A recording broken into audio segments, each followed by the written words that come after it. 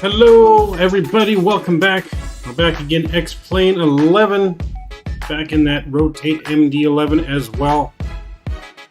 With the newest update, I got the new patch earlier this morning, emailed to me, downloaded it once I got home. This is the most current patch that they have available. If you get it from their support staff, I loaded up and did a test before stream. Got her all the way up to cruise with active sky working, and it seems like the weather bug has been fixed. So we're going to see, though, on this nice flight, stretching out a little bit down to San Antonio. About a 2-hour, 24-minute flight here down to San Antonio. So should be a good one.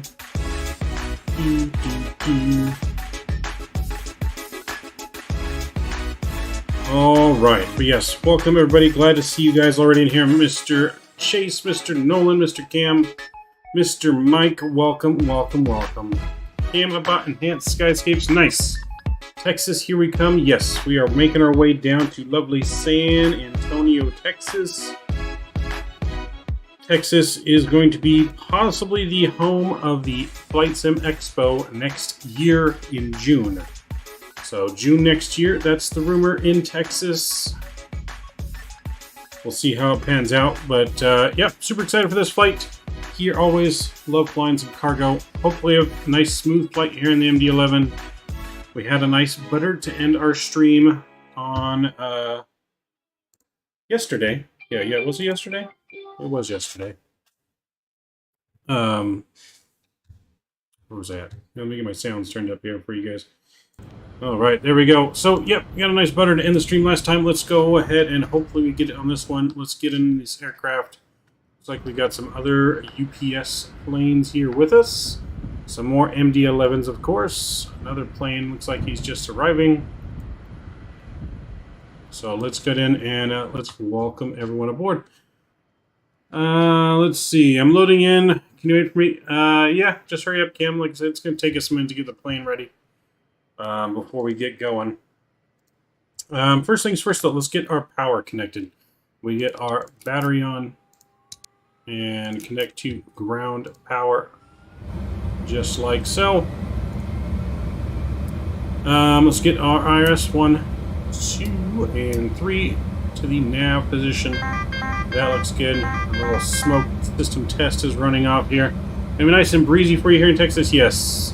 Mr. Mike sent me the METAR data. Looks like it's gusting up to 20 knots currently in Texas. 20 to 24 knot gust in Texas. So, going to be a windy arrival. Mr. James, welcome aboard. Welcome. Let's get our emergency power armed. That looks good. Seatbelts, smoking signs to the on position. We'll arm the emergency lights. That looks good. Logo light can go on. All that looks good. Get some panel brightness up on here as well. That looks good. Alright, everything up here is looking good for now. So we're going to go down here. We'll do our little maintenance test on here. Remember, you have to push this in. All the lights go green. That is part of the checklist. No ATC currently online for us, so someone in Squawk, please give me a Squawk code, if you guys would not mind. While I get our load here on the aircraft. James, I'll fly along with you. Sweet. Sounds good. Attention chat, me and Matt. Okay, all that got deleted. I don't know what happened there. Oh, because you spammed caps, Mr. So, yeah. Be wary of the caps. James, you'll fly along with me. Alright, 6703. Saw your squawk code first. I'll go ahead and put that in down here first. 6703. And oops, let's get that on and reporting. That looks good. We'll get this on here. Boom, that's on. Mic's on. And come on, radio volume up. That looks good. All right, now let's load our aircraft here. Bring up our little aircraft menu. We're going to go to our load manager.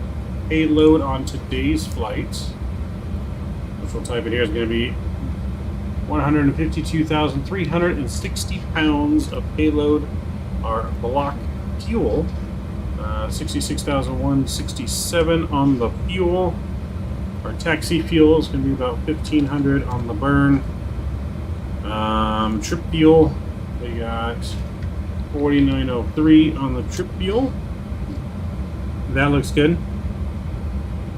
I said it nicer.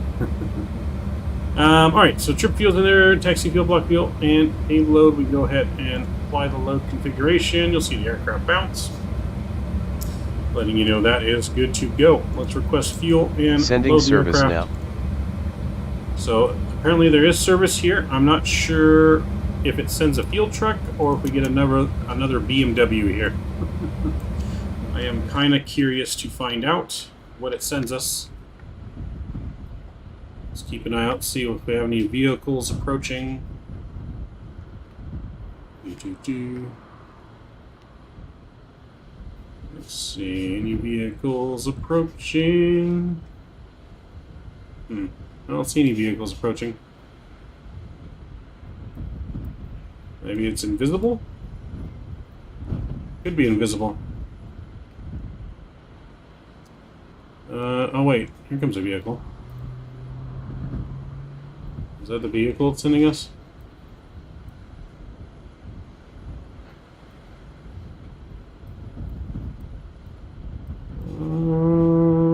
Nope, it's just driving by. Not our vehicle. Alright, I guess there is no fuel truck. Wait, maybe this is the fuel truck? They're running into each other. Let's see if this is the truck coming to us. I built a lot of European Ortho recently. Nice, James. Is that what you're doing while you're sick? It's going to send Linda in the BMW. Oh, yep. So it is sending the fuel truck. How about that? Alright. And fuel truck kind of crashed into that a little bit. Oh, it sent the fuel truck and a BMW. We're getting two cars on this one. And I flew in German Vatsim, first time MD-11. Nice. Yeah, I definitely want to fly the MD-11 into Cologne, the major cargo hub there for Germany. So I do want to fly into there. Alright, well, look at that. It's actually fueling our aircraft somewhat. That's pretty cool. I do need to get the new ground services that came out. I have not gotten those yet, but we will be getting that new ground handling add-on. How long is the flight? Just over 2 hours, Nolan. Just over 2 hours. Let's go to our FMC. We're going to go to the init page here. We put in the new nav data, so all that is correct. Did that before flight. Hopefully it works. Let's go to our flight plan. We are going KSFD. Well, I think I'm spelling that wrong. KSDF, that's right. KSDF. Being a little dyslexic this afternoon. Here we go, and we're going over to KSAT. KSAT for San Antonio. We'll put that in there. KDFW is our alternative. We are UPS flight number 782. And we'll put that in. We're going to 36,000 feet, I believe. So yeah, 36,000 feet, initialize IRS. And we got a cost index of 109. 109 on the cost index. Just like so. That looks good. I'm out about the new ground handling. I bought the jar design handling like 2 weeks ago. Oh. Oh boy. Yeah, nope. That was not the right time to buy the jar ground handling. That was correct. That is unfortunate, sir. Very unfortunate. Alright, we got that in there. That looks good. Let's go to our flight plan page here. So we're planning for departure off a 3-5 left out of Louisville. So 3-5 left, we're doing the cargo 4 departure, I believe. Yes, cargo 4 departure. And we'll go ahead and insert that into our flight plan. From there, we're going to go direct to Onzine. I'm not sure how you pronounce that. We're going to go direct to Onzine. Then we're going to go direct to Bravo Whiskey Golf. Bravo Whiskey Golf. We'll insert that into there just like that. Boom. And then from Bravo Whiskey Golf, we're going to go straight to Memphis. MEM. And then from Memphis, we're going to take an airway. And we're going to take airway Juliet 29. And from Juliet 29, we're going to exit at Echo Lima Delta. Echo Lima Delta. And we'll insert that. And then from Echo Lima Delta, we're going to go straight to Foxtrot Zulu Tango. Foxtrot Zulu Tango. And we'll insert that. And then from there, we're going to go direct to Windu. Windu. And that will take us into our arrival into San Antonio. Blue, welcome aboard. How we doing? Hey, sorry, just did a flight, so I'll join on the next one. Are you doing the Vatsim event tomorrow? Unfortunately, I'm not. So the plan was to do it in a full cockpit simulator, but that cockpit simulator is not ready. But I'll be helping put that together tomorrow. Helping put the finishing touches on the full cockpit simulator that we'll be using for World Flight with Fly with Rookie. So yeah, unfortunately I will not be across the pond. Mr. Mike coming in with the $2 bomb. Shout out to Mr. Mike, also coming in with that $5 bomb before stream even started today. Bringing up that top spot total to 7 on the month. Very much appreciate you, Mike. Let's get a big no floaties in chat from Mr. Mike. I'll be playing in and out in it, and I'll be streaming out. Nice. I'll probably stop by our stream cam tomorrow while I'm doing it. Alright, so our start into San Antonio. We're going to be doing the Braun 3 arrival. And the transition is Windu. And then we're going to do ILS, I think 13 right. So ILS 13 right, and the what was the transition? STV transition, just like so. That looks good. And we can go ahead and insert that into the flight plan. Look for any discontinuities. That should be there because we got vectors. That looks good. Everything there looks good. All right, let's go to our takeoff data. Already? Hold on. God dang it. Barely started stream. All right. Let me know if that's better. Is that better? Hopefully that's better. Alright, so we're going to do a flex temperature today. We got 7 degrees. We're going to go 47 on the flex. We're going to go flaps 15 for departure. We got a slope 0, 0. We're going to put that in here. And then we're going to do outside temperature, let's see, 7 degrees. Oops, got to do 0, 7 degrees. There we go. V-speeds 136, 159, and 164. We're going to increase our thrust here. We're going to put 3,000 right in here. We're going to put 4,000 right in here.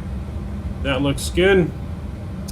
Ghost Rider, hey, welcome aboard. How do you align the 737Z boat? You just got to turn the IRS on and then put in your FMC or FMS information, your GPS information.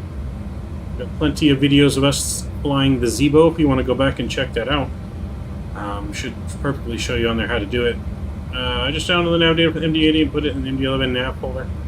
James, they actually have nav data now for the MD-11 on Navigraph, so you don't have to use the MD-80s. You can use the MD-11. It is on Navigraph now, and I just downloaded that before stream as well. I didn't want to tell you, but you asked if I was off. No, definitely tell me so that way I can always fix it for you guys. Like I said, it's a pretty simple fix. Hopefully the voice is synced up now when I just fix the delay on there. Alright, so back to our FMC here. We can check our thrust limits. Everything should be set for the D-rate at takeoff and climb. All that looks good. Flex at 47. So everything in here pretty much looks good. We're pretty much ready to rock and roll.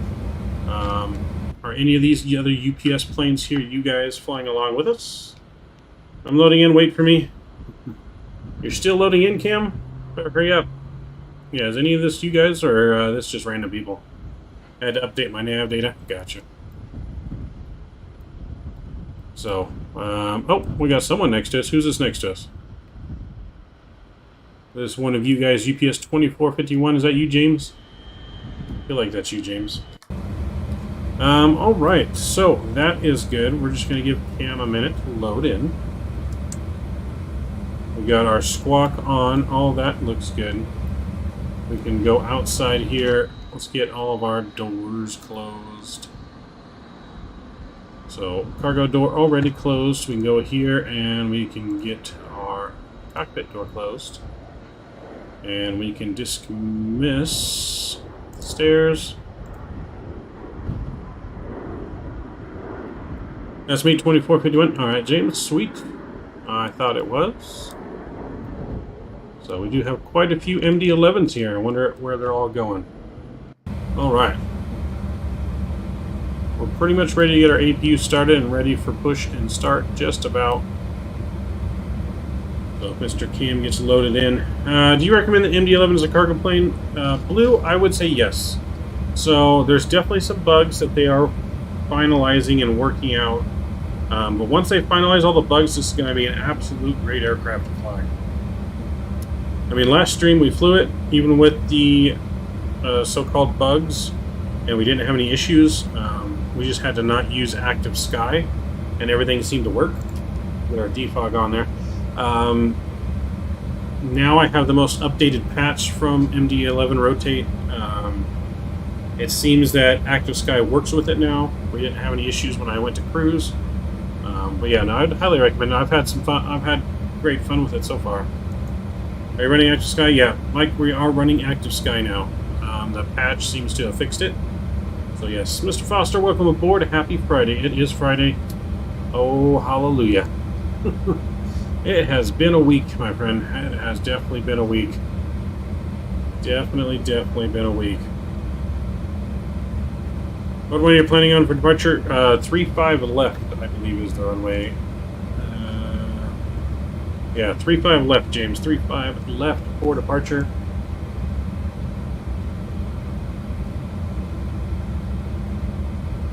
I'm to the right view.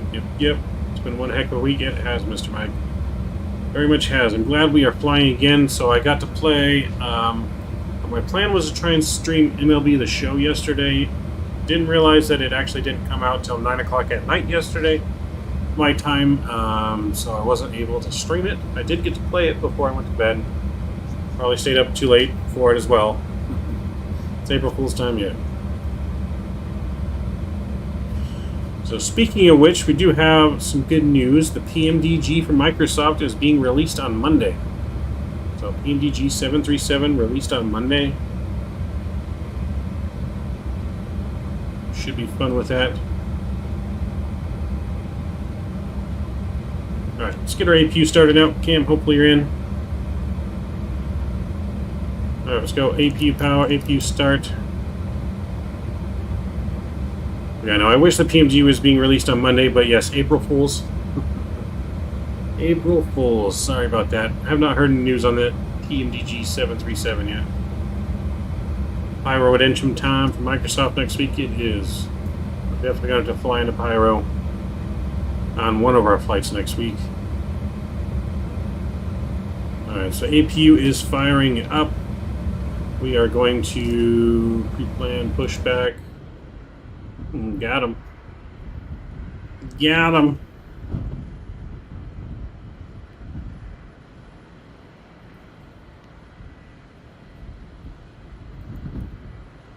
Ground to cockpit. Plan acknowledged. Call me through the menu when you are ready. Alright, let's get our... need our altimeter here. KSDF. Altimeter's 3015.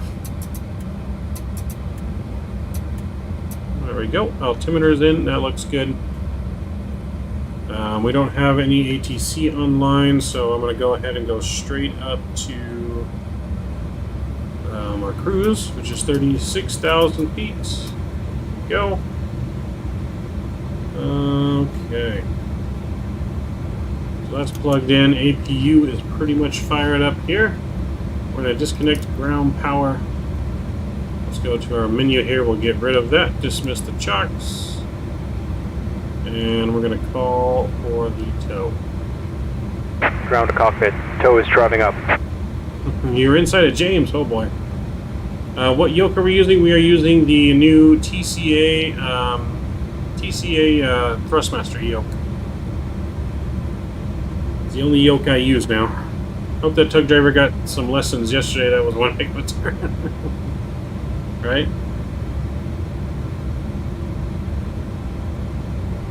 Alright, so tow's driving up. Let's get our beacon light on. Everything on here looks good. There's Mr. Cam next to us, right there. So we got 1, 2, 3, 4, 5, 6 MD-11s here departing Louisville. Okay, all doors and hatches are closed. Ready to connect. Ready to connect. Let's do it. Let's do it. Some of that. There we go.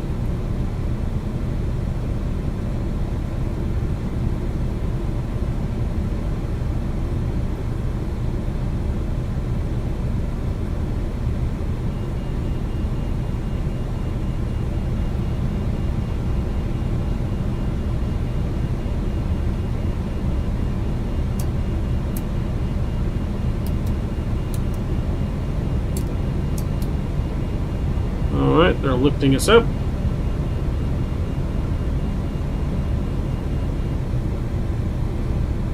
Tow connected and bypass pin inserted. Release parking brake. Parking brakes off.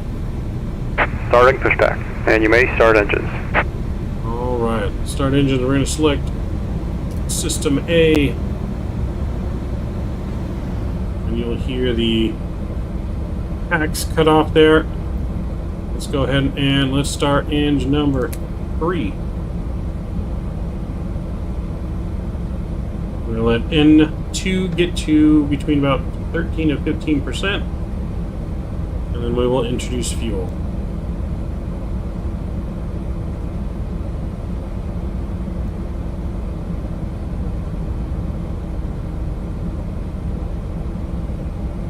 And we'll introduce fuel.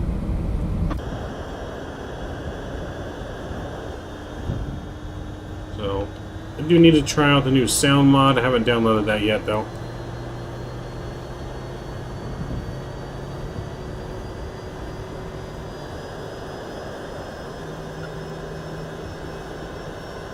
Because the engine sounds I have now, not very good. It's one of the downfalls of this aircraft. They just need to improve the sounds. I think they definitely need to crank them up a little bit. Cam, we're departing runway 35 left. I was just going to ask you, no, I haven't not downloaded the sound mod yet. That's next on the list to do. That is next on my list.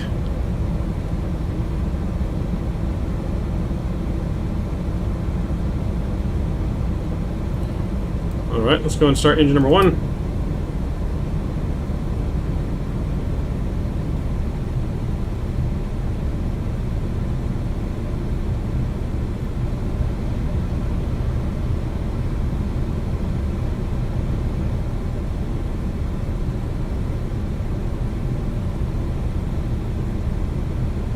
Operation complete. Set parking brake. Let's introduce fuel. Set our brake. Let's arm Disconnecting spoilers. tow. Stand by. Let's make sure we got our dial-up flap here to 15 degrees. And we'll get that set here as well. There we go, flaps. But you see how quiet that is? Part of it's just the way the cameras are, but flaps 15 degrees set. Okay to disconnect.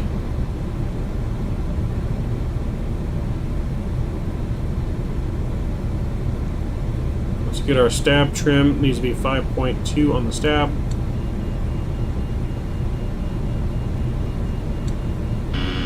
Stabilizer motion. Stabilizer motion.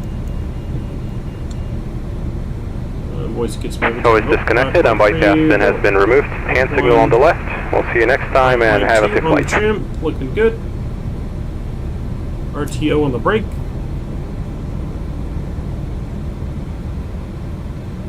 Start our final engine.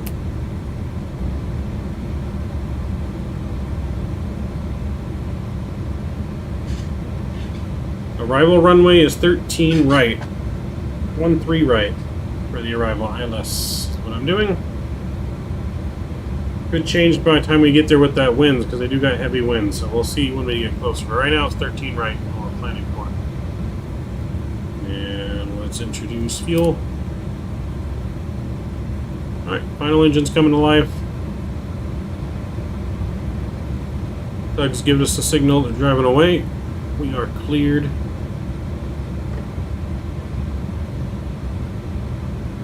He was wondering if I was a... let's see, I got my helper here to stay with that stable. Nice. Nice. Louisville traffic, UPS 782 heavy, taxiing runway 35 left via Foxtrot Bravo. Louisville traffic. Alright, there we go. Let's arm that. We're going to get nav armed, profile armed. Speed will be armed as well. All that looks good.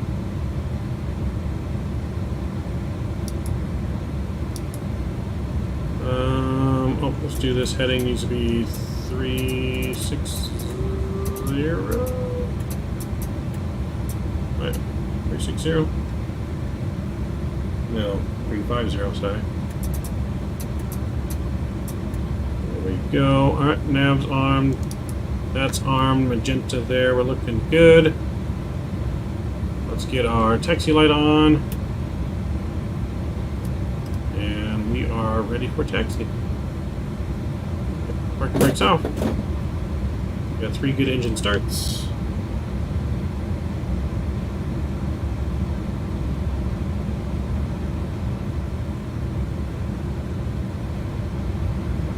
And here we go. Craig Kimball to the Dodgers. Yeah, Foster, I did see that. But it's alright. Dodgers still aren't going to win. All the Dodger fans think that they're going to, but they're going to choke just like they did last year.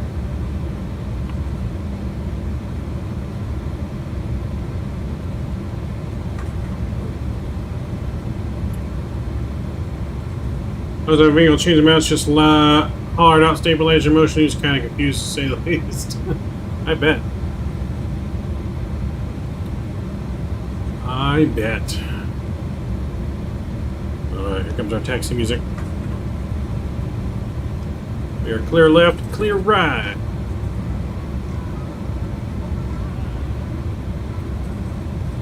So James and Mr. Cam can go ahead and push back.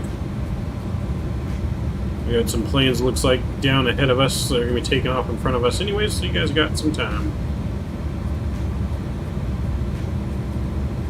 Was that 747 on the runway? Is that the Queen? Looks like the Queen. That looks like the Queen. Looks like the Queen just landed.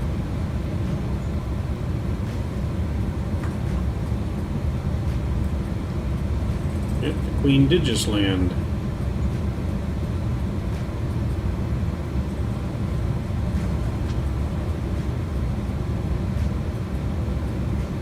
UPS 241 will give way to you.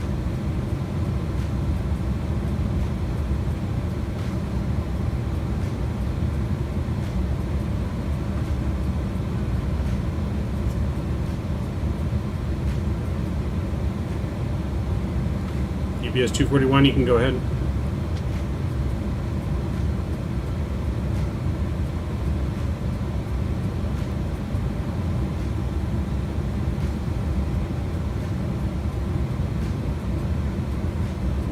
Can't tell if he's waiting for us or what.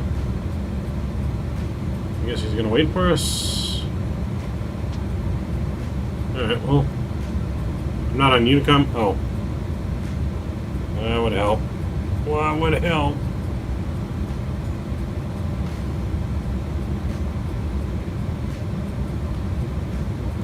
UPS 241, you can go ahead.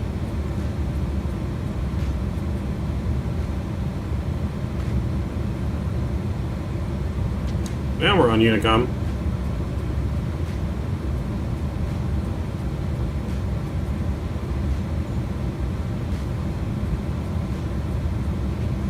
We will give way to the Queen.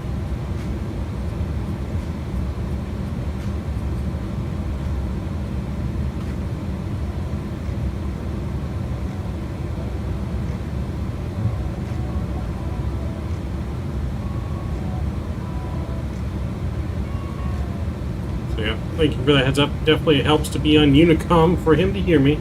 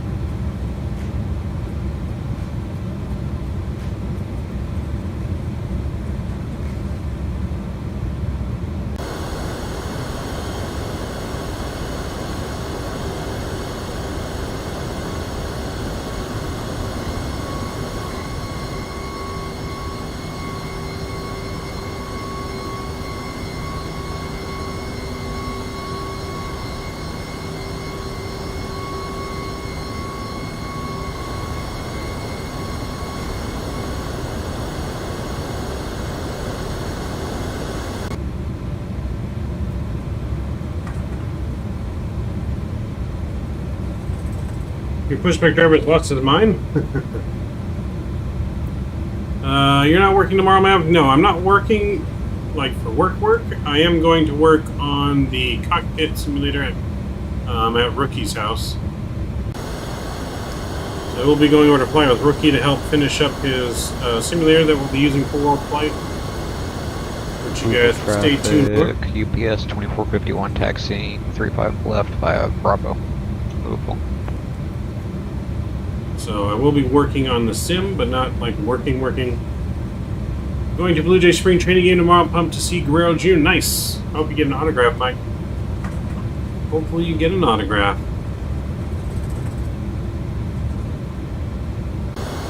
What's your pushback driver doing, James?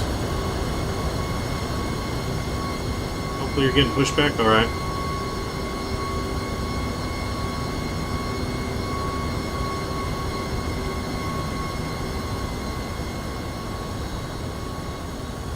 Hopefully you're getting pushed back all right.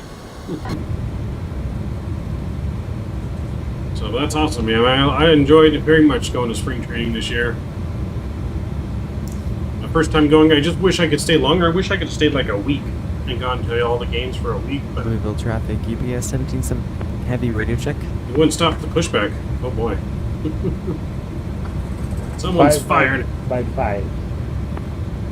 Yeah, someone's fired.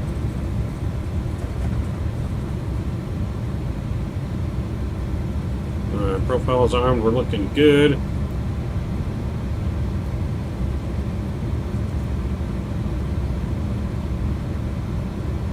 Louisville traffic, UPS 782 heavy lining up 35 left for departure. Louisville traffic.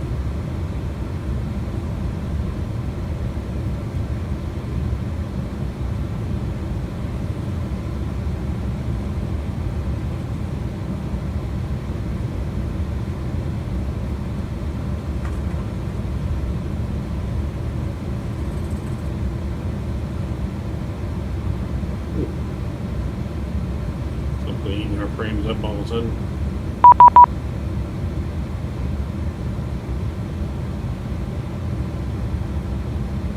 No problem, UPS 241. Have a good one.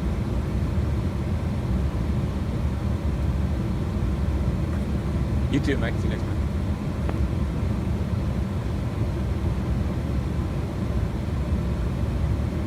Alright, let's get our landing lights on. Strobes are on.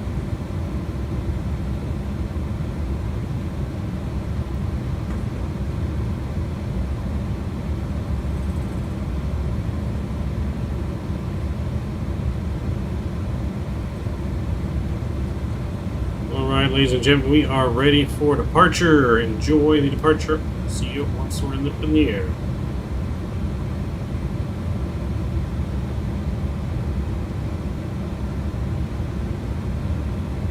Global traffic, Southwest 782 heavy, departing 35 left to the west.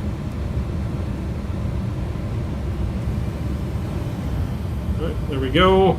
Autofrost taking over. And we are off. Slight nose down pressure.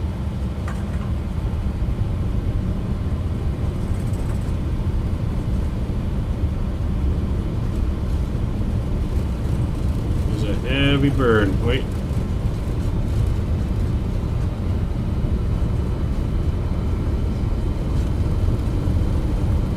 Louisville traffic, good evening. UPS 277 radio check. 5 Global traffic, full stop on the runway, Southwest 782, throttle issue.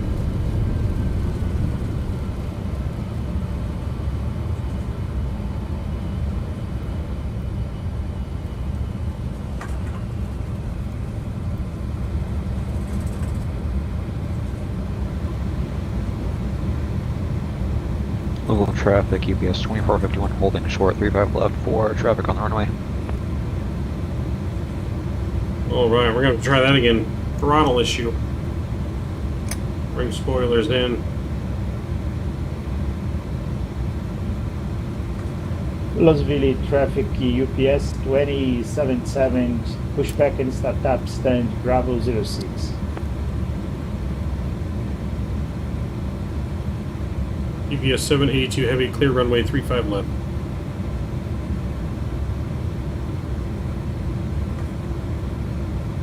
Full traffic, UPS 2451 heavy, departing 35 left, Louisville. Alright. Louisville traffic, UPS 1717 heavy, taxiing 35 left to Louisville. Alright, aborted takeoff on that one, folks. Oh, baby. There was definitely a throttle issue on that. Good thing we caught that and aborted takeoff in time. Let's get our brake again set back to RTO. And we will traffic, UPS 10 arm the 12, spoilers. We're going to be pushing back. I believe this is gate 1 for the UPS cargo ramps. So we definitely had a throttle issue on that one. Let's try that again. Whatever reason, our two throttles here were not, they were stuck at 70% and wouldn't increase. So we're going to try that again. I don't know if this will let me do the maintenance or not while we're moving. There he goes. Look at that, rotate. And Mr. Cam is off and running. Oop, let's get back. Center on the taxiway here. At least you got to stop, and that's going to be it for the issue for the night. Hopefully. Hopefully that's our only issue. First time we had the throttle get stuck.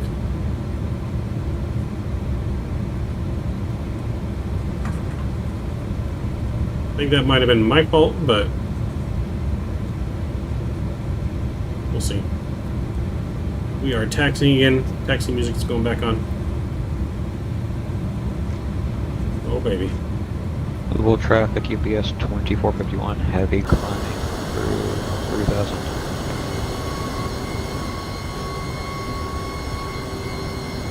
Alright, we can see him up there in the sky. So that should give us good enough separation between them. A few times too, I don't know what it is. Yeah, no, like I said, there's still some little bugs in the aircraft. It's not 100% yet. Not yet. It's close. Close to 100%.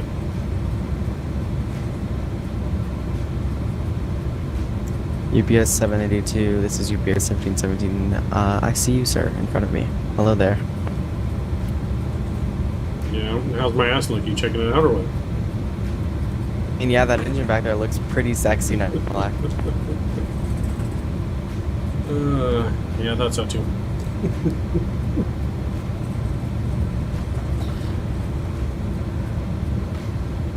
Alright, Louisville traffic, Southwest 782 heavy, lining up for takeoff. Number 2, 35 left. Louisville traffic. Alright, let's try this again. Landing lights are coming on. Strobes are on. Let's try departure Better number make it this 2. time. We're hopeful. We are hopeful.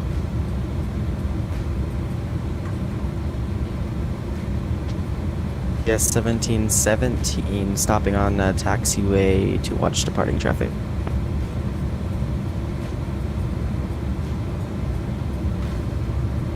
Alright, here we go. Takeoff attempt number 2.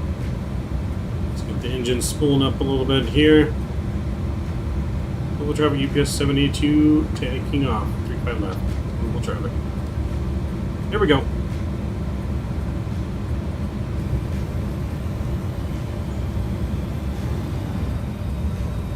Alright, now the throttles are taking over. Throttle takeoff thrust is set. We're looking good.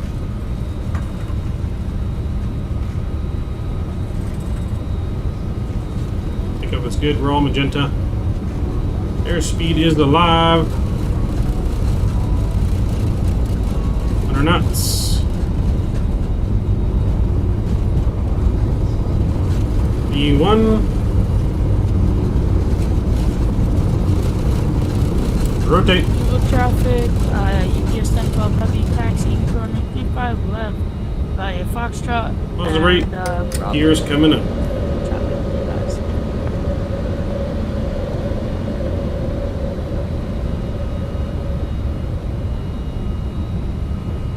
Louisville traffic, UPS 1717 heavy rolling the hold short line of 35 left. Gonna depart when I am there, Louisville.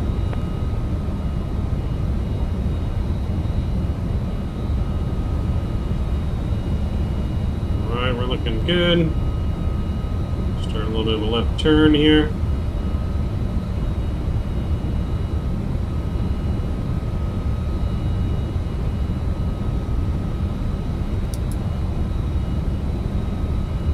Alright, that's coming on. So maybe we can enjoy our departure. Everybody taking off the last caller. 35 left, sir. Alright, can you just tell me how the winds are for 35 left, please? Alright, we got that moisture coming off the wing. We're going to get anti-ice on to be safe. Sir. Anti-ice coming on. I think. Just to be on the safe side. We never shut the APU off. Oops. You guys made me forget to shut the APU off.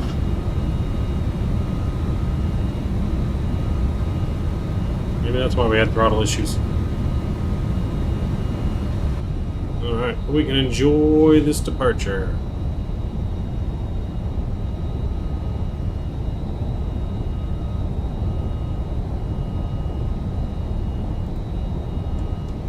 The outside turn down just a little bit. We'll go pull outside here.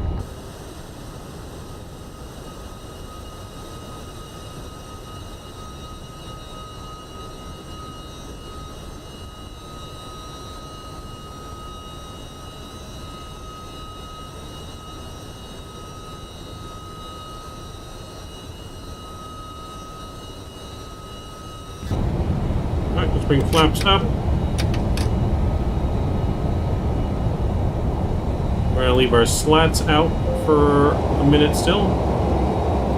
But the flaps are coming in.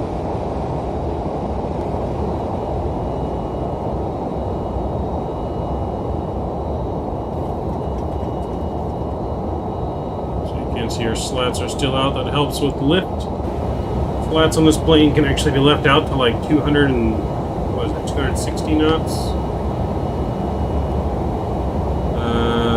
Let's see, slats are actually 280 knots. You can leave your slats out.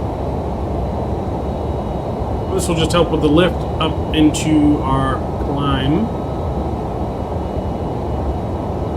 She is heavy.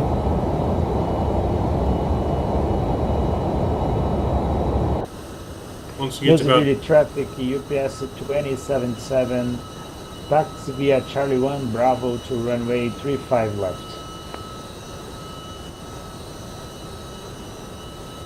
So, the plane you're seeing there, that's actually Traffic Global. I forgot to turn that off before flight, but just adds more aircrafts on the ground.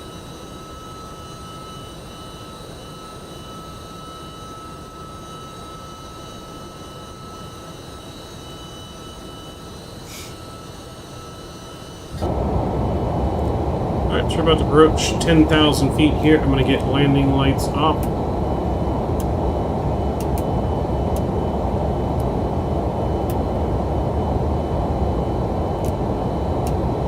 Landing lights are off. Looking good.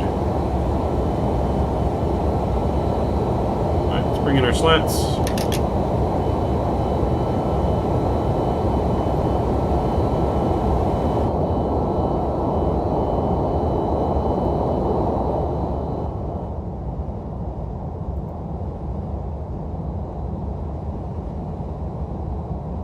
See our slats fully retracted.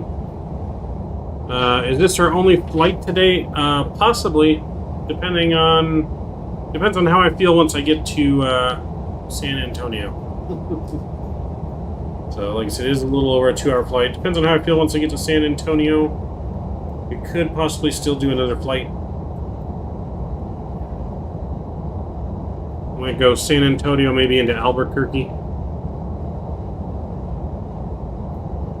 Seth, hey, welcome aboard. Will you be doing Cross the Pond tomorrow? The plan was originally to do Cross the Pond in a full cockpit simulator. However, it's not ready, and I'll be working on that tomorrow with our SoCal flight crew for the World Flight event, so I won't be participating in that, unfortunately. We'll probably fly something at night tomorrow. If not, we'll definitely be flying on Sunday.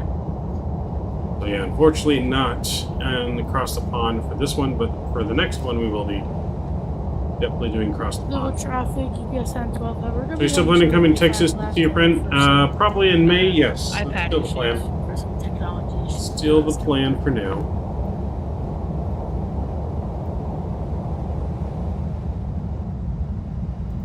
Alright, let's get some music going here in flight. What kind of music you guys want to hear today? What kind of what genre? Give me that genre.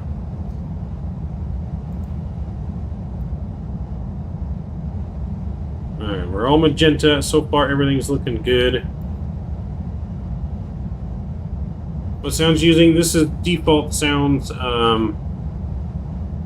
Default sounds in the what comes with the MD-11. I have not added the sound back yet. Alright, I got 1 vote country, 2 votes rock. What else? Anyone else want to throw a vote in for the genre music? We can always mix it up in flight as well. So we'll start with rock and then we'll jump over to country maybe as we get into Texas. Once we get to Texas, we'll play some country music.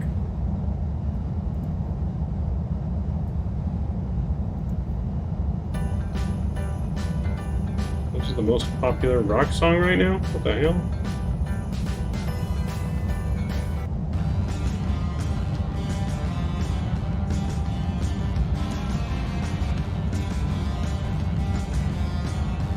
Louisville traffic, UPS 1012. We're going to be taking off and entering runway 35 to the left. Louisville traffic, be advised. Ooh, our frame's got real low all of a sudden.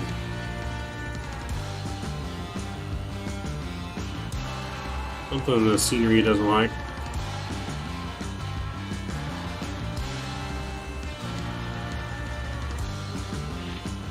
I was like, the previous song didn't sound like rock. Yeah, I don't know. It was in the top of the playlist for some reason as one of the most popular ones on Epidemic Sound right now. I was hoping we were going to do the Flight Sim Expo this year in Houston. Yeah, no, next year, Mike. Next year. Everything about the plane is the automatic chrono. You'll never forget it again. True, true, true. Well, this is red dirt country in Texas. Since everything's going well, I'm going to make some dumplings. Alright, good luck, Cam. Good luck leaving the plane unattended. We're like 7 nautical miles away from each other. Okay, how's that LNAV and VNAV on this bird? So far so good. Last flight, was it 2 days ago on I don't remember the last day we flew. Was it on Wednesday? Yeah, Wednesday when we flew it, everything worked perfectly. We really didn't have any issues. LNAV worked, VNAV worked. The only issue we had, Seth, was I couldn't use Active Sky. However, with the new patch that I just got today, Active Sky seems to not be an issue anymore, as of now. As of right now, at least.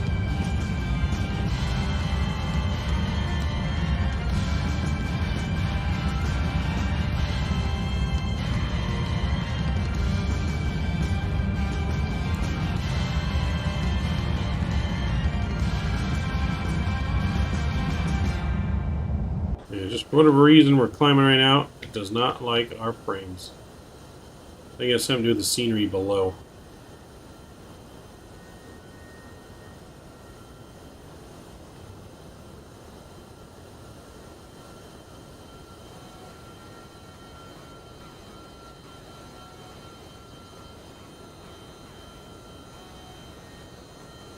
Is this bird a handful or is it like a Boeing?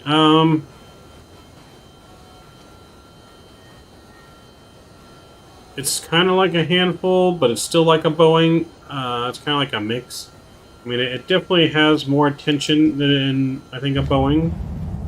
But once you learn it, it's really not that hard to fly. Are you using the hotfix from the org store or the one on the Google Drive? So I'm using the newest one that they sent me on Google Drive this morning.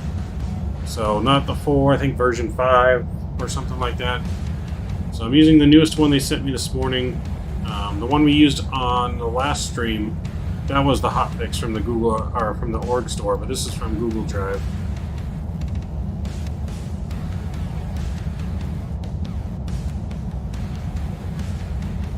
So yeah, I'm not sure though why our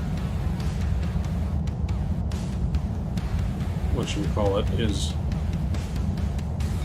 acting up on frames all of a sudden.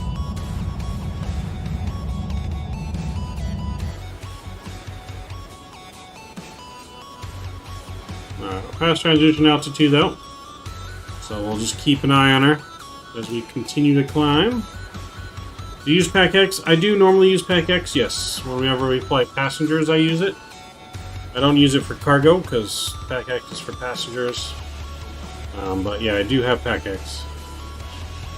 I'm using my Google Drive so far. The only issue is it snaking around the nav path. Well, I haven't necessarily seen that issue yet. If I have, it's very slight that it's going kind of snaking around a little bit, but it's very, very minimal. For the most part, it's going straight. It's going straight, and it's following the VNAV profile so far from what I've seen. So the only issue right now is we're getting super low frames for some reason. And I'm not sure why, because when I did this a little bit earlier, we did not have super low frames.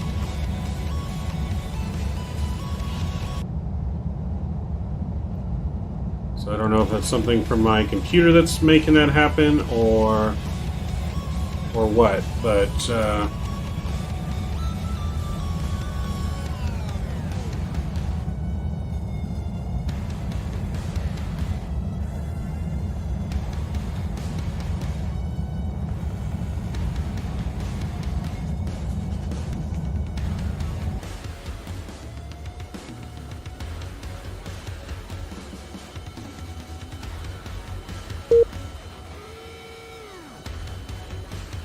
now it's having an issue with the frame, so it's disconnecting us from Vatsim.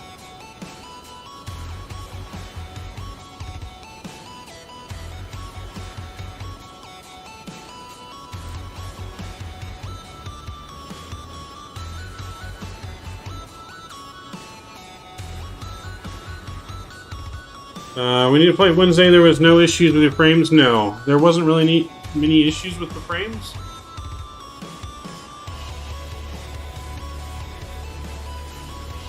So this could be the newest patch. I think I did see somewhere on the forums that the newest update kind of had a harder hit on the frames.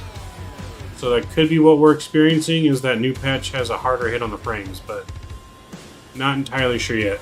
Check the plugin, maybe something in there. Like in my plugins. Let me see. Nope, definitely a lot of stuff. Well, it was in there, a lot of stuff was going on. Not so much anymore.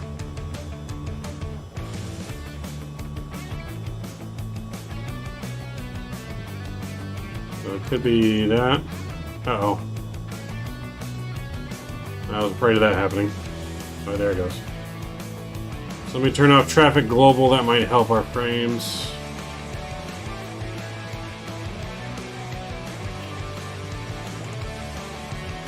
Alright, well, we'll see how it goes. So far, so good, though.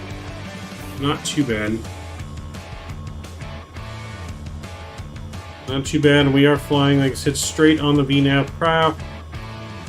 Not any issues yet.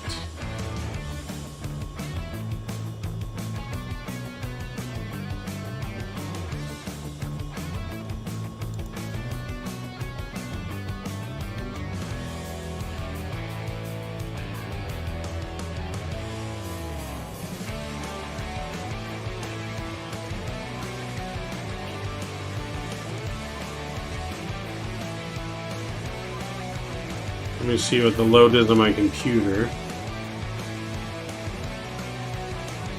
So yeah, my load on my computer is not necessarily that bad. It's kind of spiking a little bit. It's costing you 19 frames? Yeah, no, it is. Right now, I think it's the newest update patch. If I'm pretty sure that's what it is. Let's see, my PC itself, I mean, it's not being maxed out anywhere close to being maxed out on my stuff, so.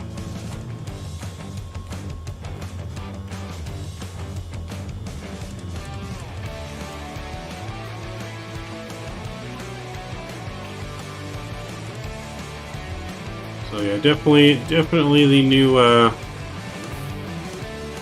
update patch. So hopefully they come with a new one soon.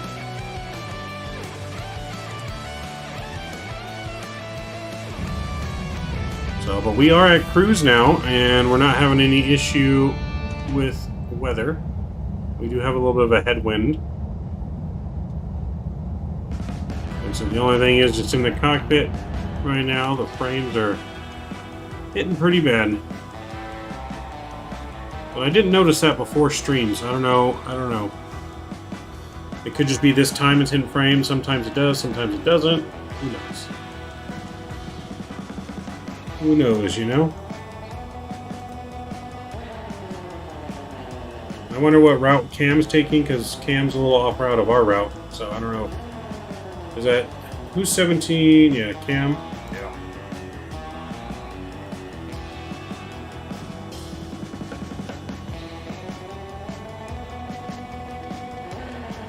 Oh yeah, no, Cam's behind us.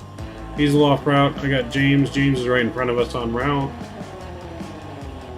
Cam is veering off. Hopefully his plane's not going awry while he went to make his dumplings. Hopefully.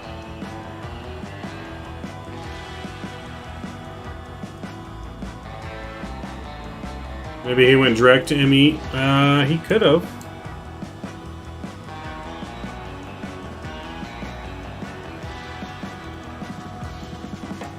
Well, even then, though, he's still a little off course for going direct to Memphis. Oh, you're direct. Okay, my plane deleted the rest. That's weird.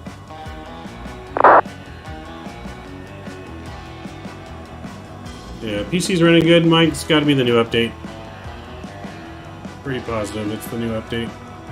But like I said, the weird thing is it just wasn't doing that to us on the...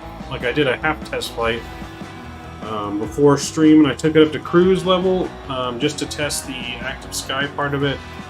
And I didn't notice the frames then, but I mean the frames are slowly going up right now.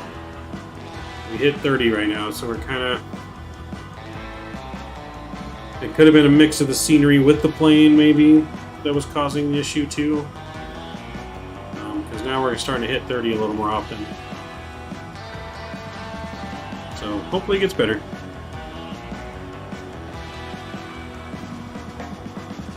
Yep, you were right, James. You were right. So yeah, that's probably the biggest thing I've seen so far is the frame rate with the new update. Everything else so far is working. The weather is working. VNAV, LNAV is working. We did have to abort takeoff because a throttle stuck. Our throttle would not, two of our throttles would not move on takeoff. They went to 70, wouldn't go any higher. Second takeoff went fine.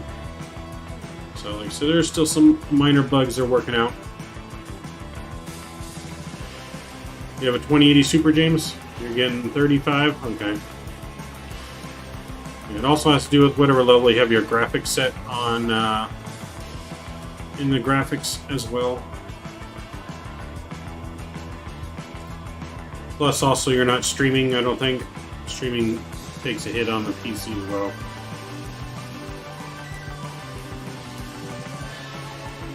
So I'm thinking about getting a second computer just as a streaming PC. So hopefully that will also help for improved performance. That's what I'm kind of thinking about doing. Because I have a lot of stuff like running on this computer when I'm streaming. I got YouTube open, I got the chat open, I got OBS open, Xpilot, the game, Xplane, music, Streamlabs, SimToolkit Pro, Navigraph, ActiveSky. A couple tabs on the internet that have to do with like FlightAware for the flight plan and all that good stuff. Hey, is this the new update since the hotfix? Yes. This is the current one, Andrews. This is what they sent me this morning. So like I said, the main things I've seen improved so far. VNAV LNAV is working better. So far I don't have any problems. It's working LNAV and VNAV perfectly. And the weather, we're able to use Active Sky now. Before the hotfix, before this newest one, we were not able to use Active Sky. If you use Active Sky before, as soon as you hit cruise, you would just lose all thrust. But that seems to be holding up fine now. So, well, you can get it now if you go to their support page and request a ticket, Andrews, and tell them that you would like the new patch. They're just waiting until they fix more things before they release it on the org store. As from what I've been told, is the X-Plane org store does not let you update the plane very often. Like, you can't update it every day on the org store, so that's why they have not put it back on there yet. But you can get the update and request it from them with a support ticket.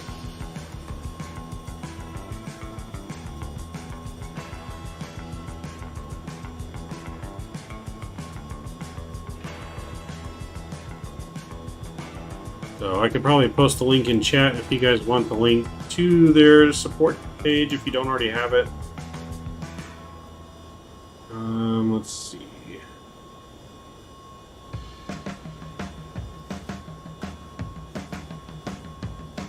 There we go.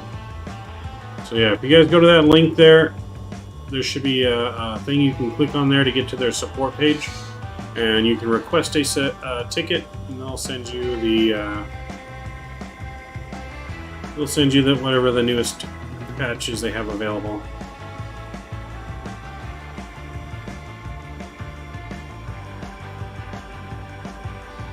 I have flown the MD-80. I'm not super familiar with the MD-80. I haven't flown it that much, but I have flown it. It's been quite a while since I've flown it. Because I'm just not, I don't know, just the MD-80 itself, kind of plane I'm not the biggest fan of, but the plane itself is really good.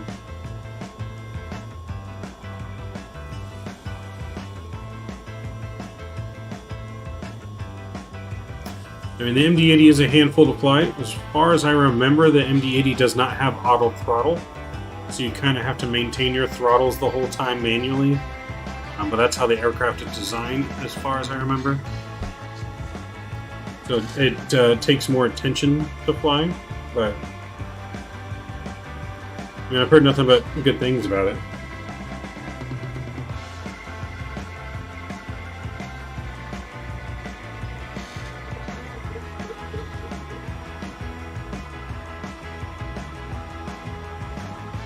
140, 14 knots, gusting up to 24 knots in San Antonio. Oh, baby.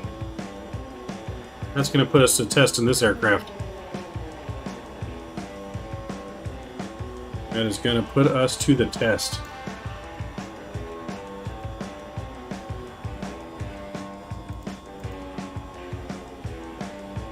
Do, do, do, do, do.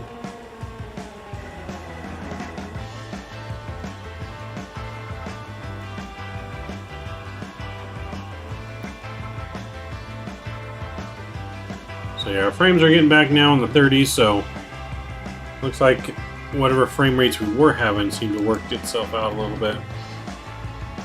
Yeah, pop that, Jay. Oh yeah, we're about to take this thing into some pretty windy airport here. We'll see how well it handles, how well we handle it.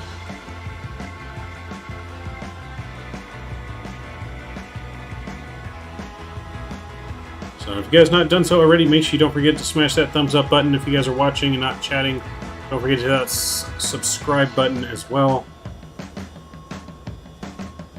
On the road to 400. Hopefully we get to 400 subscribers by the end of April. That would be awesome. I think we're at almost 340, so about 60 more to go.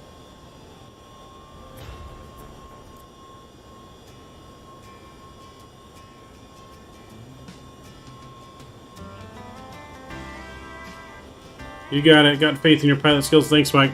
Appreciate it. Glad someone's got some extra faith in me. Like I said, as they continue to fix this aircraft, though, it is becoming one of my top aircraft. Once this thing's 100%, I don't know, man. I think my top aircraft now, it's so tough to choose, because I do like flying some Airbus, but I think Airbus now is no longer in my top 5 aircraft. I have faith that we will not die from this landing. Yes, me too, James. I think we will be fine. But no, I think now, I mean, the 737, always my #1 favorite aircraft. But now I think it's going to have to be the 767 after that, the A300, and the 757, and now the MD-11. I think those might be the top 5 aircraft that I'm going to be enjoying to fly the most. So we got 3 really good planes that we can use for cargo, or actually 4 good planes for cargo now. And some of those you can actually use. You can use a 76, 75 as a passenger plane too. And then after that, after all those 5, it would be the A321, then A319 for X-plane. Zebo, yeah, the Zebo is the Zebo. Well, I like the level up too. So the Zebo and the level up, maybe my #1 plane. Uh oh, turbulence! Turbulence! We're shaking. We are hitting some open air turbulence, folks.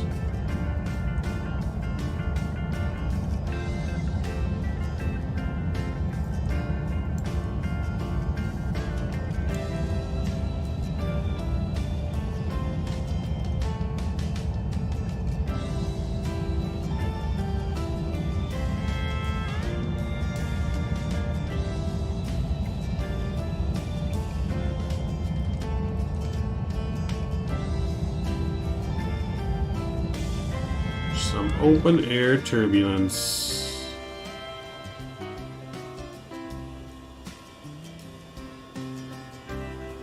Wish I knew how to get that from shaking. Unable to find view ID 7. There we go. We'll go with the wing view. Your football skills not as much, just because a few of us lost a lot of points. Don't worry, I'll have to redeem myself here one day on the football. I'll definitely have to redeem myself. Well, we got some MLB The Show coming soon, though. MLB The Show. Bro 764, that would be fire. Yes. So So like I said, Zebo level up the anything 737, number 1 aircraft. Number 2, the 767. Number 3, the A300. Number 4, the 757. Number 5, the MD-11. Number 6, the A321.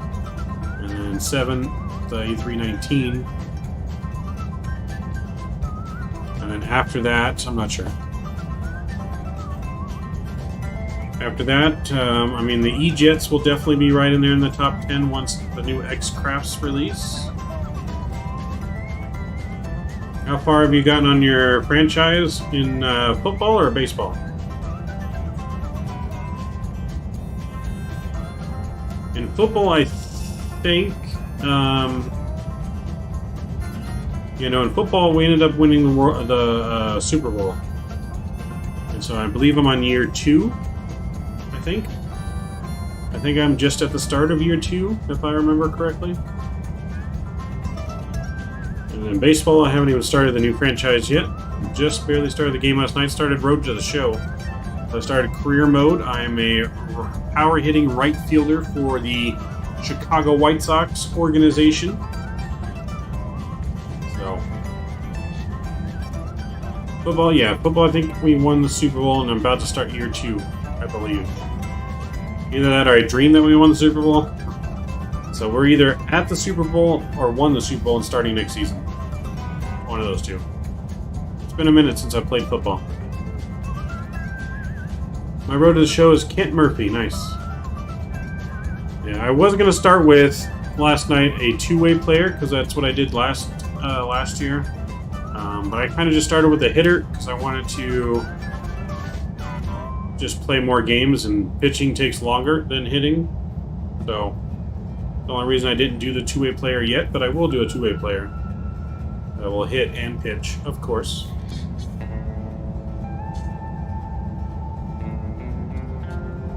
Let's see if we still got turbulence going on. Yep, still got turbulence.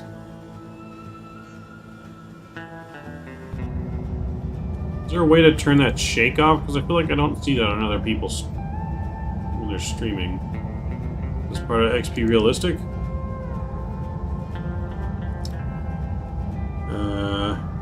Ground shakings?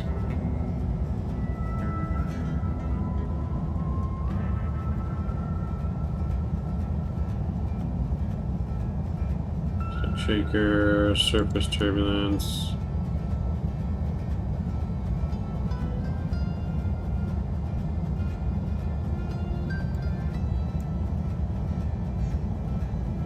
Oh wait, here we go.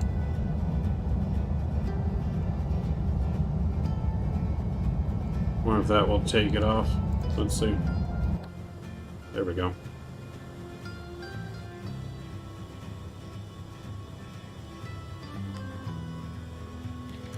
There we go. Wait, do you know who Kent Murphy is? The name sounds familiar, but I can't remember. Can't remember, Foster. Who is he? I might be thinking of someone completely different, but...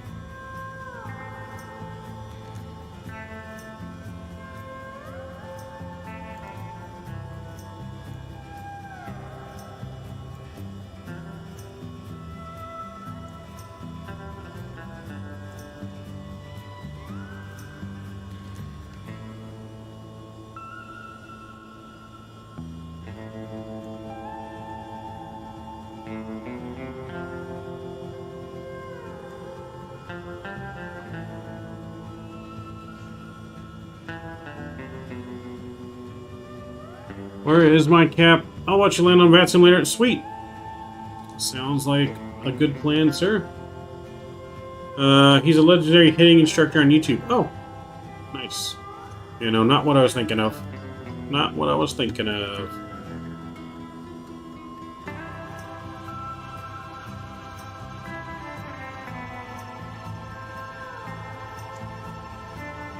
Got that old school livery cam I see. Nice, nice.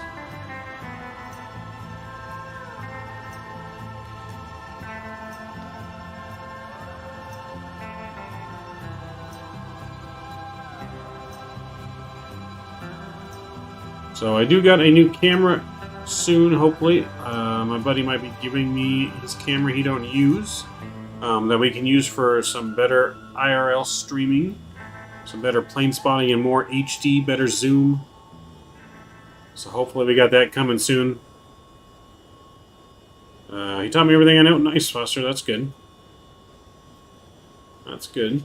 They sent me so much weird for Cross the Pond. What did they send you, Cam? What do you mean by weird? So any of you guys happen to be watching Captain Canada's stream the other day when you had had some major shenanigans going on? Anyone else see that?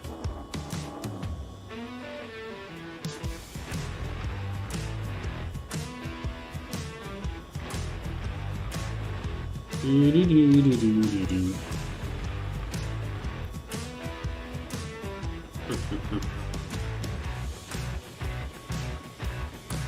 was not watching what happened. So I didn't actually get to see, but I saw all the reactions in chat. It was like the one time I wasn't watching as I was at work. But apparently he had a mishap on stream. He plugged his phone in, and what all of us simmers fear, some file somehow on his computer opened when he plugged his phone in that should not have popped up on stream. And he had to end his stream real quickly, cut the stream off, delete it from YouTube, and then he restarted his stream. What I seen, it was pretty funny. I didn't actually get to see what popped up, but from what I've heard, it was pretty bad.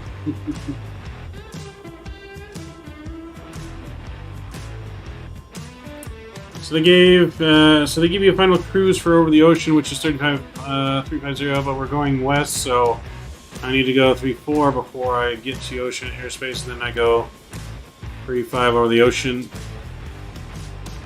Yeah.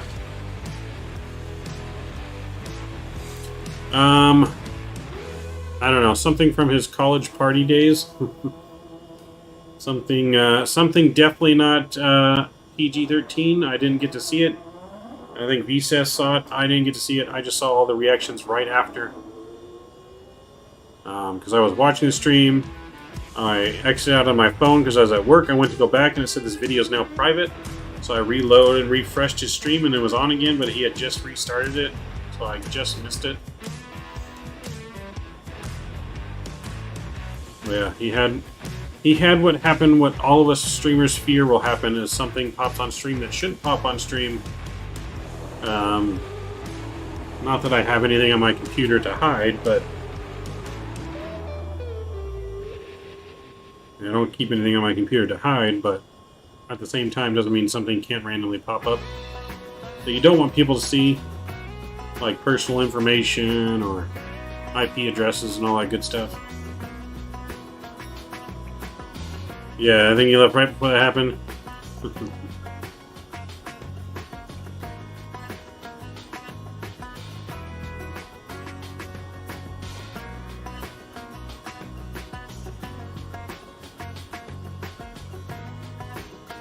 Everyone's giving him crap for it. I mean, overall, I mean, he was able to laugh it off. You know, at the end of the day, you know, it's funny and laugh it off, shrug it off, move on. I mean, you know, shit happens. But he did have quick reflexes.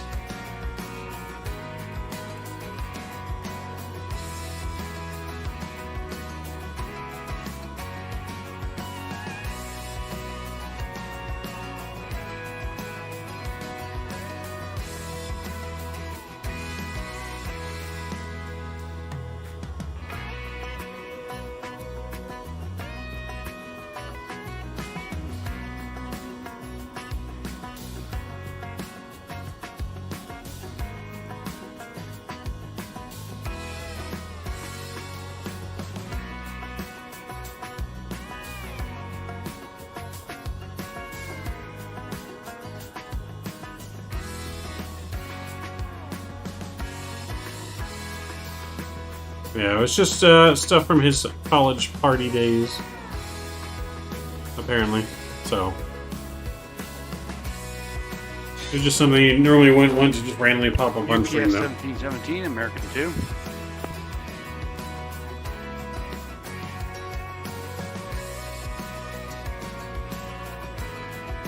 Flying over Memphis right now. Yes, sir.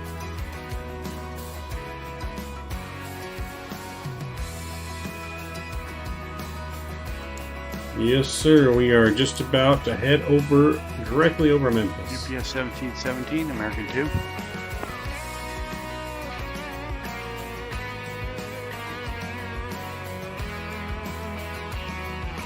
I believe the UPS 1717 stepped away to make some dumplings. Okay, I'm just passing underneath them. Way too many MD-11s in the sky here. Yeah, we got a chain of about 3 or 4 headed down to San Antonio.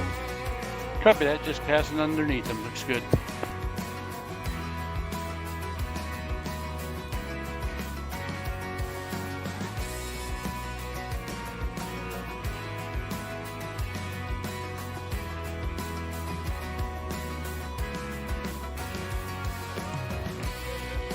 Music leak. So I use Epidemic Sound. M04 Epidemic Sound. I mean, I can send you. Yeah, Epidemic Sound. I can send you a link to them. If that's what you want. So this is what I use for all of our music here on the stream. It's all copyright free. Just got my Vatsim working yesterday. I'm gonna fly with you when I get back from vacation. Nice. How long do you get back from vacation?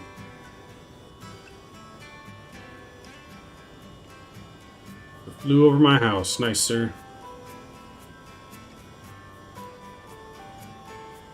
So, in case you guys have not heard, so the plan from Vertical Sim plans, as of right now, to release Ontario International Airport that he's been making next week. So we are going to be in Microsoft next week flying. However, once that is released, we will still jump back into X-Plane to showcase his scenery as my home airport, and we will be giving away a copy of it as well on stream. So whenever that does get released, we will hop back into that. We'll fly some MD-11 action out of Ontario or into Ontario or both, showcasing that scenery. So be on the lookout for that next week. He said next week is the hopeful planned release, and I will be giving away a copy. So as well as possibly giving away a copy of the MD-11 as well. So stay tuned for that. If you guys don't already have it, those of you watching that may not have the MD-11 yet, that is the plan, is to give away one next week and the new Ontario International Scenery.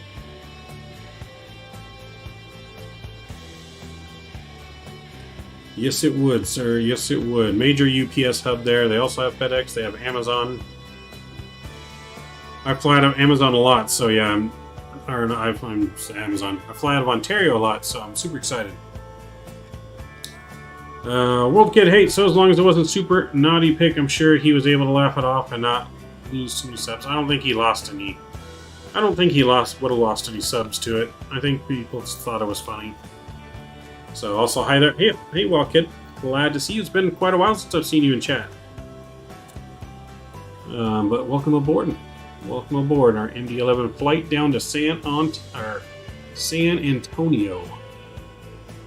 It's been a minute since we've flown to San Antonio. So yeah, but can't wait for the Ontario scenery to come out. Super excited. We have some freeware Ontario scenery right now, but it's not the best quality to what the airport looks like right now currently.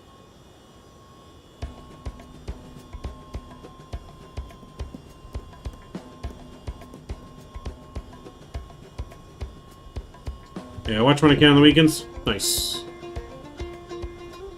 Yeah, our schedule's been crazy busy with work and traveling, doing some IRL streaming. Definitely want to do some more IL streaming when possible.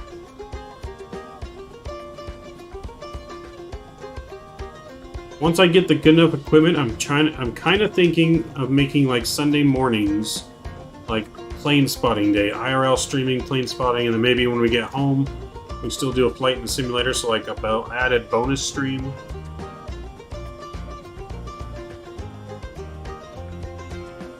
Mr. Mike in the lead, followed by Captain Geo, Nolan, James, T-Mac, Drew Stone, Chief Sim Pilot, and Mr. Cam. And then rounding out with Mr. Patrick and Pilot B.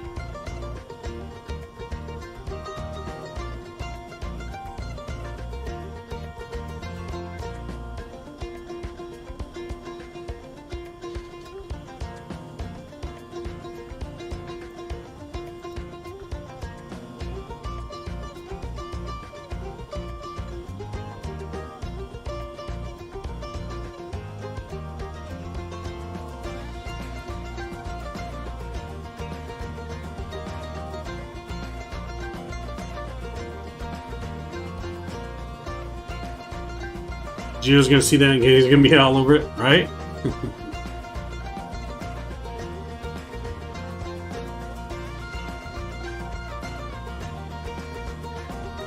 So yeah, tomorrow morning though we're gonna be working on the simulator with Fly with Rookie. That's the plan.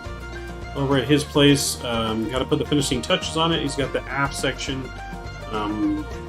back part of the cockpit that we need to install, and as well as update some of the scenery. So, you know, I'll definitely send some pictures of what I can.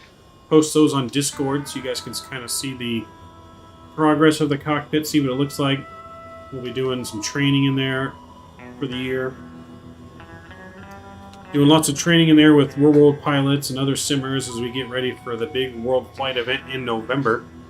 So make sure you guys mark your calendar for that. World Flight, the biggest online charity stream, is coming in November.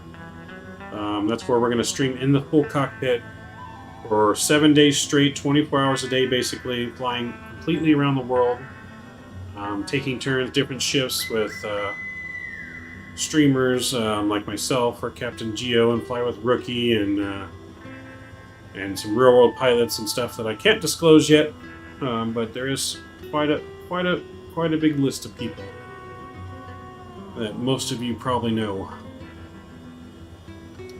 When are you going to build your sim? When I win the lottery, Mike.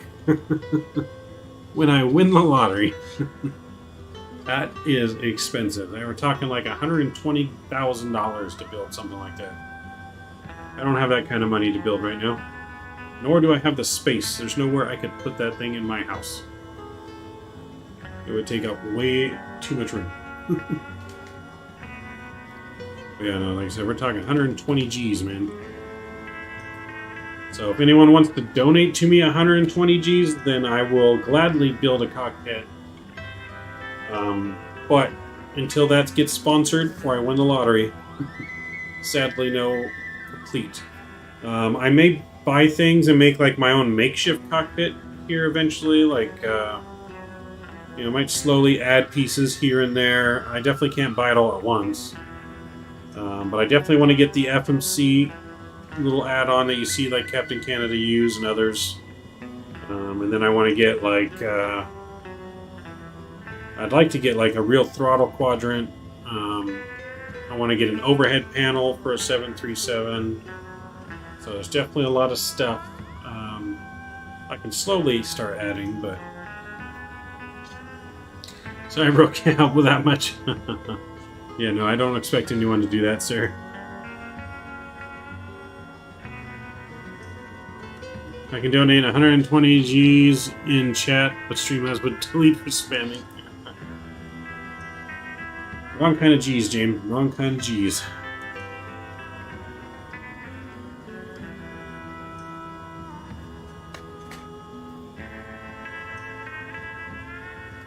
But yeah, no, those things, man, super expensive. If I ever won the lottery, though, I would definitely give me a custom-built house. First and foremost, what you got to get when you win the lottery. Get some property. But then I would definitely have a 737 simulator. I'd probably have a 737 MAX. I would have a 767. I'd have an Airbus A321, an A320. You can do those together. It's pretty much the same cockpit. What's our headwind? Let's take a look. Our headwind is 87 knots. So yeah, 87 knot headwind is what we're at right now.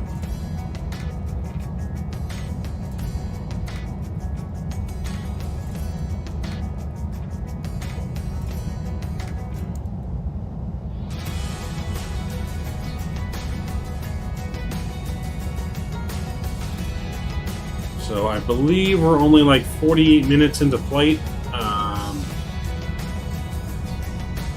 Yeah, if the chrono here is correct, we're only 48, almost 50 minutes into flight. So we still got a little over an hour, I believe, till we get to San Antonio. Still got about an hour and 20 minutes, I think, of total flight time left, because we're just entering Arkansas now. So we gotta go over Arkansas, go over Louisiana, and then down into Texas.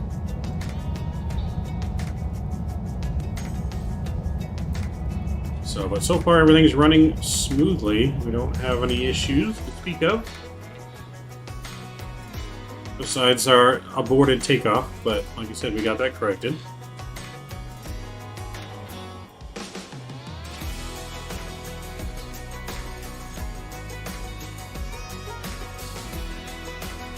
Look at that ortho down there, man. Doesn't that just look amazing? This is B-State's ortho down here. That just looks incredible. Bro, if I sign a big MLB deal, the first thing I'm buying is a 747 simulator. Nice. Nice. But you did leave something out of it. But you did leave something out if he did one right. What did I leave out, Mike? What else do I need? To buy my own plane? Buy a real plane? I would definitely buy a real plane if I won the lottery. Not gonna lie. If I won the big lottery, buy a real plane, get my pilot license in it. I'd have a runway at my house, like John Travolta.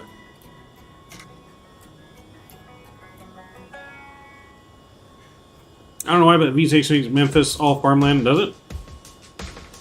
I mean, we're over Arkansas right now, though. Right? Are we over Arkansas already? Or no, we're still over Memphis. We're still over Tennessee, just about. Actually, no, we just crossed into. Yeah, we just crossed into Arkansas. So this river you see going through here is pretty much like what separates the states, I think. This river going out. So yeah, we're just crossing into Arkansas.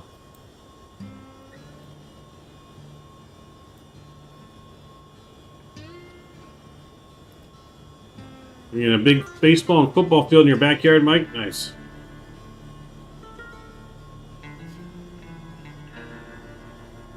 That's weird. I guess I never really paid attention, but again, I don't really know what Memphis looks like from the air. I don't think I've ever flown over it.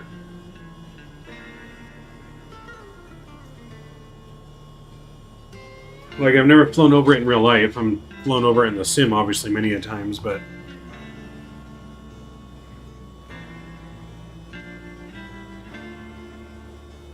Let me check something here.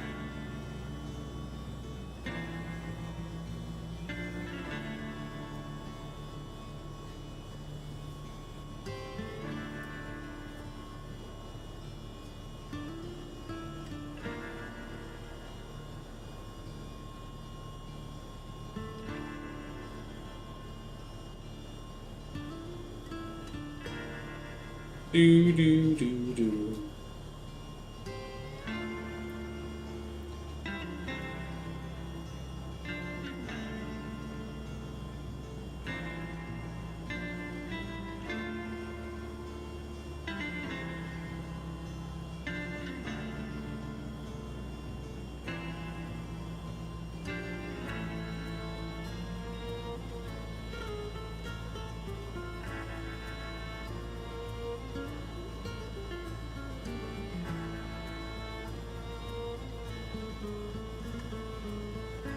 Do, do, do.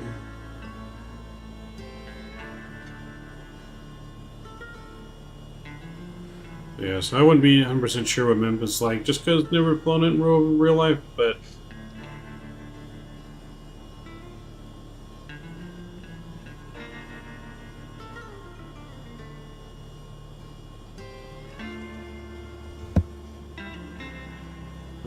let's see. I see your screenshot in your Discord server, what it's supposed to look like. I use Oracle for XP over Memphis. Let me look.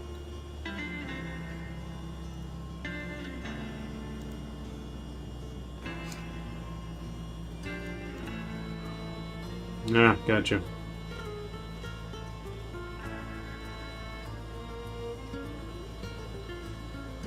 Gotcha, okay.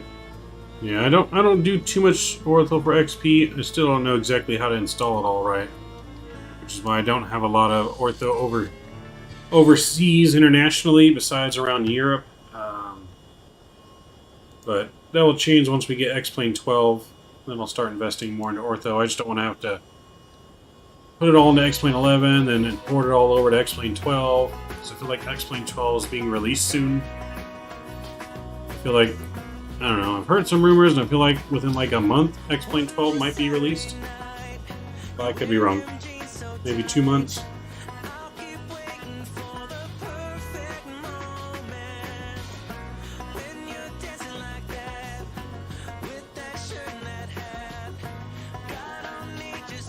But she is a beauty of an aircraft.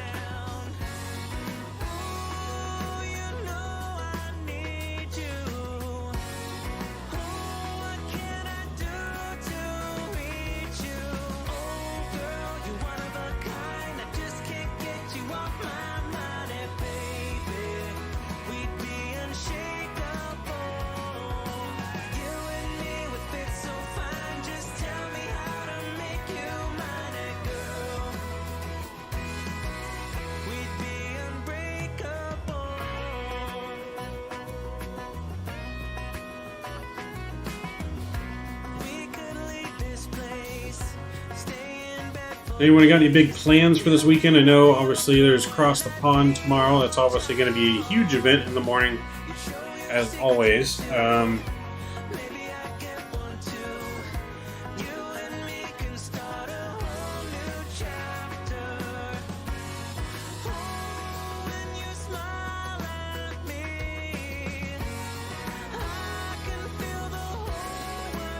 going plane spotting tomorrow with T-Mac. Nice.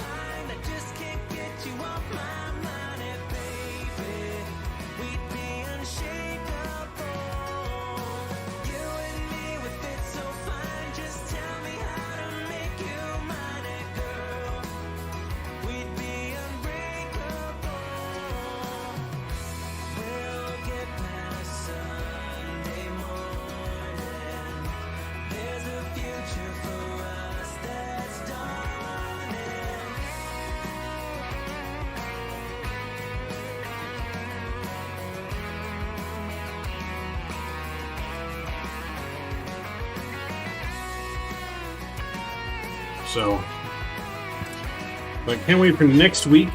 We got opening day next week. MLB opening day is next Thursday, which I'm going to the game next Thursday. I might go to the games like all weekend, but not sure yet. Definitely going Thursday. Got some front row seats in the outfield, right in home run territory for Otani. I feel like he's going to hit a leadoff home run. Now we just realized something now. The audio sync is off again. Let me fix it. Let me fix it.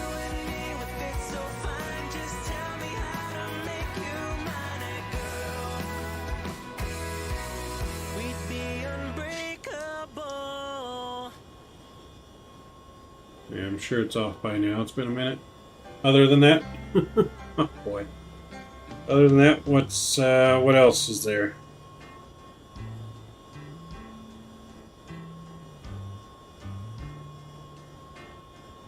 Yeah, what else is there while I look to fix the audio issue?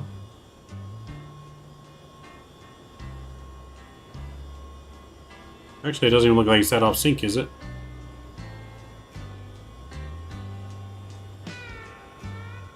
Like maybe a half a second?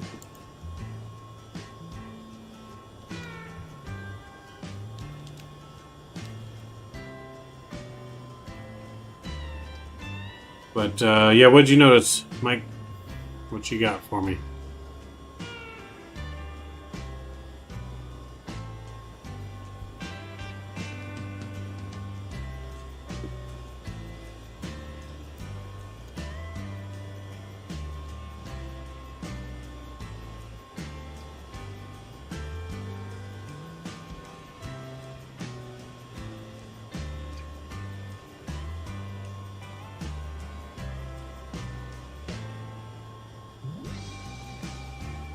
I have a car part being delivered to me tomorrow morning by UPS. Imagine that, so please make it a smooth landing. So, any interest in ever streaming the MD-80? Yeah, we could end up streaming that here soon. Sometime this month we'll do the MD-80, Mike.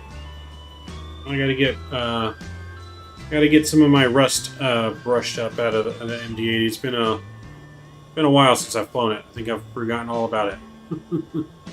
But yeah, we can do that sometime this month, Foster. I'm for real on that and just now realize it. Alright, I'll try and make it as smooth as possible so I don't break your car part, Mike. But gusting 24 knots wind in San Antonio, no promises. Because San Antonio's runway is also not very long for this massive cargo plane. Not the longest runway with 24 gusting knot winds. We're looking at like 8,400 feet. Yeah, we're looking at 8,500 feet into San Antonio. So not like super short, but definitely not super long. So we can't float this like we have before into San Antonio.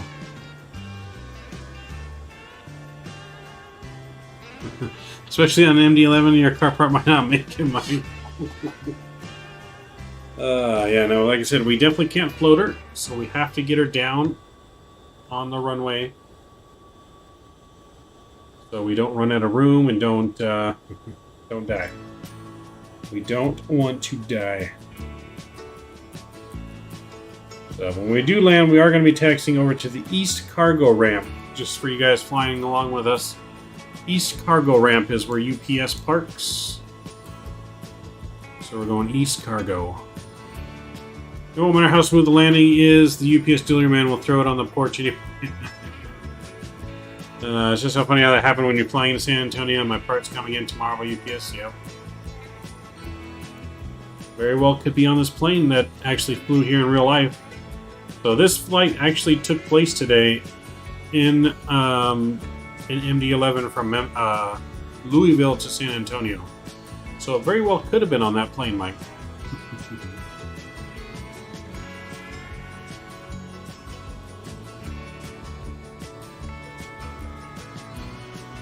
UPS man will be a throw. Must be heavy then. Must be a big package then, Mike.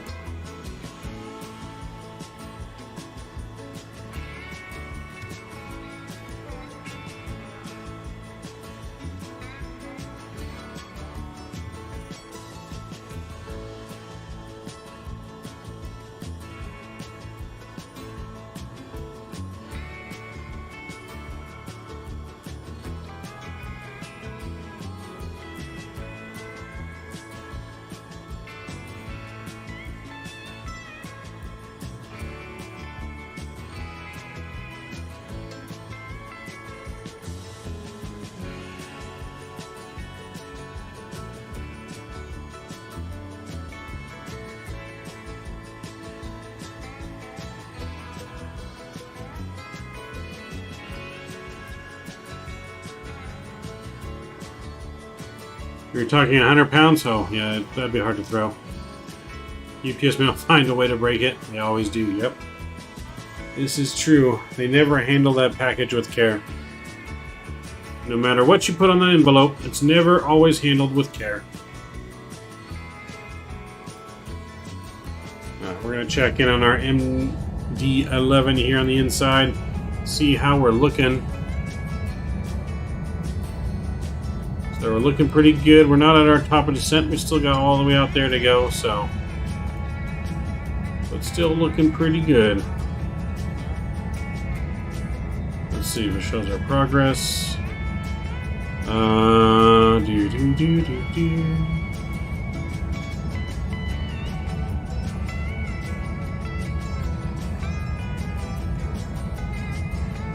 yeah, we're still looking good. Got 500 miles to go or so. 1635 is our, so about an hour left of flight or so. Yeah, just a little over an hour, I think, maybe an hour. We're an hour and 3 into flight so far. We're just cruising along. That headwind slowing us down a little bit, but not too bad.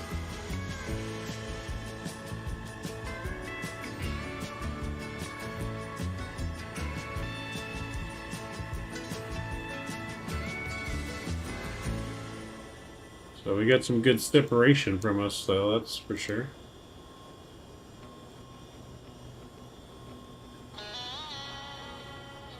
So we're right over Arkansas still, almost to Louisiana. And Louisiana will be pretty quick, and we'll be right inside Texas.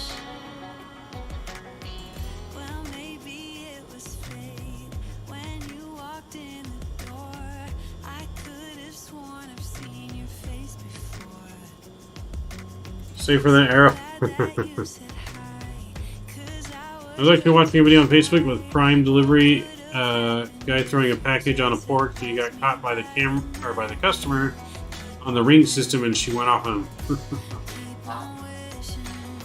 Yep, gotta watch out for them ring systems.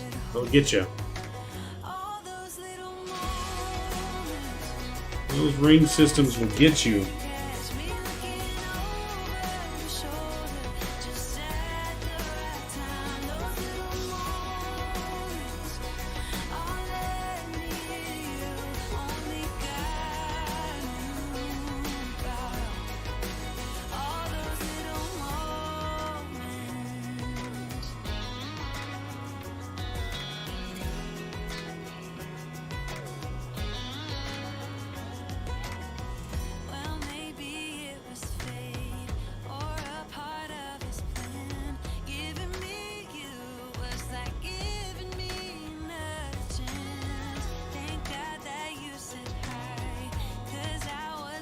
He's like, my last day, so he took the package, put it in the yard, and punted it. Oh my.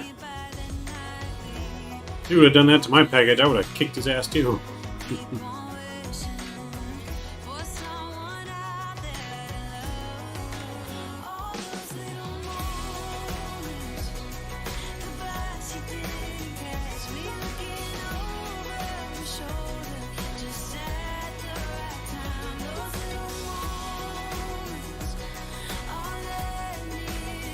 You got that right. Oh yes. Don't mess with my packages, damn it. Don't mess with me.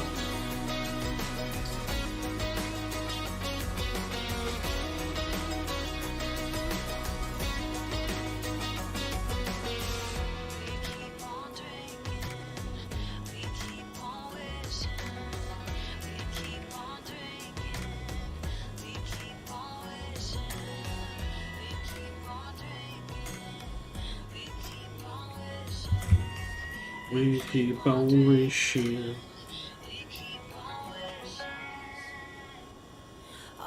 So, but yeah, so far so good. So far, just a nice smooth flight. Until we get to San Antonio with those nasty winds. I blame Mike for the wind. He made it extra windy for us.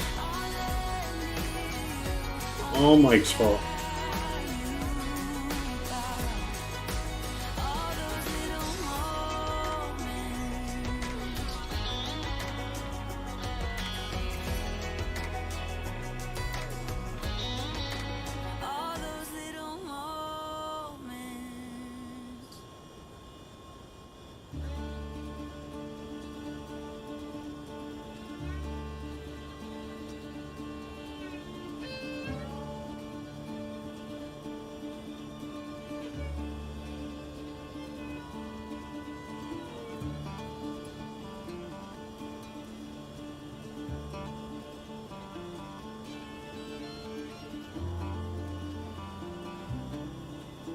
I'll take the blame for that.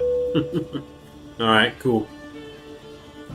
Miss VSeth coming in with that $1 donation. Thank you very much, VSeth. Very, very much appreciate your support. Put you on the board. Put you back on the board here in the first officer spot.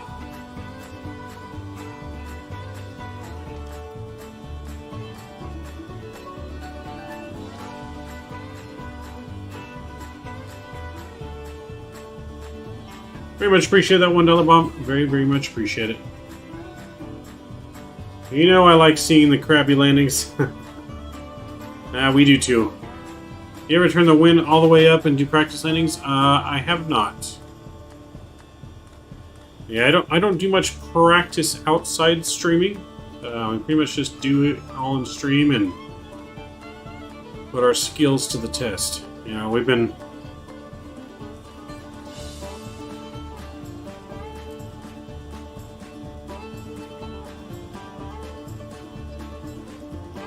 You're one of the streamers that say my name correctly. Well, I'm glad I do, because I suck at names.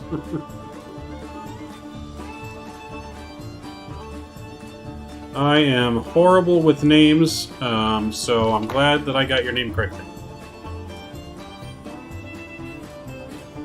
But yes, I do very much appreciate that support.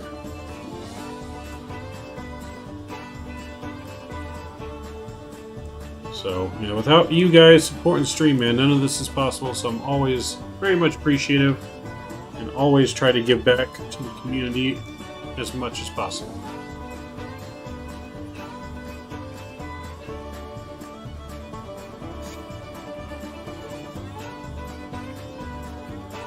And we're going to switch back to some rock here after this song.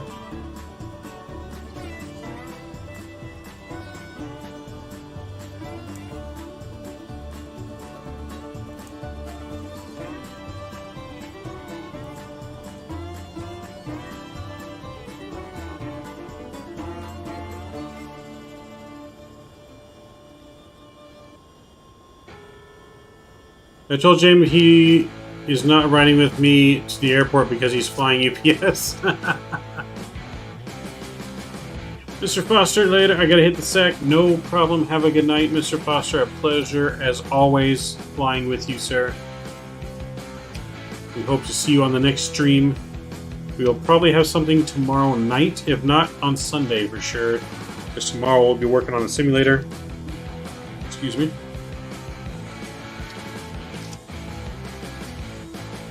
Yeah, I kind of set you up on that one, map. A little bit. Little bit.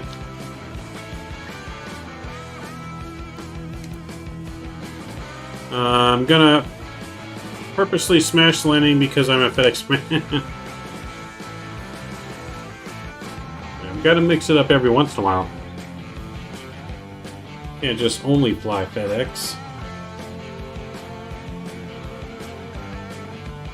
We're going in the morning to see the morning rush, and some cool liveries are coming in. Nice. Yeah, I think watch plane spotting in Memphis is probably pretty cool with all the freight that goes in and out of there.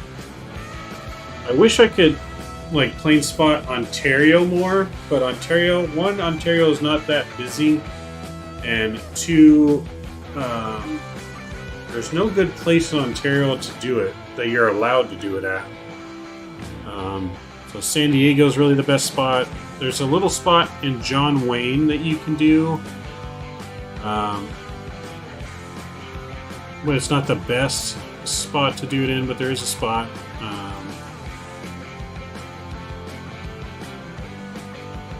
But San Diego's cool, so San Diego's pretty busy, but not super busy. LAX is way busy, but I don't really like to go to LA very often. Unless I have to. I need to lighten up the UPS man's job by destroying all the packages. Yeah, my internet crashed, my sim went with, oh no. That sucks, man. I'm gonna sleep to get ready for across the pond. See you tomorrow, Sunday. Alright, we will see you tomorrow. Most likely, Cam. I'll stop by a stream. Yeah, we were working on something cool for Memphis. What are you working on? Can you give us any kind of hint? Can't stand FedEx, they're horrible. I have never had any luck with them. Always late to arrive. Oh boy. Oh boy. Shots fired, Mike. Shots fired. Shots fired.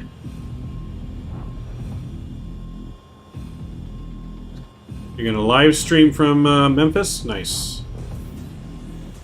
Yeah, I'm getting some better camera equipment, and we're gonna be doing more IRL streams, more plane spotting streams, more streams when we travel.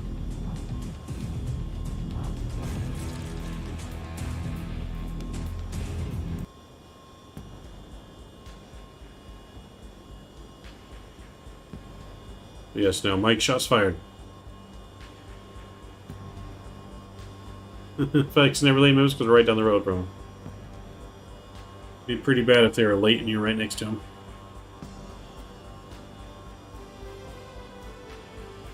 That would be pretty bad.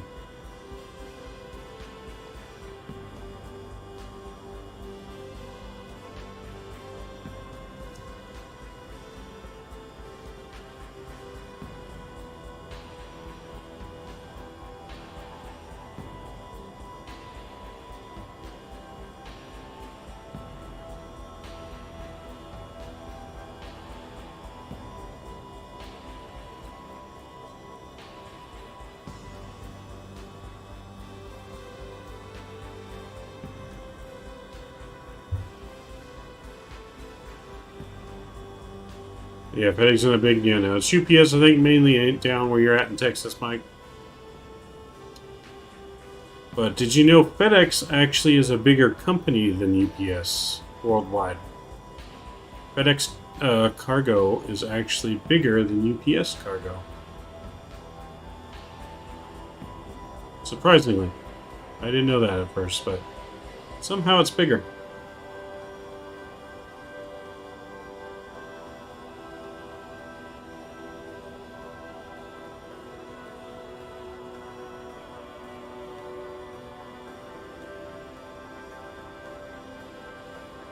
FedEx says express and ground. Yeah, they have. I mean, they have ground delivery just like UPS. That's no different. That's no different.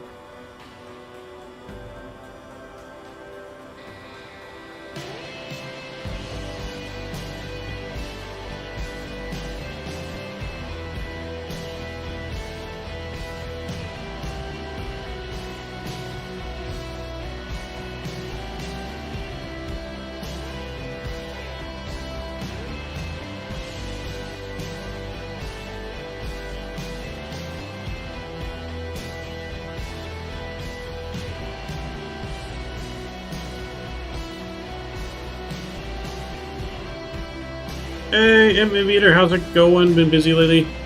Were you able to get an updated version? Yes. So this is the current, most updated version as of this morning. They sent me the update this morning, and like I said, we have not had any real issues yet. Yeah, FedEx still applies MD-10, does it? Yeah, no, I have not been Vader. Everything's been pretty smooth so far, not really many issues. Now that I say that, we're hitting a little bit of turbulence, it looks like. The main issues we've seen so far is the frame rates. The hit on the frame rates is pretty bad on the newest version, so I think they need to work that out. They need to fix the frame rates for sure. Other than the frame rates, that's really their main issue right now. If they can just improve the frame rates, then it'll be pretty golden. Is that icing issue resolved? I don't know. That is the one thing I don't know. I was too afraid to not have icing on, so I do have my anti-icing on. Since I haven't been able to test that off stream, I didn't want to do it on stream and us crash. I wanted to make sure we completed the flight, but I am able to use Active Sky again. So the last update we did on Wednesday, we were not able to use Active Sky with it. We'd lose speed at altitude and stall. But now with the newest patch, we can use Active Sky again and not lose speed. So that's good. But yeah, I have anti-ice on just in case. So I don't know if they fixed that or not. They might have. I just didn't want to take any chances. That was the main issue. But VNAV, LNAV's working. We did have a rejected takeoff on our initial takeoff, as our 1 and 2 engines. Our throttles got stuck at 70% and wouldn't go higher. So I did do a rejected takeoff. And then as soon as we went to go take off again, our throttles were fine. So just little minor things. Once they get all that fixed, man, this aircraft's going to be pretty awesome. I mean, it already is pretty awesome, but it will be even more.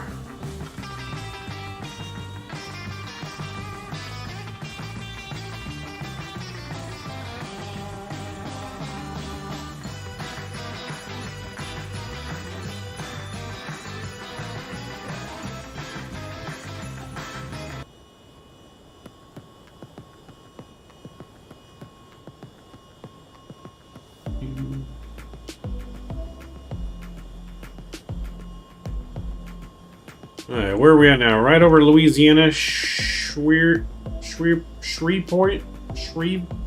Louisiana. I don't know how you pronounce that, but so yeah, right over that, about to cross over into Texas. Right on the border of Louisiana and Texas. So we're almost in Texas, guys. Almost finally in Texas.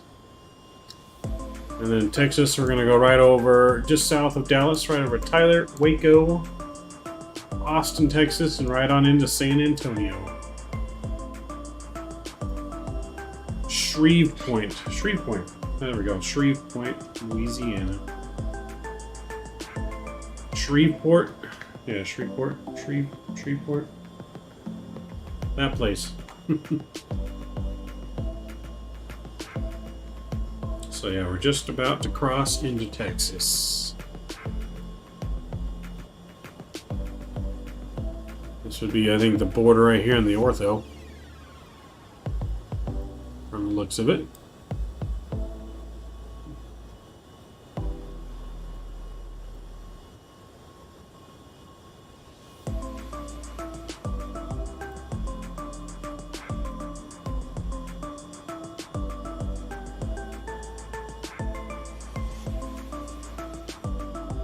What's your meter saying for San Antonio? Let me take a look.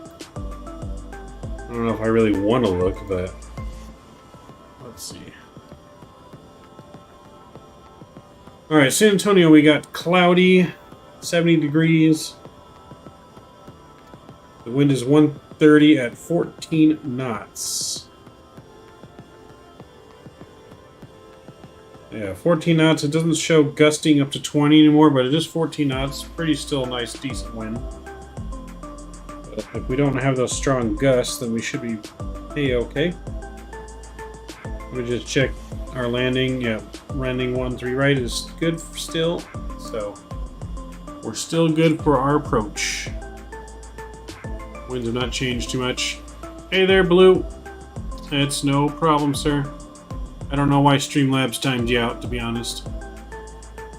Streamlabs didn't like something. But yeah, I said, hey there, bro, I'm back. Sorry I was busy. Yeah, no problems, Blue. No idea why Streamlabs is picky sometimes.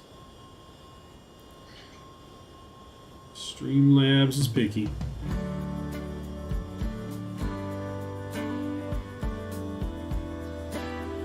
But yeah, we're right over the border of Texas and Louisiana. I think probably firmly inside Texas now. And James is firmly over Texas. We're just about to enter Texas.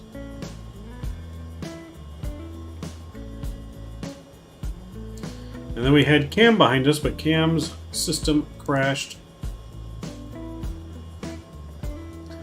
So he's not able to continue on. So it looks like we do have there is a plane in San Antonio currently on the ground.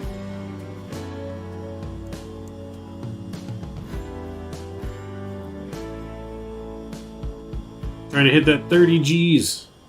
Good luck. You guys are winning too much. I'm going to turn the odds down here on you. Turn all the betting odds to 0 so you guys always lose. I'm just kidding. April Fools.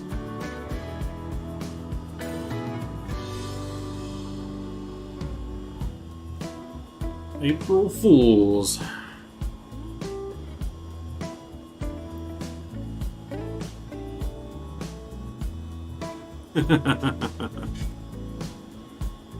Don't worry, Mike. I haven't touched the settings. We're all good. Nothing's changed yet. Nothing's changed yet.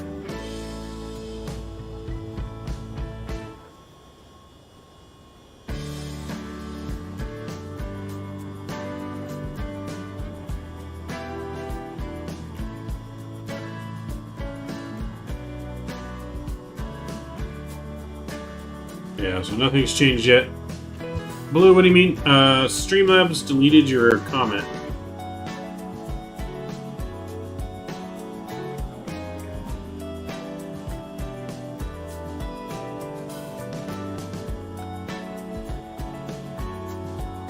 So, I don't know why they deleted it, but...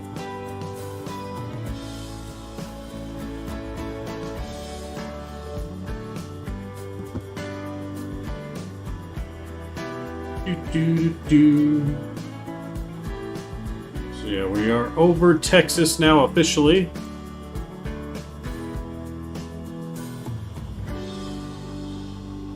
Officially in the Lone Star State.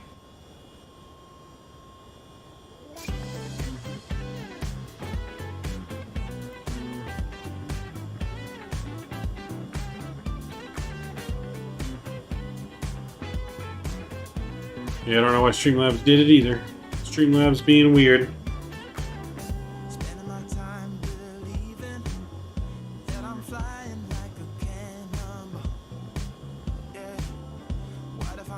When's the next Jeopardy flight? So I am working on a new trivia game. Not Jeopardy, but I do have another game that's gonna be fun. More people should be able to play this one as well. I think everyone in stream will be able to play, to be honest, if I remember correctly. So I am working on for something this month. It's probably going to be the end of this month, closer to the end of this month. We'll do a long haul, maybe even in the MD-11. We may do something, some kind of long haul in it, or whatever plane. Depends on what planes are out by then. Maybe in Microsoft and the PMDG. Who knows? But we do have another stream like that coming towards the end of this month. So we're going to do at least one once a month. We did one in March, now we're going to do one in April. Oh, Mike. I'd rather say it's the home of the Rangers than the Astros. Screw the Astros. Angels are about to whoop the Astros' butt opening day. Feel it. I feel it. You're going to whoop their butt opening day.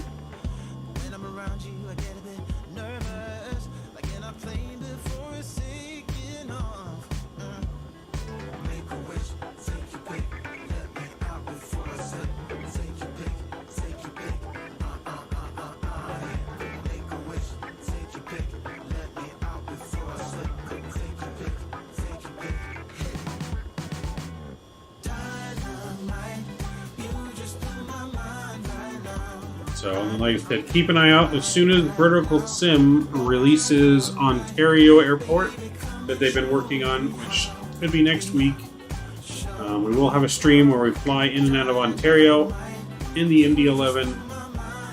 We're going to give away a copy of the scenery for Vertical Sim, as well as a copy of the MD-11. Need to keep me firebone? Yes. Oh boy. Don't make me throw you out the plane, Mike. Not afraid to toss someone out at 36,000 feet over Texas.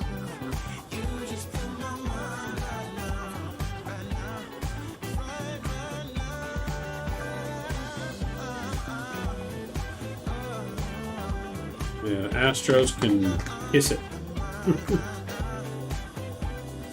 Damn Astros.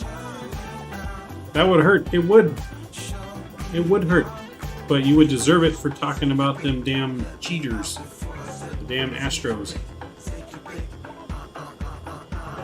Yeah, no one likes them Astros.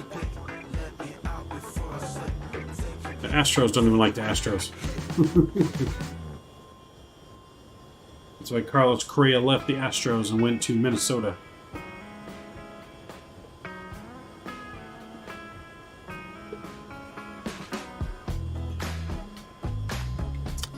That's how I feel about Cowboys. Yeah, I don't like the Cowboys either. Pretty much all the Texas teams can kiss it. All the Texas teams can suck it.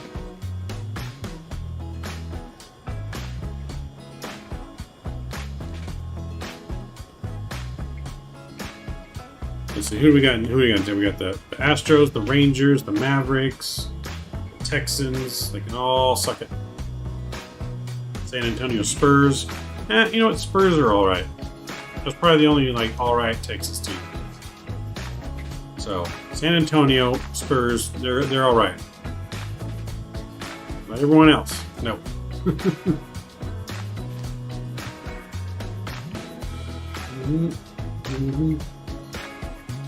Let me look at the baseball schedule because it is in May, I believe, that I plan on going to Texas. Honestly, I'm more of a football fan more than baseball, but baseball is alright. Yeah. Well, baseball, number one sport for me. Alright, let's take a look at the schedule. Pull up the schedule here. Okay, so... Well, we're going to be in Texas this month, but I don't have time to go to Texas this month. But next month they are going to be in Texas for Monday, Tuesday, Wednesday. So I may fly out to Texas. Thinking about flying, but I don't know. I could drive. I might drive to Texas. It'd just take longer. Because I would probably take off like Friday morning, take off from work, drive to Texas, take off that whole next week, and then drive back on the weekend. Take a whole week off.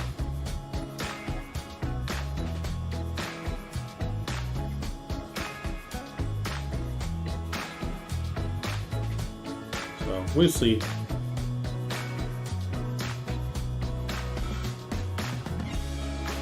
Drew! Welcome, Mr. Drewstone. What's up, man? A UPS MD-11 Squawk 7600 at San Antonio in real life. What are the chances? Did it do that today? Was that today, James, or when did that happen?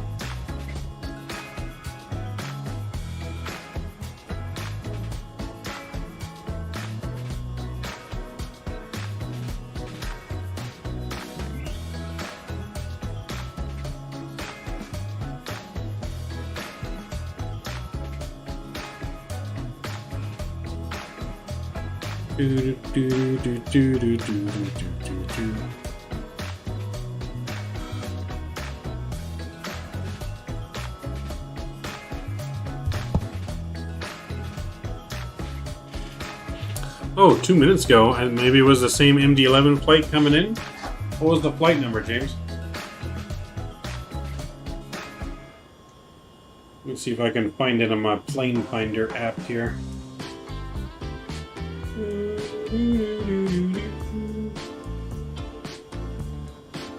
Let's see, San Antonio.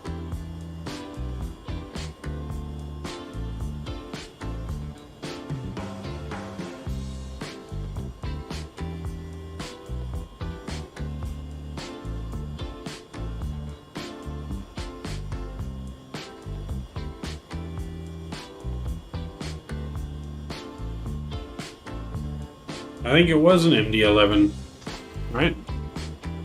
I think it was an MD-11, maybe.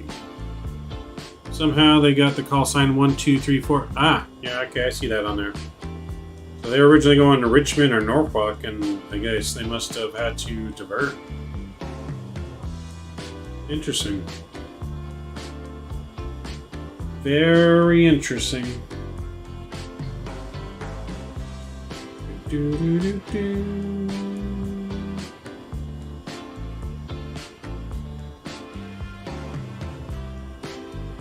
Trying to see if they have any more UPS flights for the night.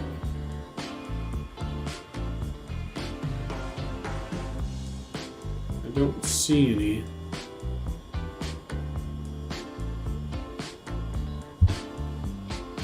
I hit the 30 G's. You did, Mike. I need you to hit 120 G's so that way you can pay for the simulator. I need you to pay for my full cockpit simulator for 120 G's.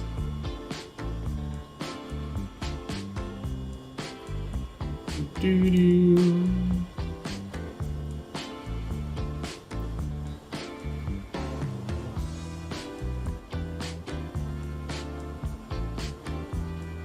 That engine on the tail, man, is just massive.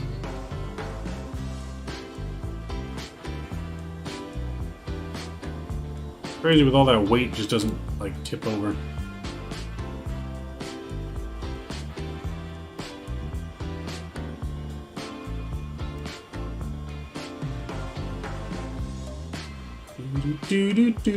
Alright, where are we at now?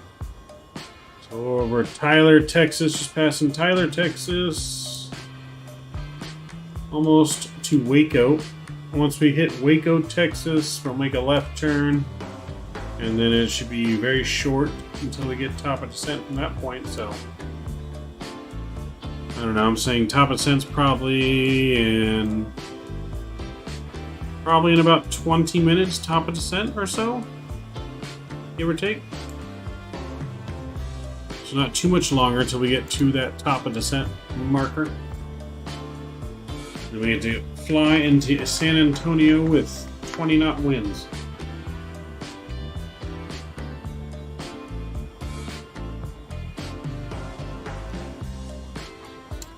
Oh, looks like currently San Antonio Tower is online. Ooh. Now let's check the ATIS for San Antonio. Let you guys read it here with me. Alright, information Victor. We got winds 130 at 14 knots, so not too bad. Altimeter's 299 arrivals visual approach 13 right. Yep. Okay, so not too bad currently in San Antonio. Hopefully Tower will stay online for us by the time we get there. Hopefully.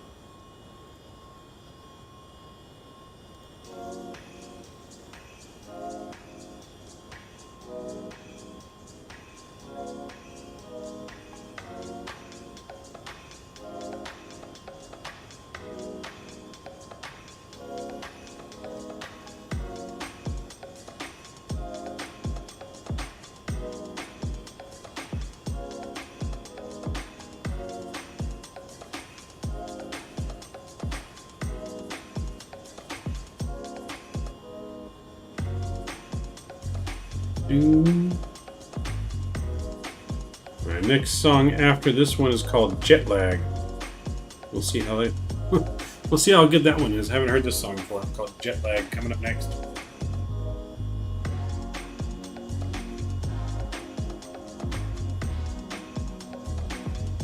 Yeah, but so far this bird is flying like a champ.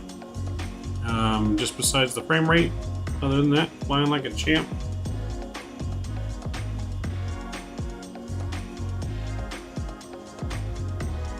Flying like a champ.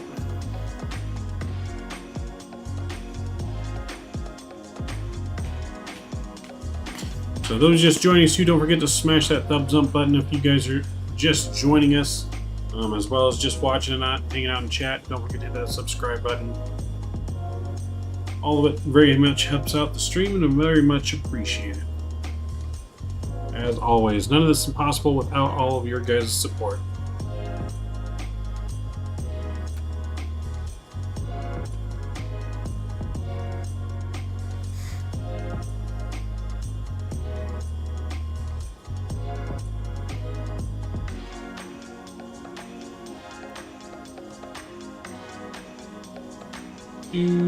Do.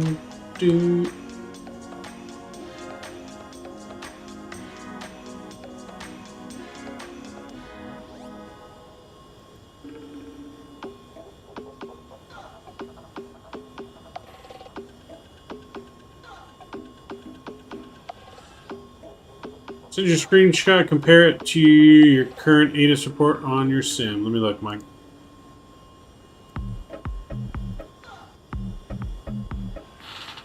Alright, so valid. Winds from 150 at 10 knots with gusts 20. I mean, it's close. Ours saying our winds are at 130, yours say 150. Ours say 14 knots, yours says 10. Well, it doesn't say anything about gusting. So it's fairly close. Yeah, fairly close. Not 100%. Not 100% exact, but.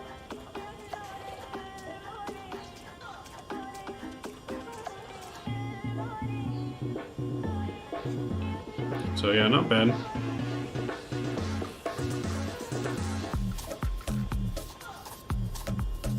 So it's gonna be the true test to see how we handle that. So yeah, we got this in here. That's our top of descent marker right there.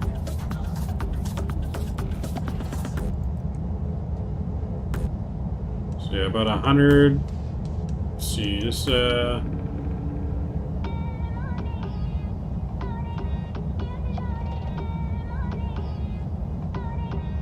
Yeah, about 140 miles top of descent or so. Something of that nature.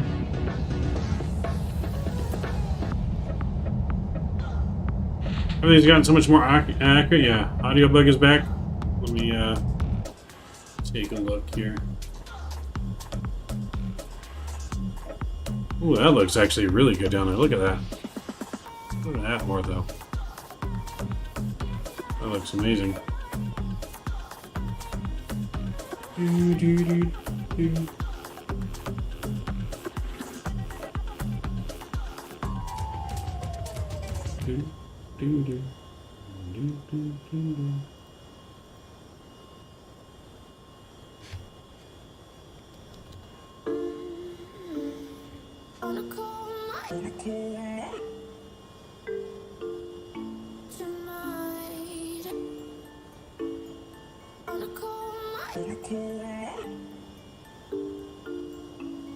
Alright, hopefully these are better now, hopefully.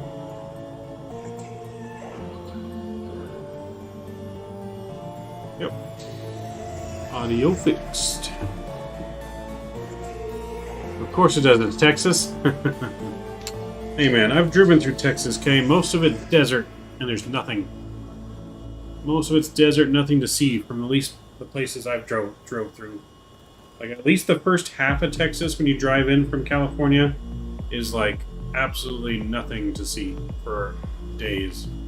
Like, Texas feels like the longest state to drive through because there's just nothing to look at. Forever.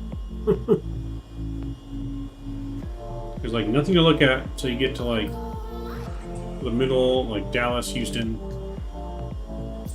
West Texas sucks, yeah, exactly. There's like nothing in West Texas, man. Nothing in West Texas besides checkpoints and desert.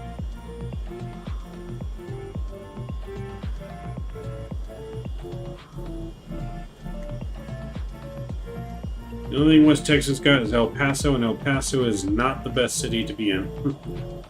Very, very high crime rate in El Paso. Lots of drug cartels there. Yeah, oil fields, drug cartels. It's pretty much what West Texas has to offer.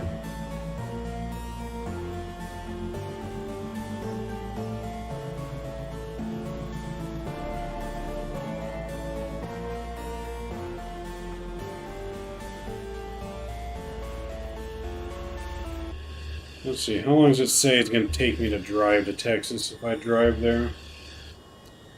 Arlington, Texas. I guess that's not bad. 18 hours and 35 minutes. So that's not bad. It'd take me really... I mean, there's no way I could drive that by myself that long. So I'd probably stop in Tucson maybe and then drive the rest of the way.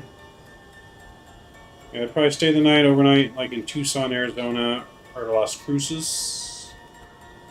Yeah, I might make it to Las Cruces, New Mexico before El Paso and then drive the rest of the way the next day or something.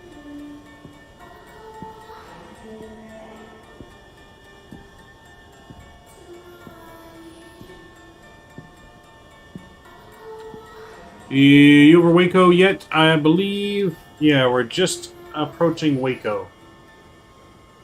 So I'll let you guys look at the map here. So this is where we're at. This is me. This is James. We're just about over Waco. James is about to make his left turn down here. We'll make our left turn. Start our top of descent right around here. Descending all the way into San Antonio. Making a right and then a left in. So there are a couple planes on the ground in San Antonio. A couple general aviation planes, looks like.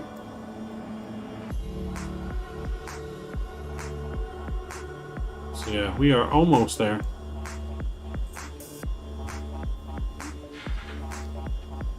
Look for the Baylor Bears Stadium. I don't know if I'd be able to see that up here, would I? Maybe.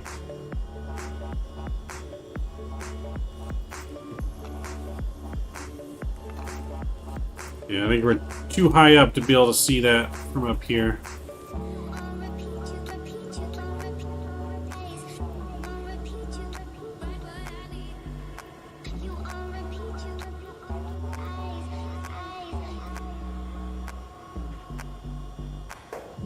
I think I just saw it. James thinks he saw it. James is ahead of me, though. James is making his turn now.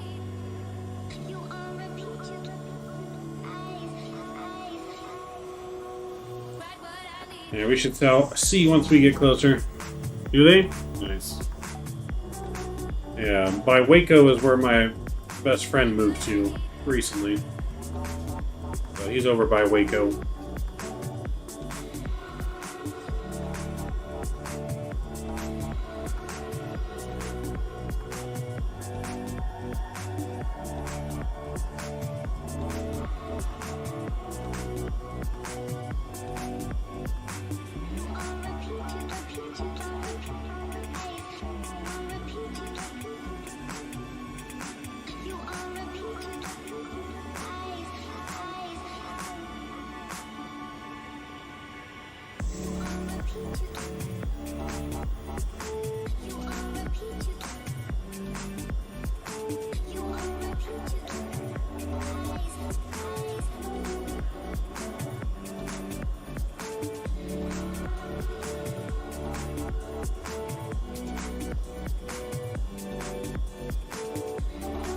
Yo!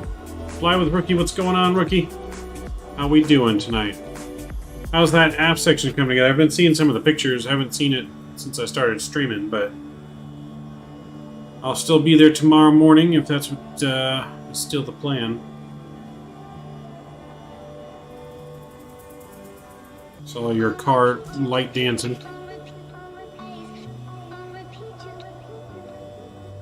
What's going on though? Glad to have you aboard. Eagle Aver's getting it done? Nice. That's good. So yeah, I'll bring the saw and stuff tomorrow. I know you said you're busy, but I'll get there early. Hopefully we get as much done as we can. And get things almost complete with, except for the door, obviously. Did you get any updates about the door?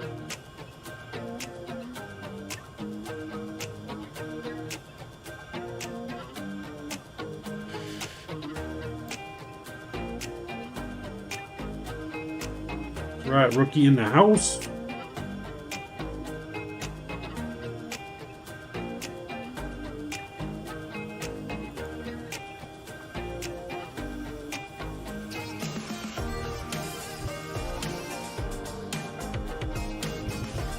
Yeah, we're not too far now.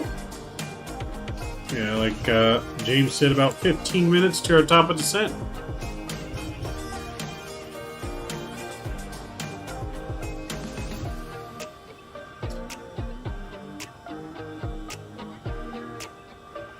We'll see after this nice little long flight. We get a nice butter with those gusty winds down in San Antonio, hopefully.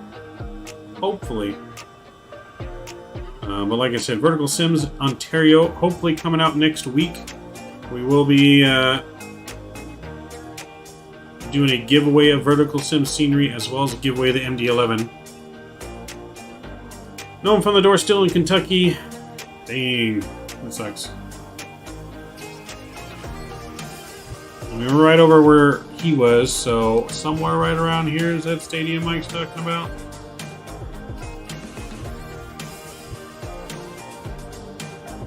It's supposed to be like that thing over there, maybe?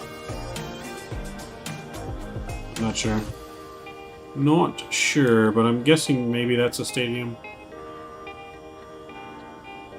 Did he? Okay, yeah, maybe I'll have to just point it out to me. So I'm kind of seeing the area he's talking about, and I think it's this, right? Like that's right there. That's what I'm seeing in his picture, kind of.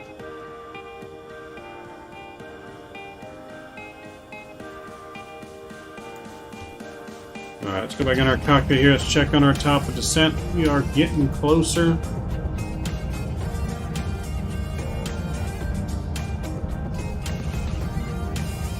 Should probably check our charts and start looking at our arrival. So we're in the Braun 3 arrival here. We're going to be going down to... Let's see, we got a restriction there, 13,000.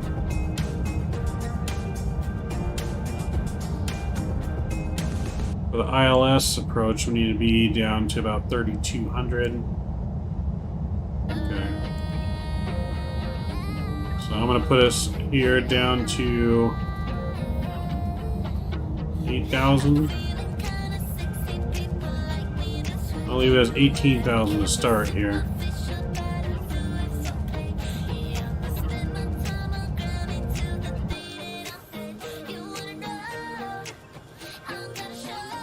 Okay, hey, yep, this should be an interesting landing. Yes, it should.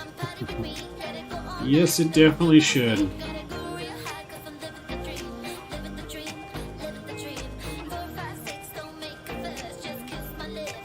Yeah, I think I've seen it next to the... pretty sure what I'm looking at, or what I saw, Mike. Started your descent. Nice. We'll start our descent right behind you. We're starting right behind you.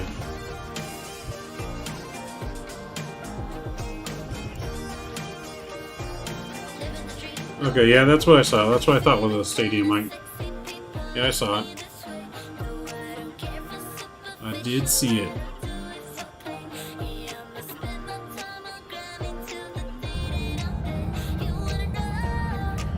Yeah, this should definitely be an interesting landing.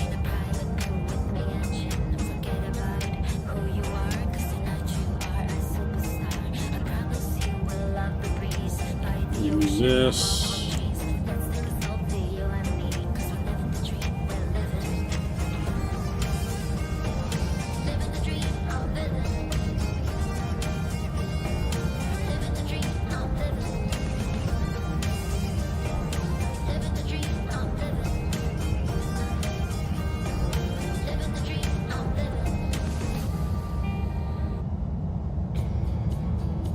Alright, so ILS information 2 we gotta get in here.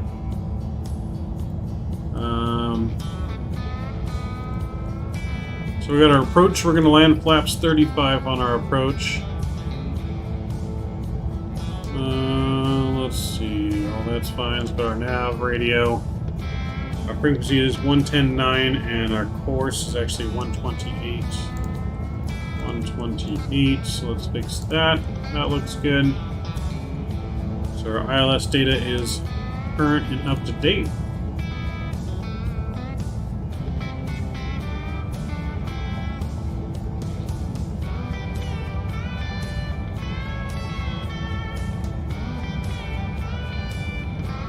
So that's current up to date.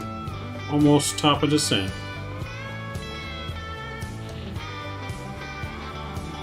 I feel like a sightseer person who doesn't it for a living. True. Information whiskey is current. Alright, let me pull up the new ATIS information.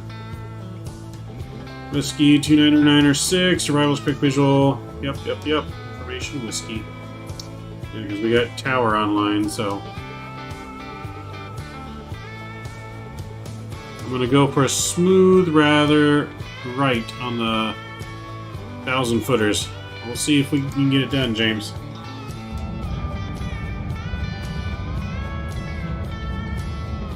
Alright, I'm gonna leave it right here real quick. You guys watch it for me. Give me like 1 minute and I'll be right back before our top ascent. 1 second.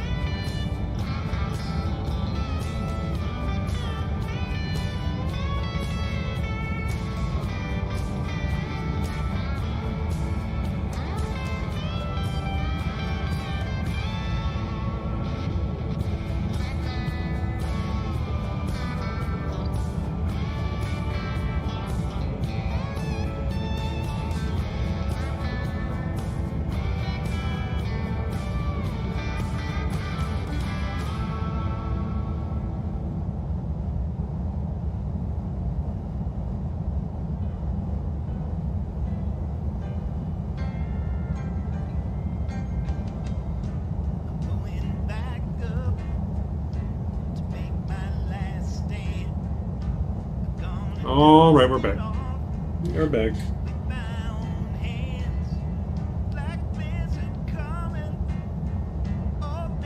Just have to use the captain's head before we started our descent here. Make sure we're ready to go.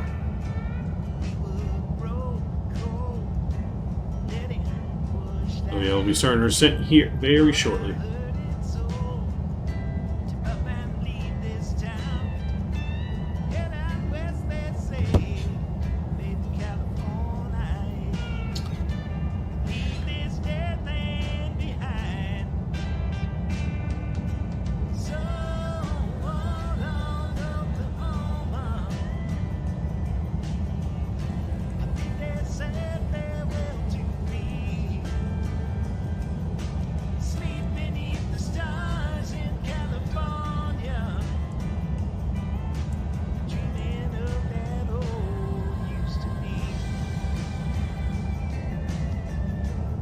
Yeah, so right here we'll vector ourselves around. We're not going to go to this waypoint, obviously, but yeah, we'll vector ourselves around here.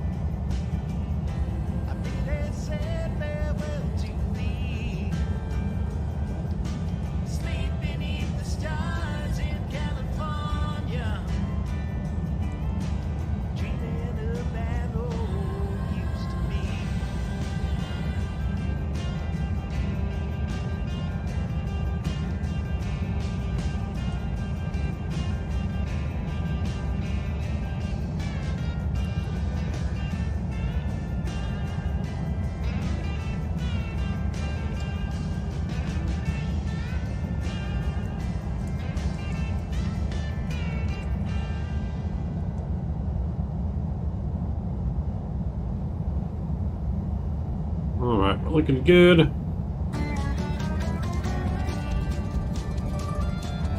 Yeah, it's going to be a tense landing. Well, let's not make it tense. We got to be loose. Remember, you have my package for my job. I won't disappoint my customer. Alright, no promises, man. It's going to be bouncy. Alright, we officially started our descent, ladies and gentlemen. Starting our descent down to 8,000 feet.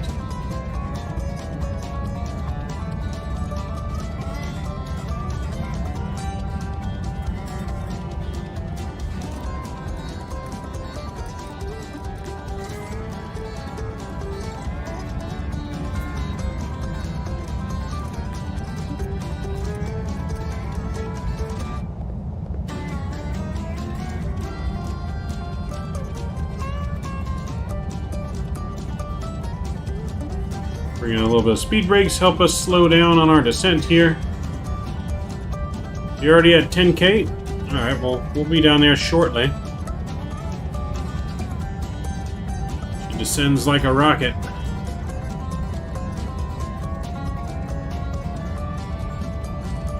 I think we're currently descending at about 2,600 feet per minute.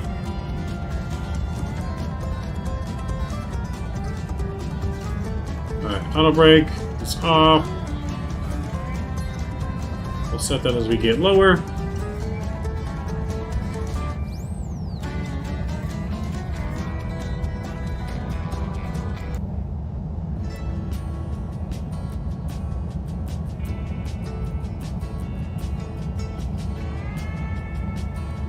We need some more drag.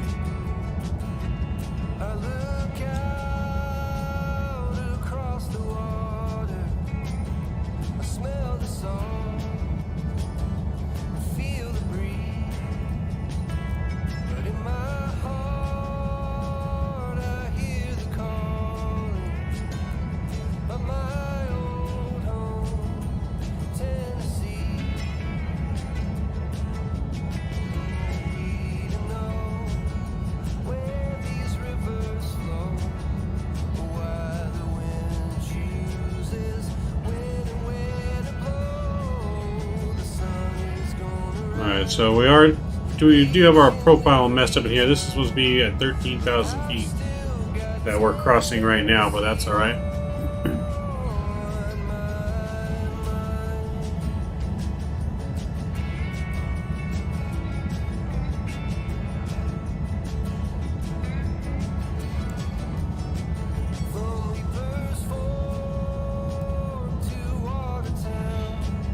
So yeah, we little high on our approach, or descent here, but that's alright. It's a good thing just ATC is not online.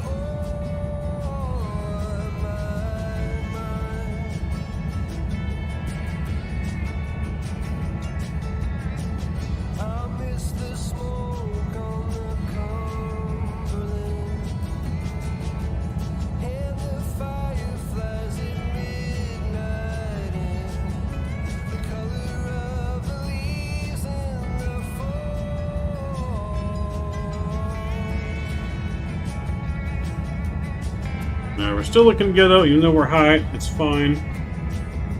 We should still come in nice on the approach here. We'll still have to vector ourselves a little bit for the approach. So far so good.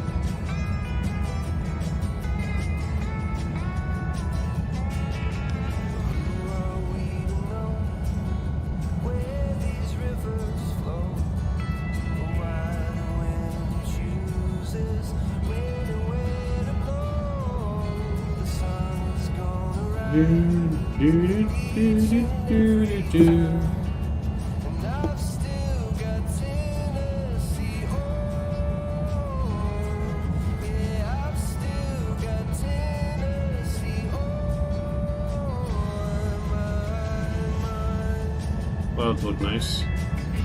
Some nice looking clouds.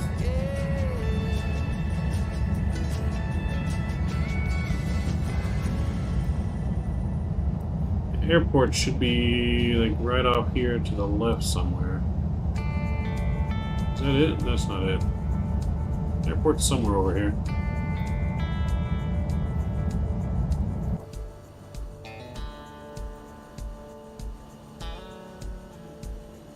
Somewhere out in this general direction.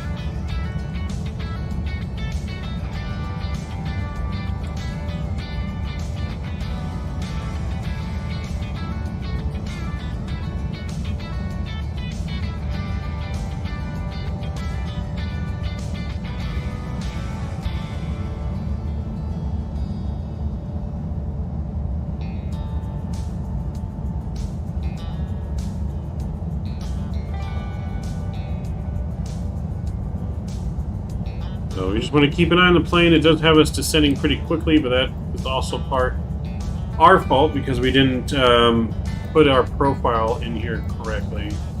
The altitude restrictions were not set up exactly how they should have been. So it's trying to descend us quicker to make up for where we're not at right now. We should be passing troop at about 10,000. But we're not there yet.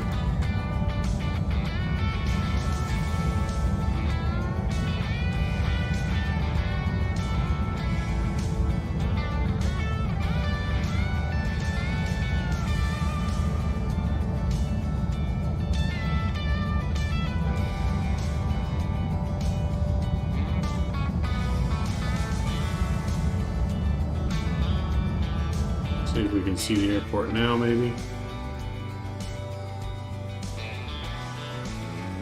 Yeah, so there's the airport right here that we'll be landing at. So that's San Antonio right down there.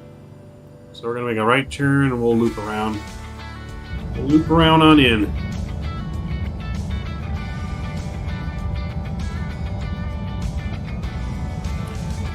Do, do, do, do, do, do. Keone Anthony, thank you for the sub, man. Much appreciate it. Very much appreciate that support, my friend. Welcome to the Midnight Maverick family. So yes, very, very, very much. Let me get huge new floaties to Keone on in chat. I think I said your name right. Keone Anthony in chat for subbing to the channel. A little bit of a sharp turn there. Your package might have went flying, Mike. I'm on the downwind. Okay, I'm on. That's my home airport. Very short runway and short touchdown zone. Yes. So that not only are we having some good wind tonight in San Antonio, also with the short runway as well. So we got the double whammy tonight.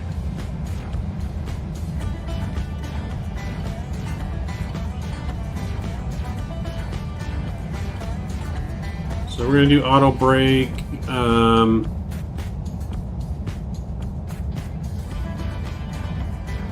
We're doing auto brake medium for our landing. So yes, another big shout out to Keone Anthony. Thank you very much for subscribing. If you bounce go around, it won't be fun.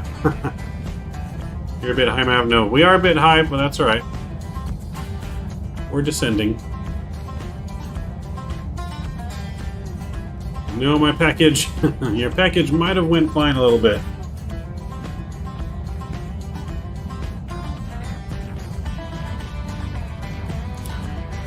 Yes, I know. James is lower. Our VNAV profile was messed up a little bit. We should have descended a little bit differently.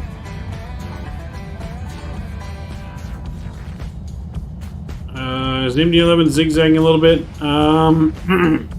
So the whole flight has been pretty much straight and everything's been working good.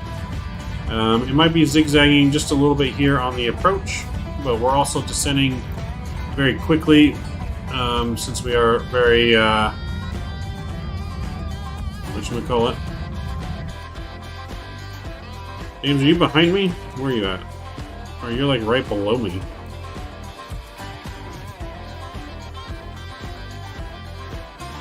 James, you better speed up. I'm like right over top of you.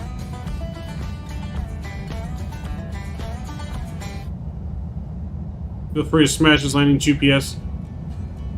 I cannot just smash it, sir. We're gonna go for the best landing. So, I mean, it seems like on the approach here, it's kind of maybe a little bit zagging, not very much. Nothing that's like uncontrollable or overdoing it. I'm having issues here and there with mine, where it doesn't follow LNAV, or it does and zigzags. Like I said, for the most part, mine's been following it pretty well. Like sometimes it may overshoot the turn a little bit, but for the most part, it's working. It's working good.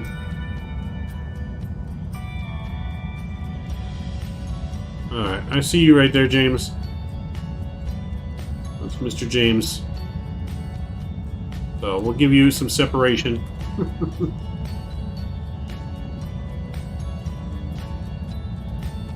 We're gonna go down to 4,000.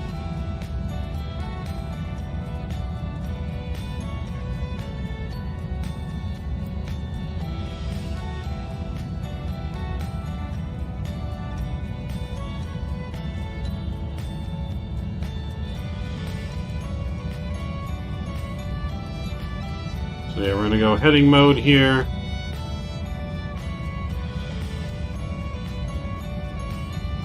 And then we're gonna go vertical speed on the descent.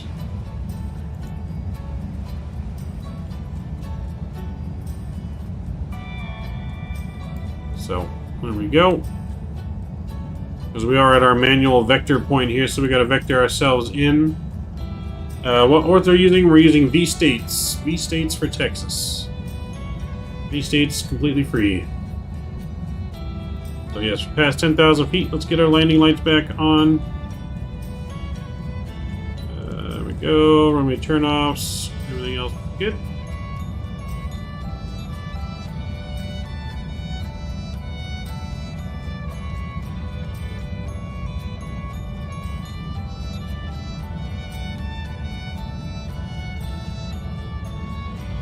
Thank you that my package isn't with James.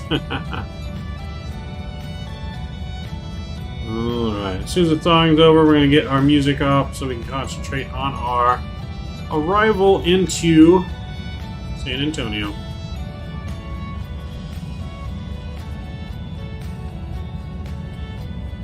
I'm going to start turning here a little bit, turning our way into our vector.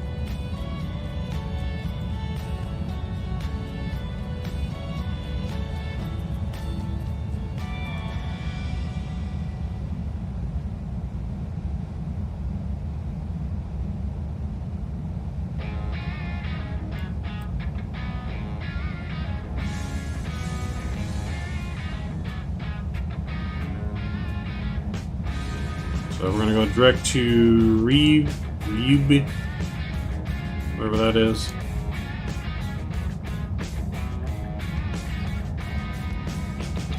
We'll get nav back on here and profile.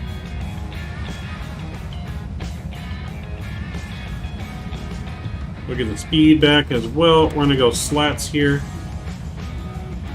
So we're bringing our slats out.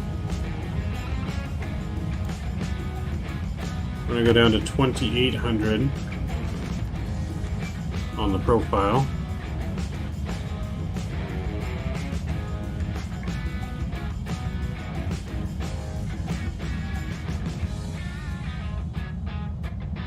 Alright, we need to go flaps.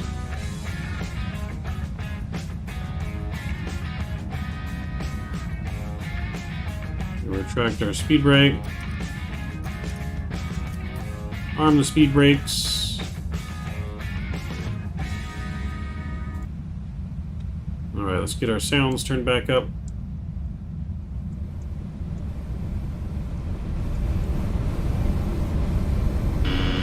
Stabilizer motion. Stabilizer motion. There we go, flaps 20.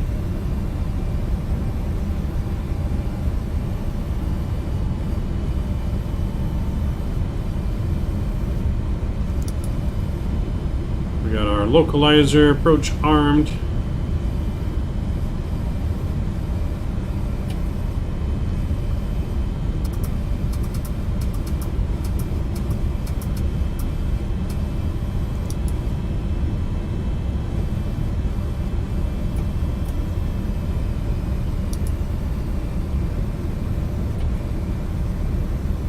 There we go, hold 2800.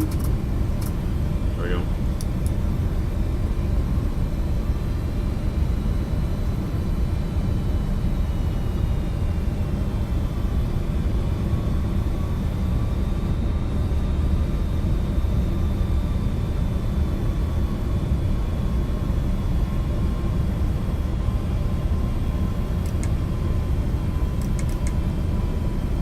Alright, so we're about 40 miles out from the airport or so. The only thing I have noticed on here is that it does go, like, pretty slow.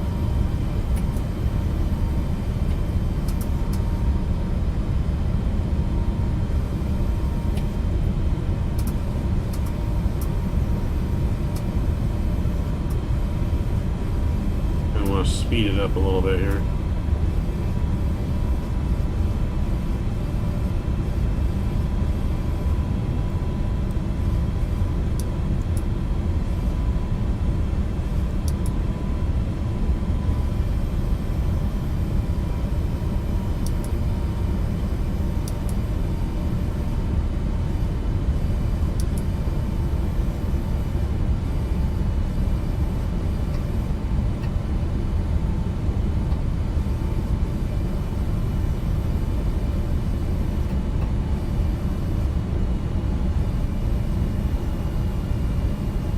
Alright, so we're starting our little descent here. 1,000 feet per minute.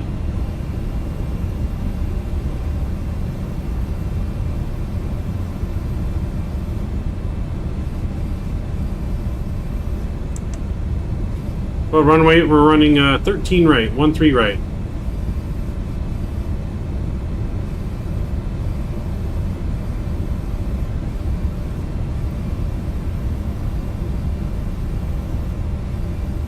Alright, so auto brake is set, speed brakes are armed.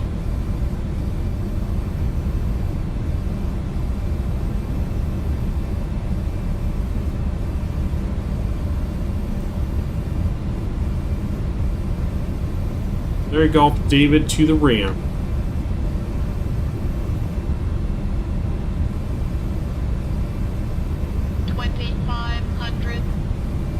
There you go, David, to the ramp. Yes, sir.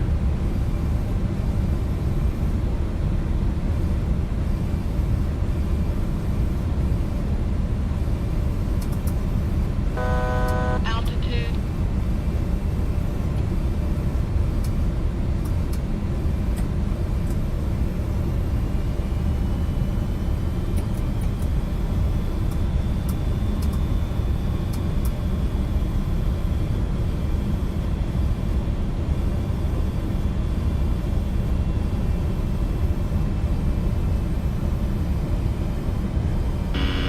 Stabilizer motion. Stabilizer motion.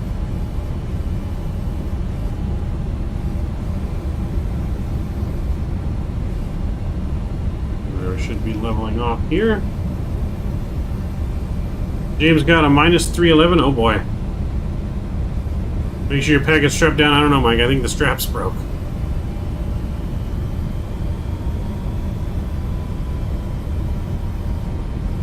I think the straps broke, sir. Alright, RV landing ref speed 159, 154.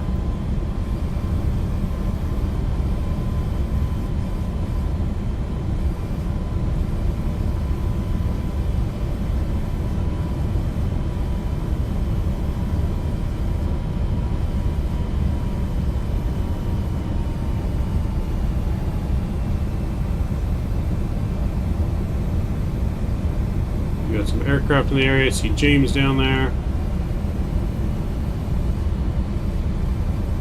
San Antonio traffic. UPS 782 heavy, about 15 mile final, 13 right. San Antonio. Yeah, I think I heard a thud in the back, and that's kind of what threw us off a little bit on our descent. I think there was a thud.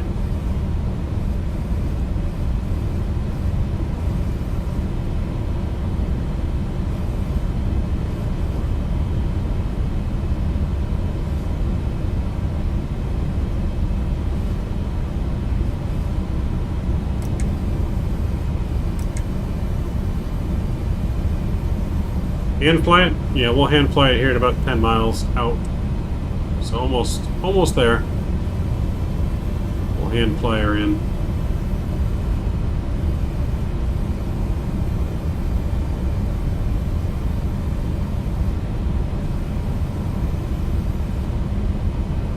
I'm on my way to the airport now to personally check the contents for damage. Oh yeah, there might be damage. There might be some damage.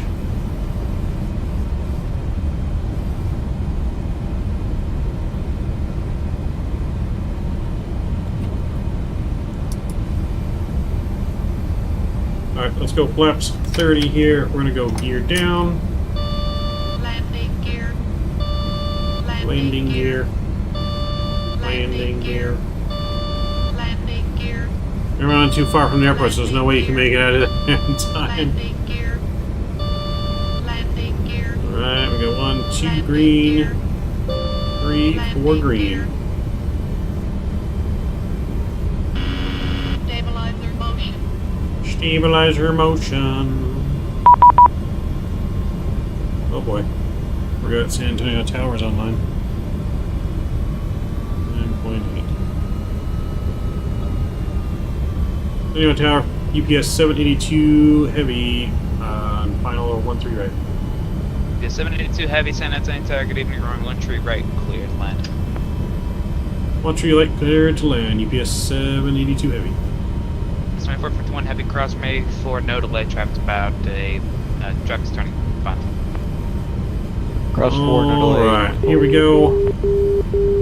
Actually, extend your upwind for traffic. Standing downwind. Autopilot's coming off. Upwind, keep going straight. Autopilot. Oh, yeah, upwind, sorry. Autopilot. Autopilot.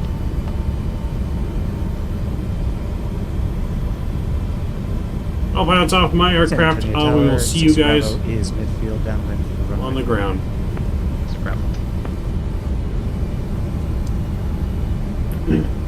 At least with the wind, it's pretty much almost a direct headwind on the runway.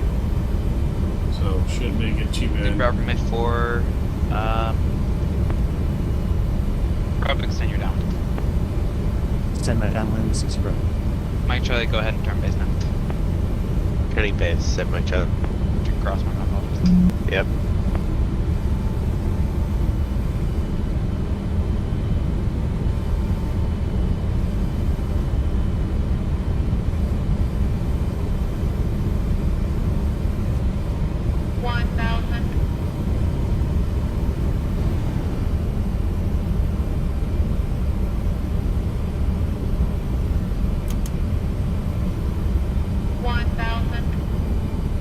It always trips me out when the packs cut out like that on landing.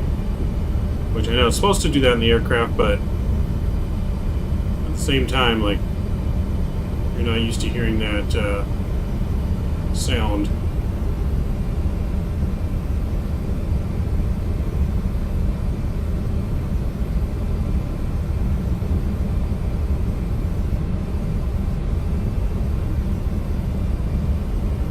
Mike Charlie, just confirm you are going to start turning right. 500. Make it downwind. Yeah, I'm turning now, set my Charlie. Alright, cool, thanks. 400. Approaching minimum. 62 Bravo, go ahead and turn final. Turning final 60 Bravo. 200.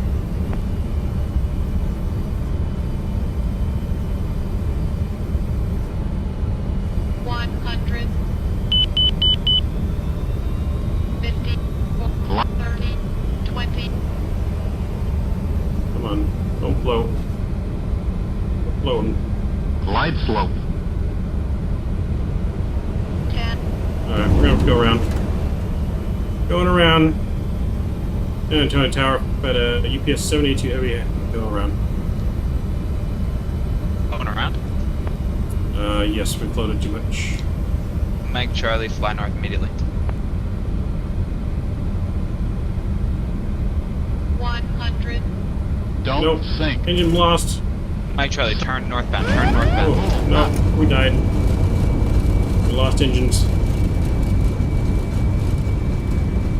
UPS 782 heavy's down. Is you taken? We're down. We lost engines on the go around. CPS 782 heavy, roger, say intentions. Well, that didn't turn out the way it happened. We should have just tried to land it. We took out some houses. You brought from my 4, clear to land. Clear to land, runway 4, 60 Bravo. So our throttles did not Lima Hotel, turn crosswind. did not work. Now they want to work. Turn crosswind 1, right? Crosswind 1 hotel? All right. Crosswind 1 hotel. Mike Charlie, go ahead and turn down. At least the package has arrived. Downwind to Mike Charlie. Sorry about that. Should always take off ATS. What do you mean? Where's that? At? 782 tower. It should have been off.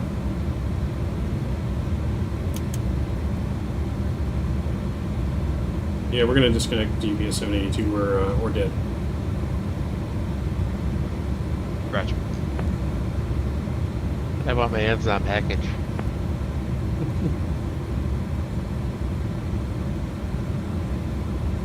Alright, let's disconnect. If you want to see the replay, I'll show you guys the replay, but then we're going to load up and do another final approach.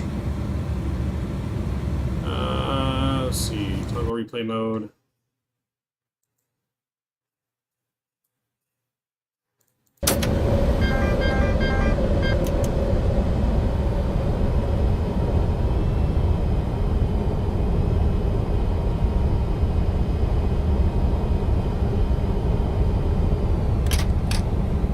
Was it still on? Okay. Yeah, that was my fault then. Because I thought I turned it off. Well then, I guess not.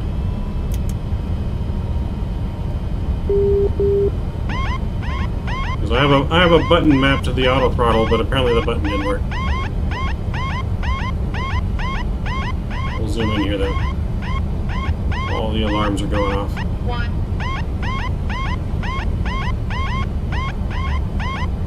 Terrain.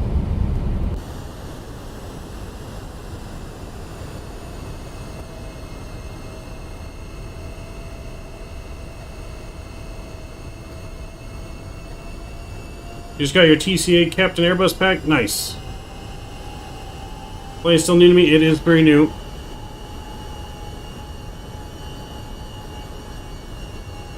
Ah, that makes sense. That makes sense. You know, I've had it float before, but I never had where the engines took off for me.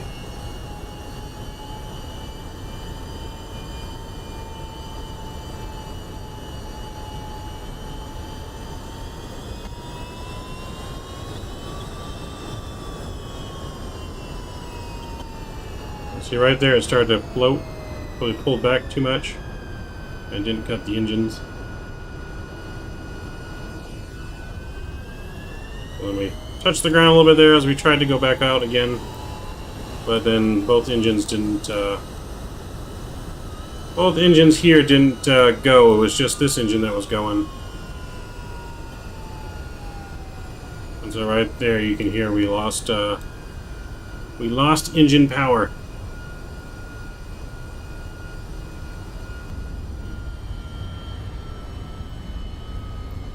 I mean, technically we might not be dead. I mean, we landed in the dirt. The landing gear would probably be broken. We probably would have skidded to a halt. But people in that house are definitely dead. People in the house are definitely dead.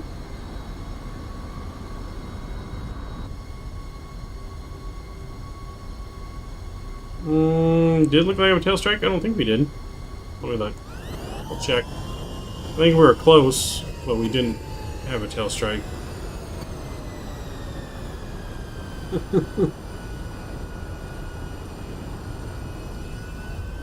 Yes, he almost did.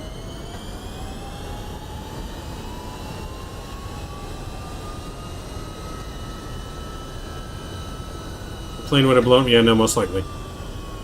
It most likely would have. Most likely for sure.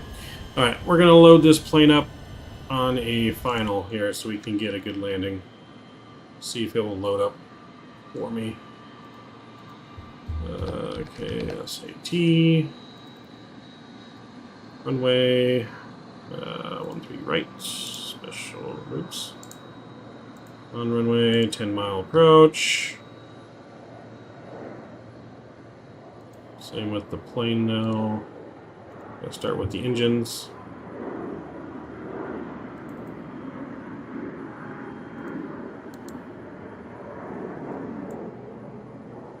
Alright, let's see if it will start. I'm not sure if it will or not. We'll try it. It's still being delivered tomorrow? No, your package doesn't exist anymore, Mike. Unfortunately. Autopilot. Autopilot. Autopilot. Autopilot. Autopilot. Autopilot. Autopilot. Autopilot. Autopilot. Sync. Oh, no. It didn't come on quick enough. Maybe it didn't. Maybe we can recover. Ooh. 500. There we go. Autopilot. Autopilot. Autopilot. Autopilot. Autopilot. Autopilot. Autopilot. Autopilot. Autopilot.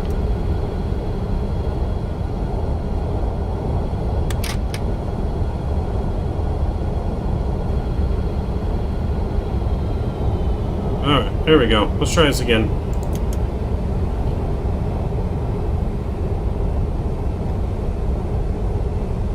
Spoilers are armed. Alright, we're gonna try this. Let's see what happens here. What are my flaps set to? 30? Okay.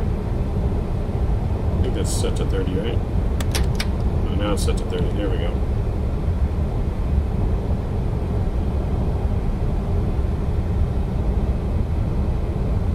Alright, autopilot is not on.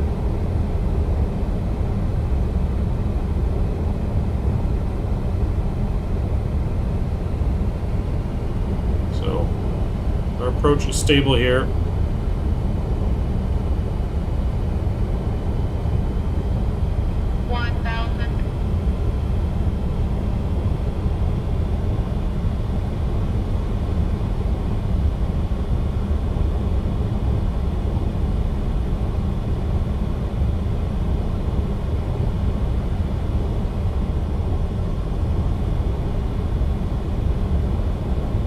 Half the package made it. I don't even think half the package made it.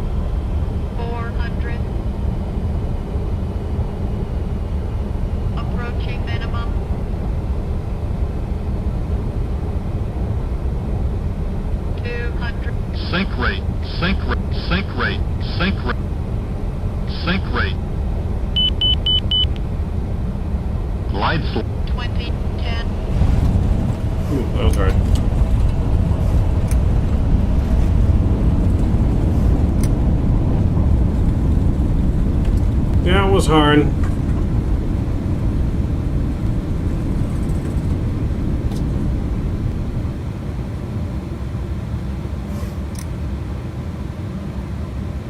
Alright, well, we made it on the ground that time. Last night you had to butter it, we did. We did stall onto the runway.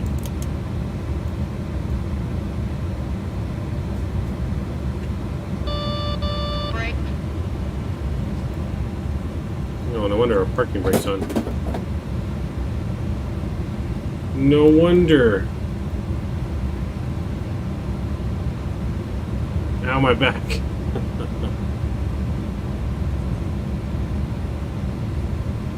Ow, my back.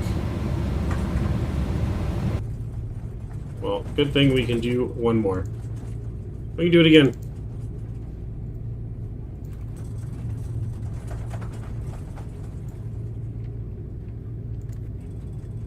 Do it again just because we can't end the night like that. At least you lived this time. No, we did at least live. The landing gear is broken, but we lived.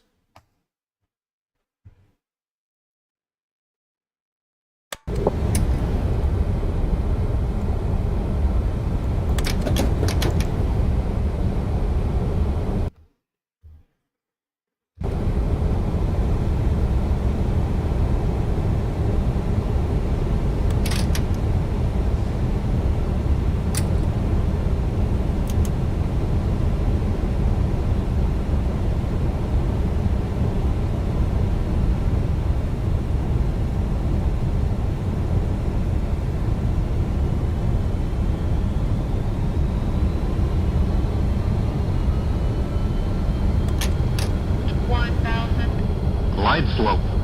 Glide slope. Glide slope. Glide slope. Glide slope.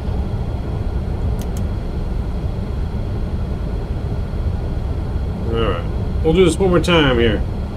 Remember when I said it's hard to land on Wednesday? We've landed it pretty good the first two flights. It was just this flight we didn't do so hot.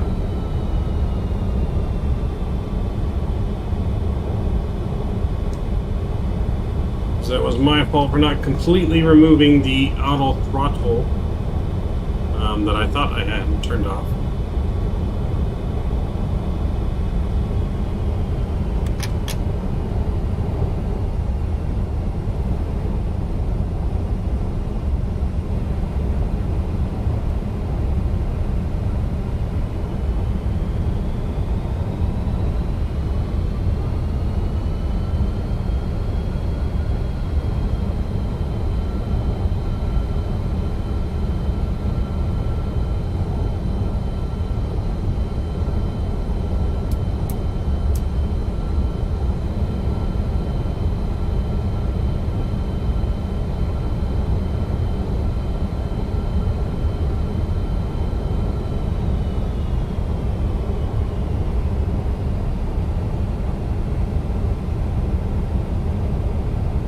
Yeah, we had a good landing and then a butter landing.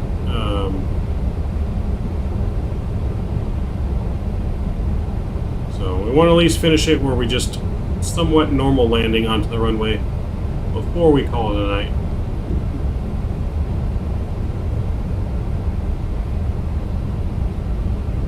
Like I said, it was just that autopilot didn't want to turn off with my button for whatever reason. I had it mapped to Sink rate. Sink rate.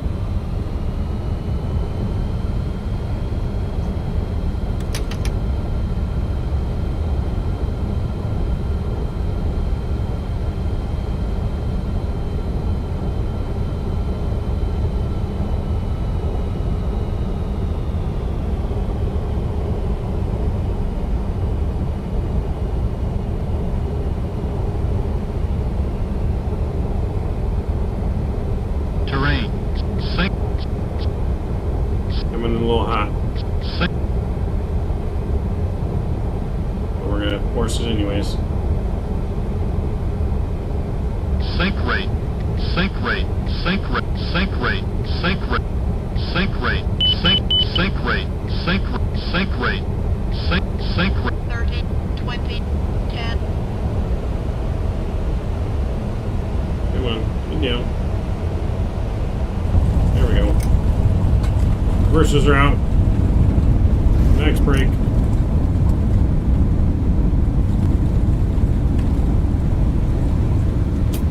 Still on the reversers. There we go. Oh. Forgot that it deploys with parking brake on. Full lap. Full lap. Alright, there we go. Let's taxi parking.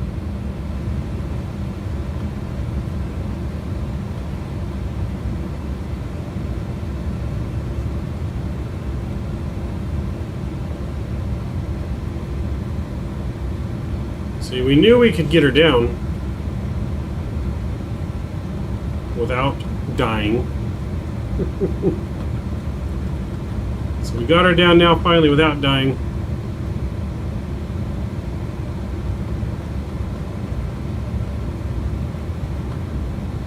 I don't know, should we do another flight or should we call it a night? That's the question. Should we do one more flight, maybe go up to Albuquerque from here? Or do we call it a night? We could go to Albuquerque or El Paso.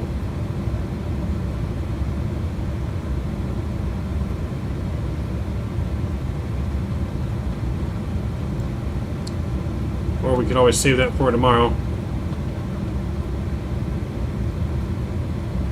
Oh, well, Pyro was definitely funnier because we drifted the aircraft on the runway. Redemption, do the flight? Alright, that's what I thought. We're gonna have to do another flight.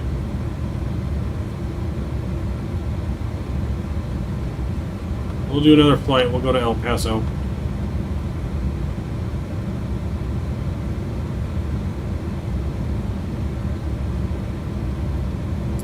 Gotta redeem ourselves after that one. John Bellicom, thanks for subscribing. Very much appreciate the support, my friend. Very, very much appreciate it.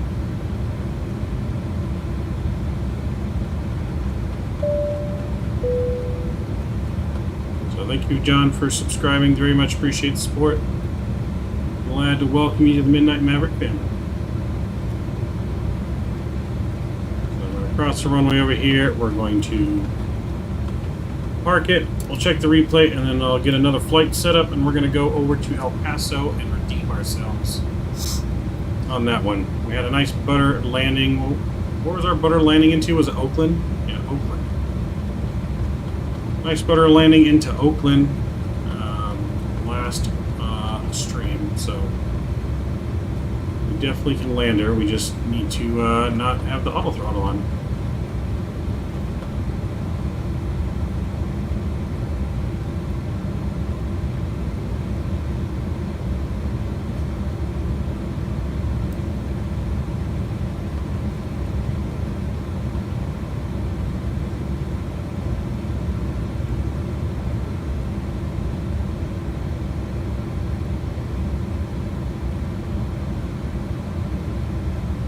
Yeah, it was Oakland.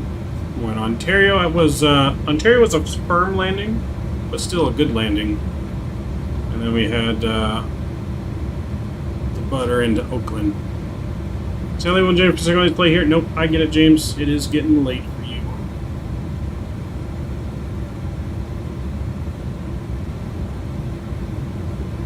Alright, we're gonna park here.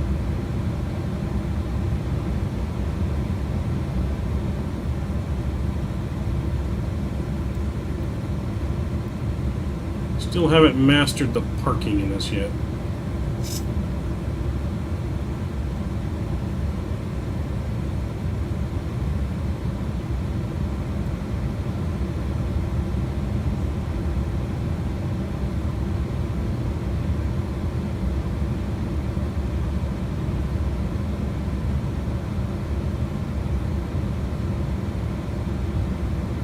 Here we go. Come on.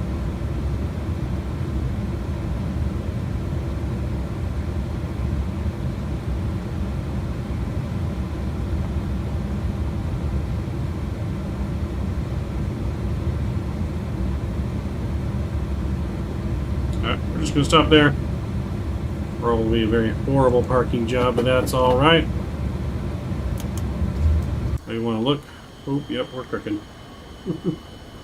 Up in the sea here, folks. James has to wake up early a.m. so he can get a ride to the airport. Alright, let's toggle the replay. We'll check out that last landing. Where are we at here?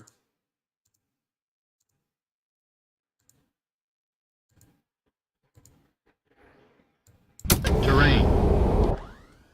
There we go. We'll check out this one.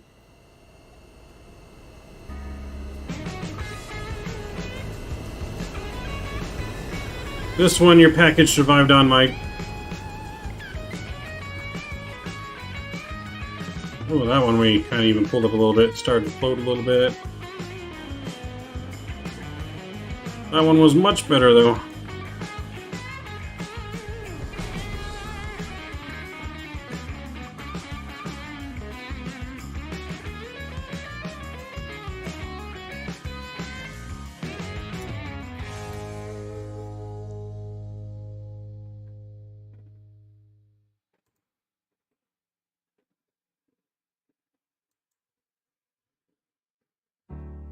Went from FSX to FS 2020. This aircraft brought me into X-Plane. Awesome, yes.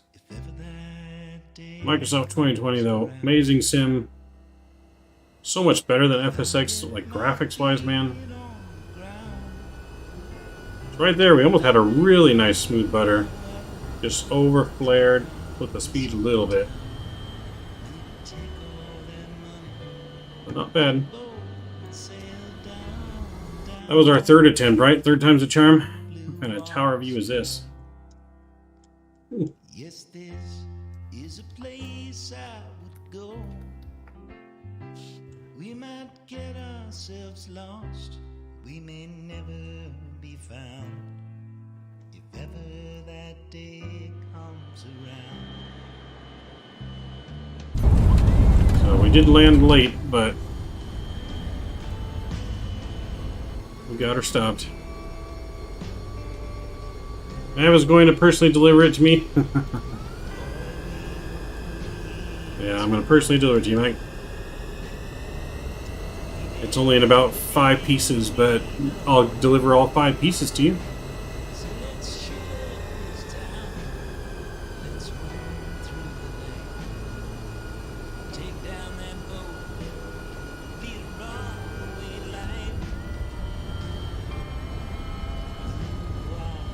I'll deliver it all 5 pieces. Any crazy system glitches? Nothing like super crazy. There is a throttle issue where the throttles sometimes are unresponsive or stick. But that's not really that big of a thing if you know how to just work around it. So not really. VNav, LNav worked great. We just didn't have our profile set up right. So yeah, it's still pretty decent.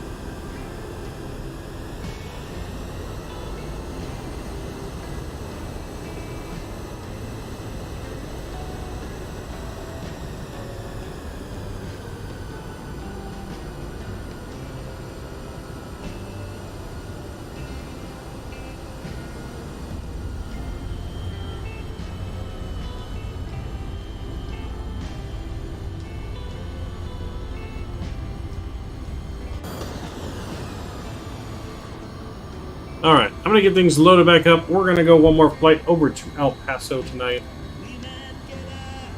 I really planned on the one flight, but I gotta redeem myself. Long flight like that, and then for us to crash. Oh, engine failure. Yeah, I'm still going to be here. I'm just going to throw you to the intermission screen real quick while I get some things loaded up.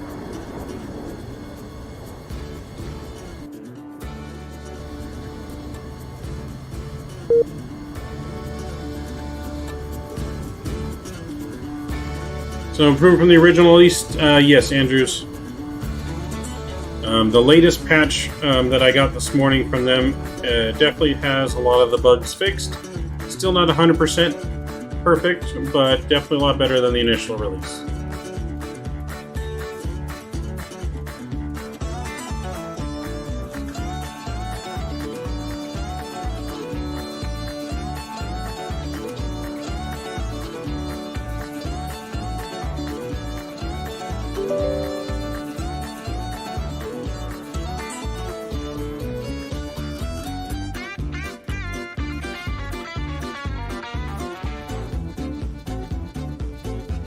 Yeah, definitely better than the original release so far.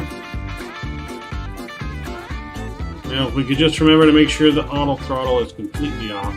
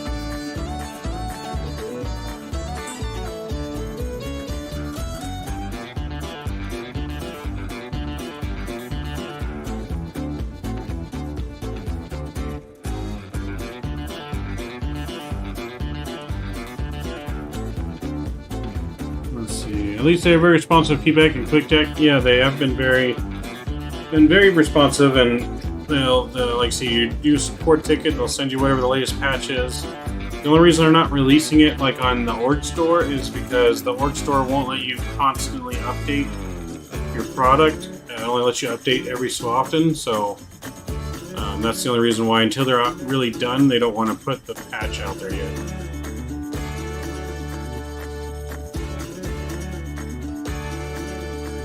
X-Plane's loading back up.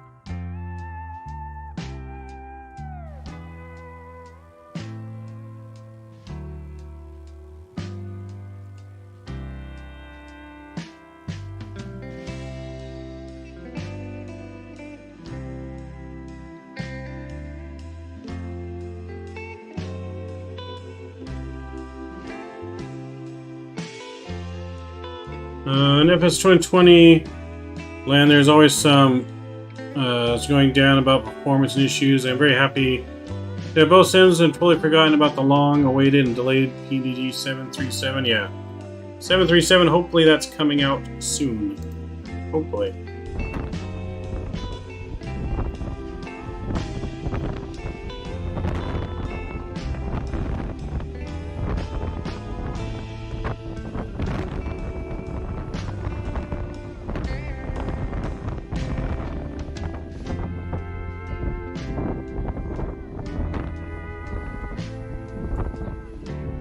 So hopefully that does come out soon. That's what I'm waiting for. I don't really have too many issues with Microsoft 2020 though. Yeah, I really don't have too many issues.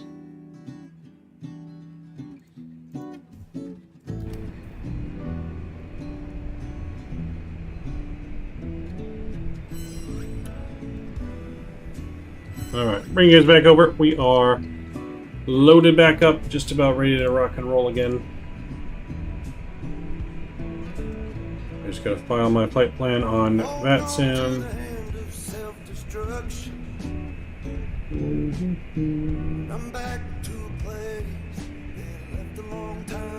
And then get connected here again to Vatsim.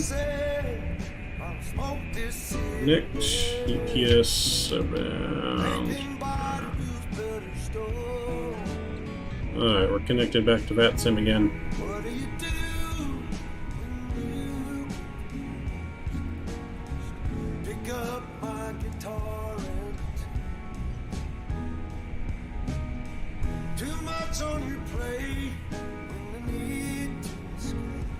It doesn't look like tower or anything's online yet.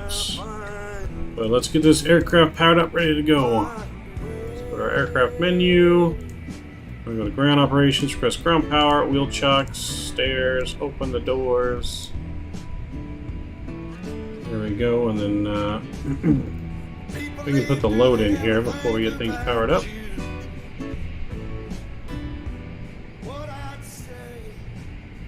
Alright, so payload, we need 145,190. Total fuel, we need 45,462. Taxi fuel, about 1,500. Trip fuel is going to be 222,284. And let's just make sure the center of gravity is right. Right there. And we'll load that. Alright, that looks good. Minus 100 pounds of cargo.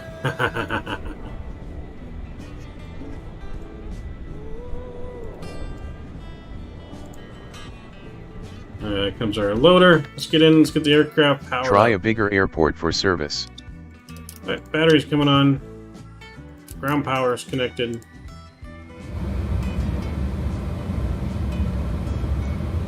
That looks good. Let's get IRS 1, 2, 3. Let's get emergency power armed. And go off. Let's redo that. There we go. Seatbelt signs, smoking signs, logo light. That looks good. Everything else up here. So brightness. That looks good. You know I'm gonna let you forget about that. Oh, I know.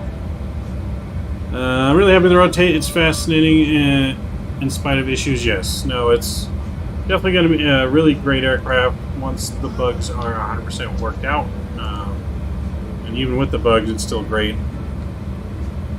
Our crash, I would say, is not 100% on the aircraft. It was definitely involved with pilot error on that one. Part of it, the aircraft, because my button didn't work for the autopilot, or not the autopilot, the auto throttle that I have mapped on my joystick or yoke, but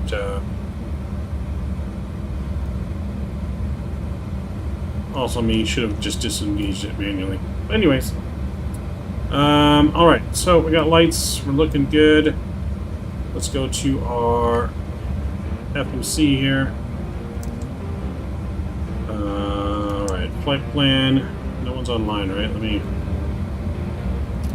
make sure we just turn that on. No ATCs online, that's fine. Alright, so we're gonna go from KSAT over to Kelp.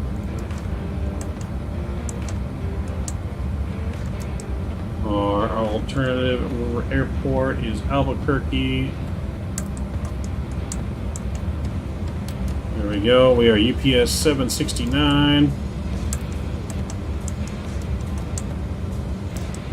And we're going to cruise to flight level 360 again. Cost index is going to be 20.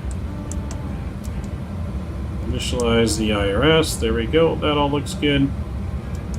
Our weights and everything are in. That looks good. AGC got fired.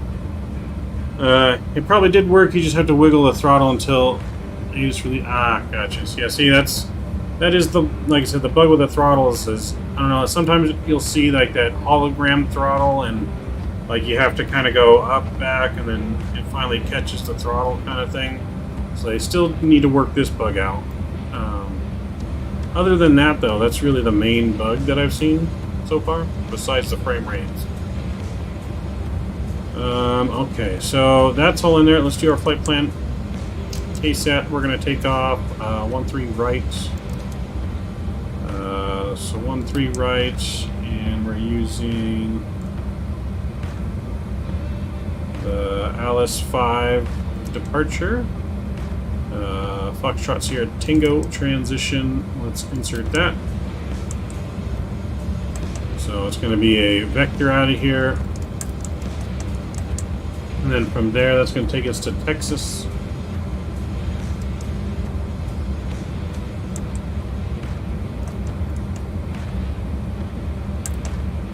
So direct to Texas, and then from there, that will take us into our arrival into El Paso. So right now, it's got us wanting to land 26 left. 26 left is landable. It's 9,000 feet, so we can do 26 left. Okay, so we'll do 26 left. Let me see here. Actually, you know what? I don't want to do 26 left. Let's do. Let me look at the winds first. Winds are 360 at 10.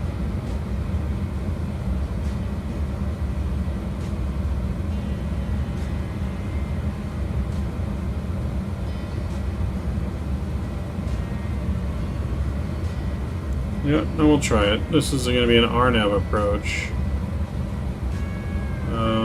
So let's try RNAV 26 left. Do we want to do Yankee or Zulu? What do we want? Yankee or Zulu?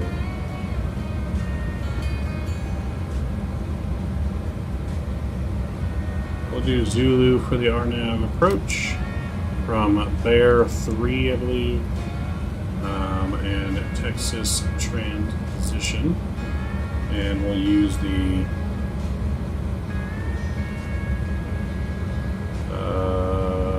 that transition there. There we go.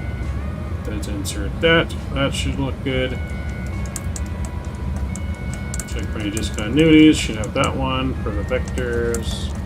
Everything else should line up. All right, everything else lines up and looks good. Let's do, we're not going to do a flex, we'll do full toga takeoff, flaps 15, 0, 0 on that. Temperature 18 degrees. Winds are light, already checked on it. Nice, alright. You can squawk 2516, alright, I'll put that in. Just finished getting this in here, 3,000, we're going to go 4,000. And B1, 135, 150, 159.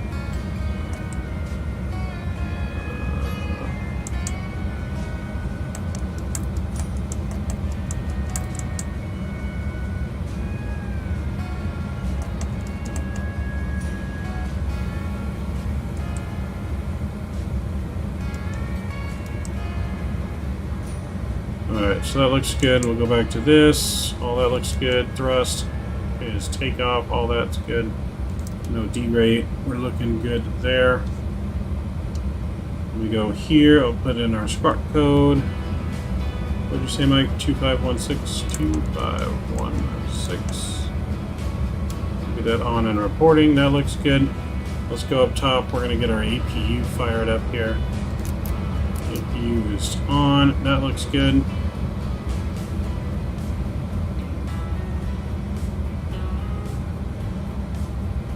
Emergency power test fail. Turn that off. And then back on again. There we go. Emergency lights are off. Get the emergency lights armed. There we go. Alright, we're going to pre-plan the pushback. Pre-plan our pushback. Set us up just like that. Alright, Captain, got the directions. Let me know through the menu when you're ready. Alright, once the APU's on, we'll be ready to go.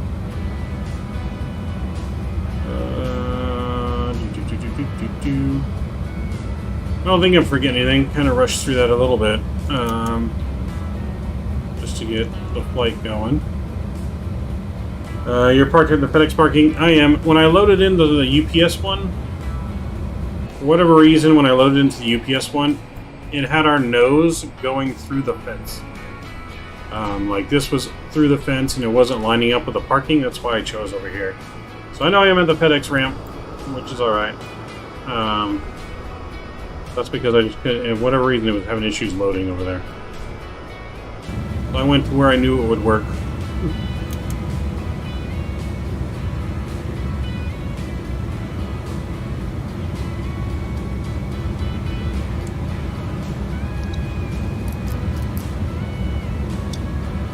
Alright, APU is on. Ground power can disconnect. Let's go to our aircraft menu. Dismiss, dismiss, dismiss, close. And tuck and drive up. Great news, Captain. Your tow's coming. Beacon lights on. Defog is on. Get our cargo heat. There we go.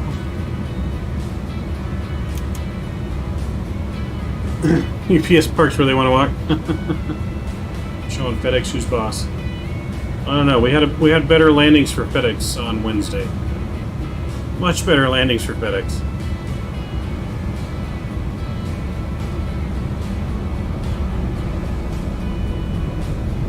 Alright, so this gets up to 36,000 feet.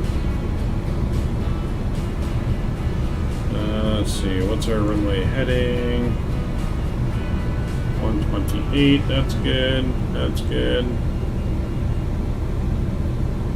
Alright, looks like the doors and hatches are closed and we're ready to connect.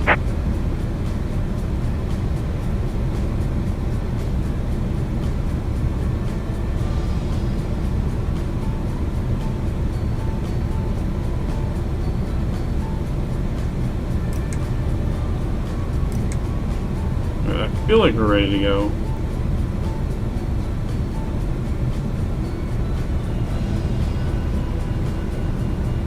I feel like we're ready, but I feel like we're not ready. That's true. I have had better landings with Ryanair, so. Oh.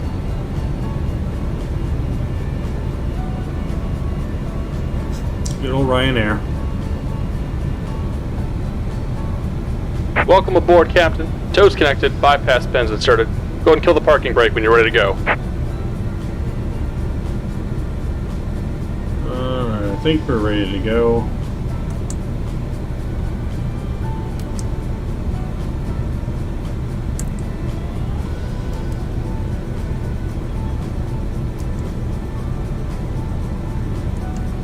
Alright, let's get out of here. Here comes the pushback. Light them up. Light them up. System A is coming on. It'll be interesting to see what TFI Design comes up with. Yeah. Definitely going to be interesting because they are making, I believe they're the ones making the MD-11 for Microsoft, right? Start engine number 3 here. N2's rising.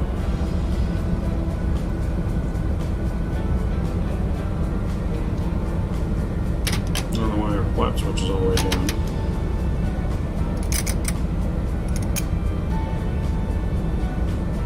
Use fuel.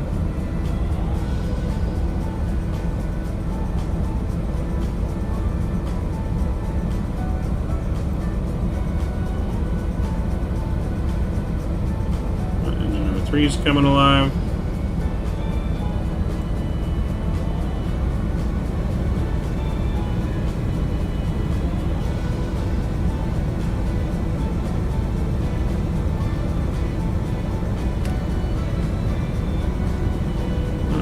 It's been extinguished. We'll give it a second. We'll start engine number 1. Engine number 1's coming on. Wait for that N2 to rise.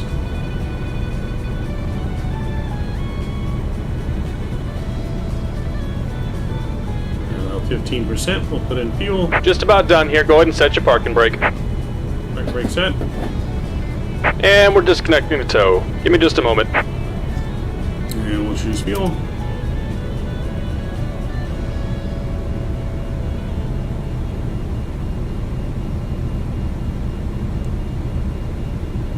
Number 1's turning on nicely.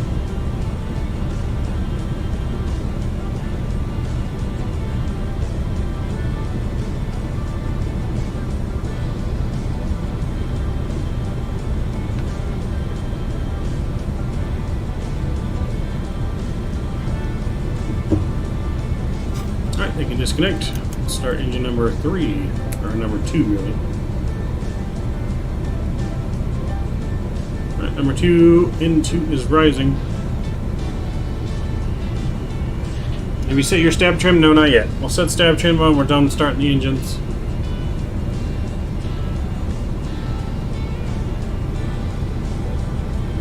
And we're disconnected. Signal and pin on the left. Take it easy and have a safe flight. And we'll choose fuel to that. There we go. Let's go to our takeoff page. Stab trim is going to be 4.8. 4.8.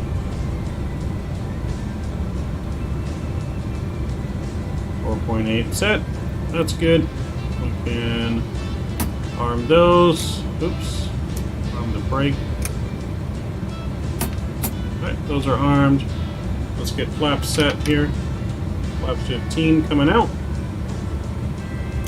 That's good. Go is there. There's our signal. Let's get taxi light on here.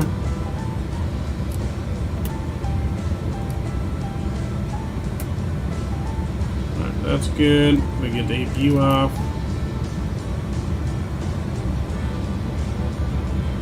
Alright, APU is off. That looks good. Taxi lights are on. Arm the auto flight. Nav, profile, FMS speed, and we should be good to go. Alright, parking brakes released. We are ready to rock and roll. Hopefully I've not forgotten anything else, I don't think.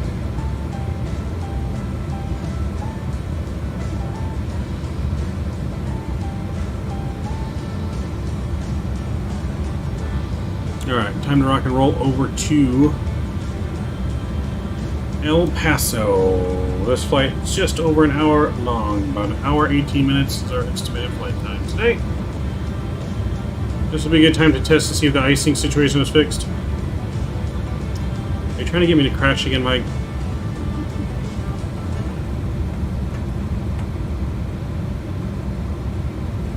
You're trying to get me to crash again. We're trying to redeem ourselves.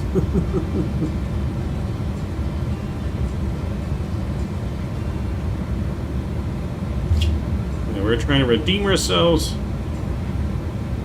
and not have a crash. That was our second ever only crash we've ever had on stream. Second ever. There's only one way to find out. This is true.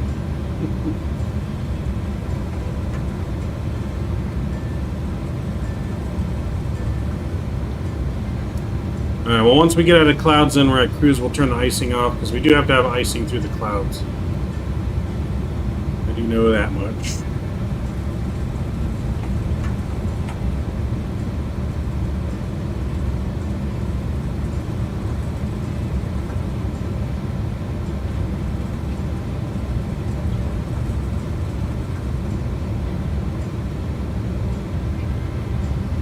Lucky this is the first one I've seen, so your record's pretty good. You never saw our other one, Mike? I think you may have joined right after our other one. We went down in the waters right off the runway of Brazil. Lost all lift. Got too slow, lost our lift. Right into the water.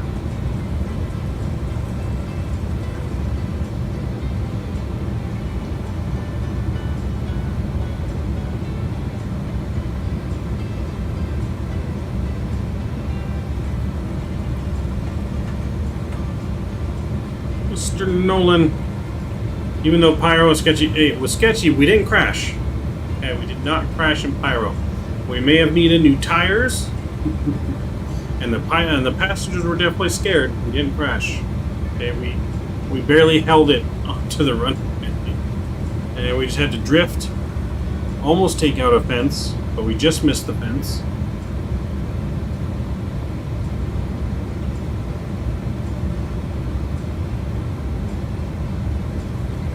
Yes, I'm sure you heard, because some will not let me forget. Some will definitely not let me forget about that.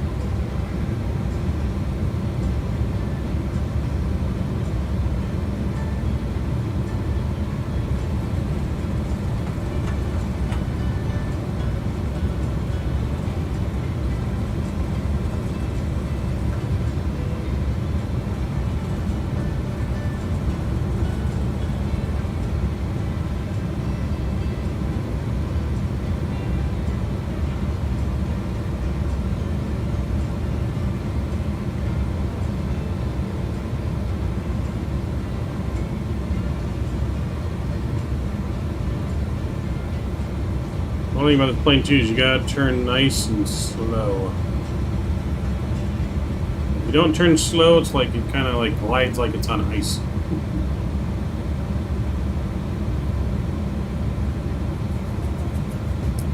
It was Rio de Janeiro in Brazil.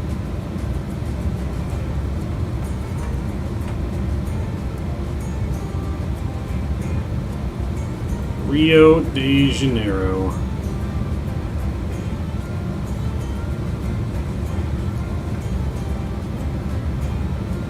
I think the airport's called Sao Paulo or something like that. Sao Paulo.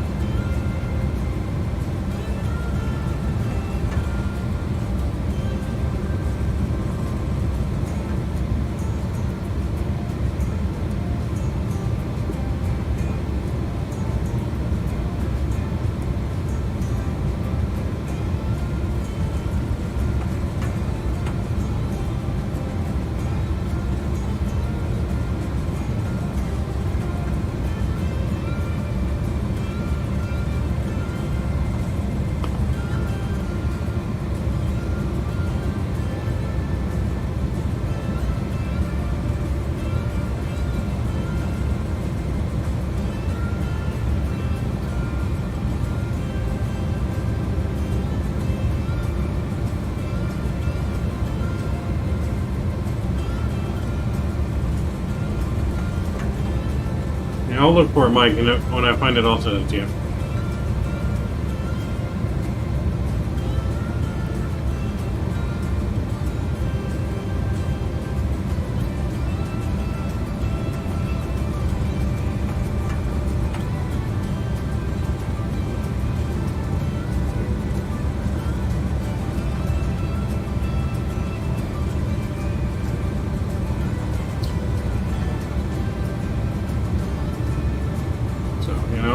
When I see it, I'll send it to you. It was a ways back. This was last year. I don't know, probably like 6 months ago. Maybe a little less than 6 months ago. Somewhere time towards the end of last year, I think. Alright, we are here. San Antonio traffic, UPS 769, heavy, taking off runway 13 right. San Antonio.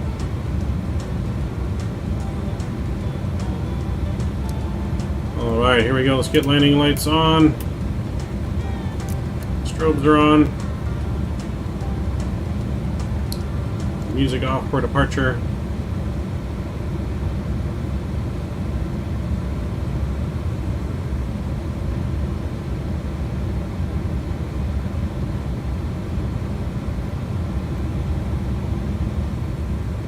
So for this one, we're going to let the engine spool up while we hold the brakes.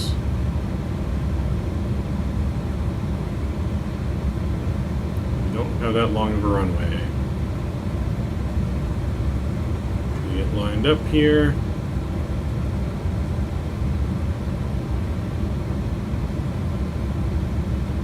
Alright, there we go. Enjoy the departure.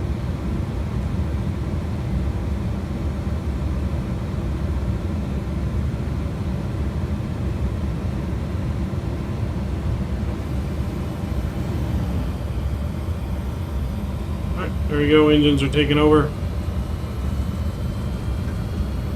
There we go.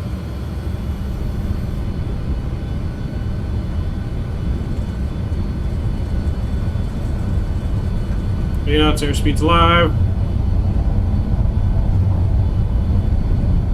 V1. And rotate. Positive rate. Gears coming up.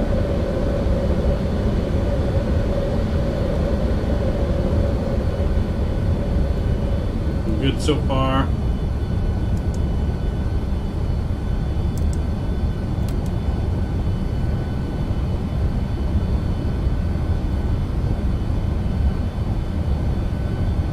Right turn here.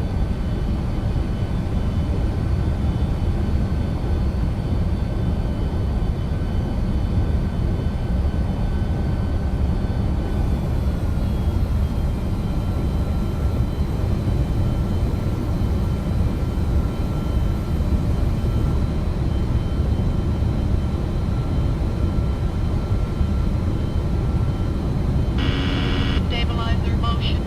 Stabilizer motion.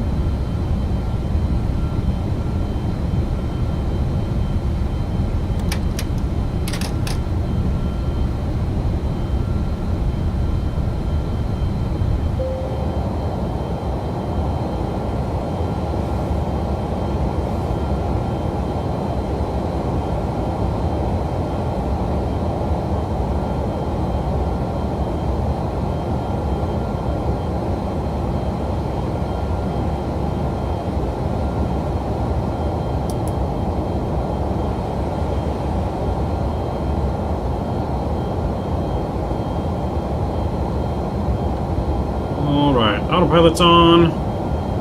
We're climbing. Stabilizer motion. Stabilizer motion.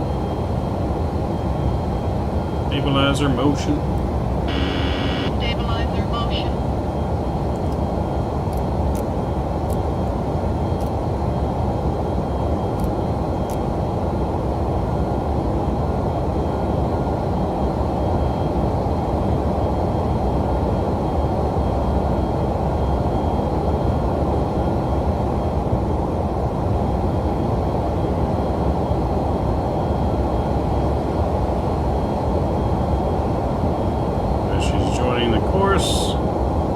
Keep the anti-ice on just while we're going through the clouds. Once we get to cruise, we'll take the anti-ice off and see if that anti-ice bug is gone.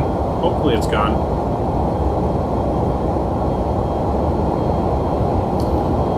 I do know we got to have it on through the clouds at least.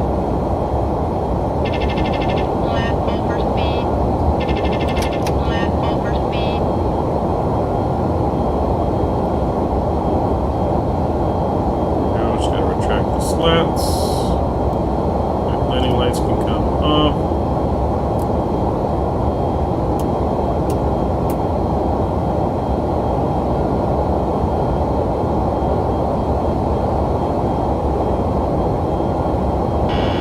Stabilizer motion.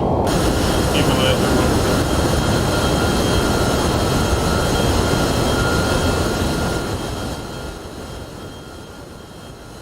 All right, there we go. We're climbing. Climbing on our way to El Paso.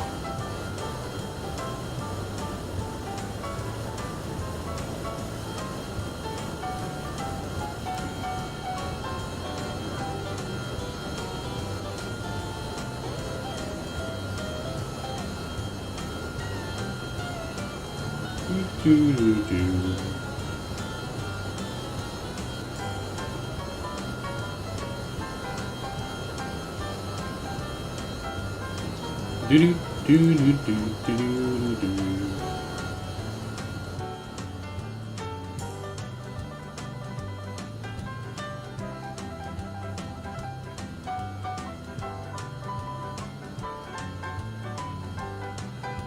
Man, it's a late night for you. What was the FP on the last landing? I don't remember what it was, really. It was in the low 30s, high 20s. So whatever reason, right now we're actually getting better frames than we were on our last flight. We're in the low 40, high 30s. So right now we're about 10 frames better than we were last flight. So I don't know if that's just like a bug that happened sometime. I don't know if it was the scenery. I don't know what it was. But we're actually getting really good rates right now. Let's jump in the cockpit and see what that does. Okay, so in here it definitely gets a little bit lower. But not too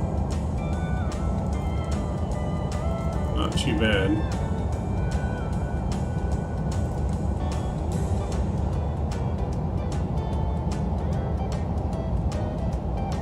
So, you know, it's a late night for me, for sure.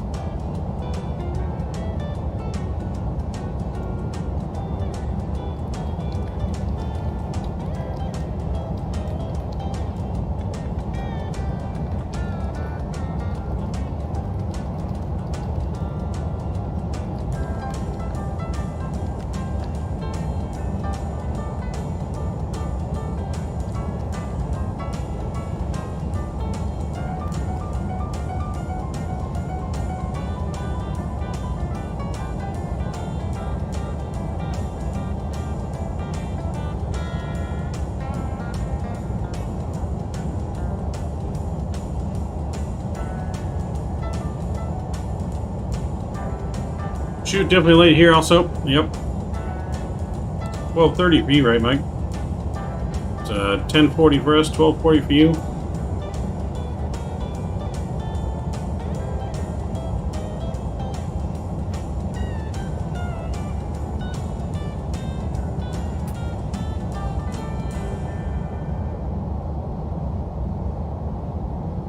So do have a little bit of a headwind here. Like I said, once we get to cruise, I'll take the anti-ice off, see what happens. Hopefully we don't crash. If we do, it's all Mike's fault. And not this Mike, but that Mike. This is the first craft that I'm going to learn from the manual I've parked at. Break through and learn it by the book. And these videos, thanks, haven't even taxied yet. Nice. And it does come with very detailed, in-depth manuals for this plane, John. There's a lot. If you really want to read it and get into system depths, exactly how everything's performed, it's got some very good information in it.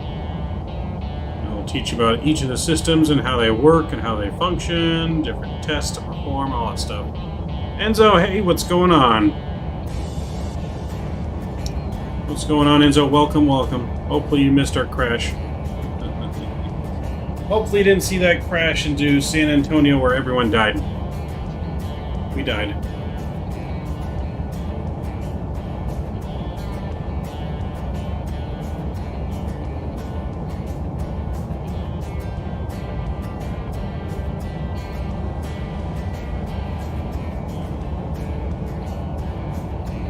And package it, yeah, your package got destroyed. Sorry, Mike. It's in little bits and pieces now. Bits and pieces.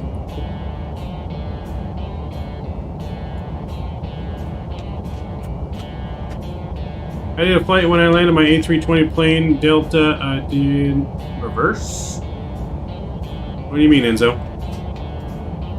Like you did the flight in reverse?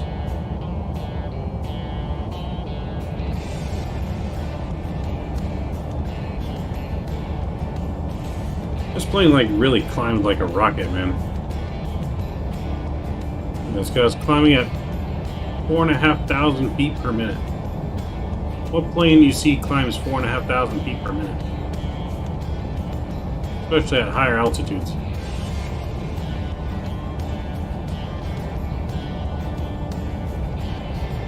D-Mac, I should really be asleep. You don't need sleep. You're young. You're young. You can pull all-nighters. It's the weekend. You can pull all-nighter. Like when I landed the plane, I did, oh, reverser sound on the runway. Nice.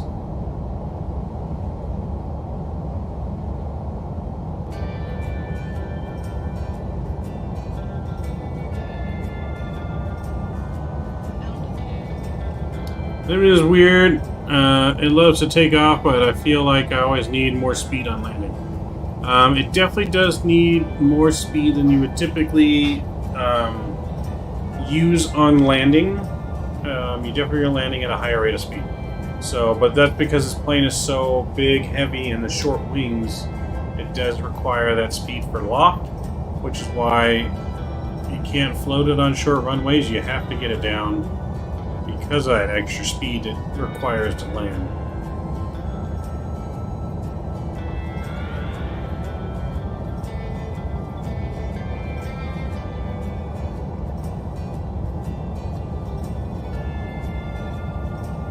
Also why this plane has flaps 50 on it, to add that extra drag on short runways to actually help it stop as well. So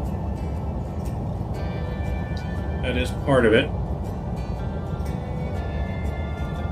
Alright, we're reaching 36,000 feet. Alright guys, wish us luck.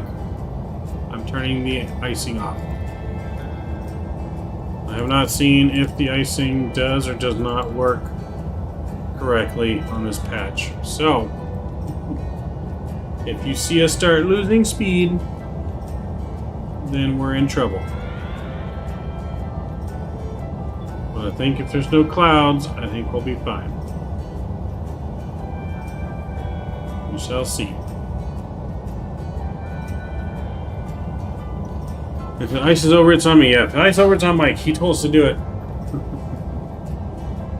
There will be no restarts. This is the last flight of the night, unfortunately, because it is getting late, and I got to be up early to get to fly with Rookie's house at 8 a.m. to start helping with the simulator. So, got to be up early. Definitely last flight of the night.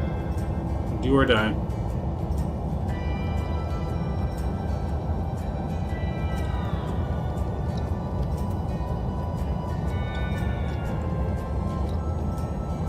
So, we shall see.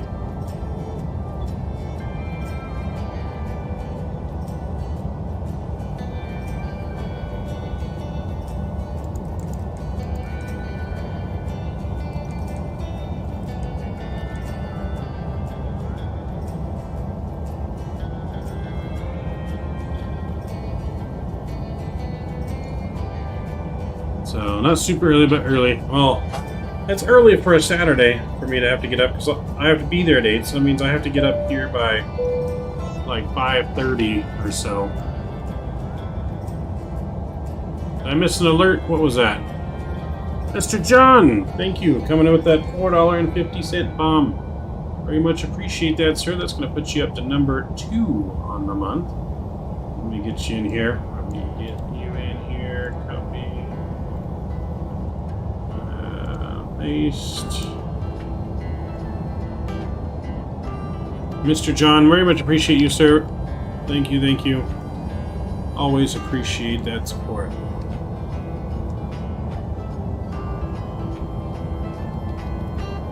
I don't know if it's all going to fit in there. Hopefully it does.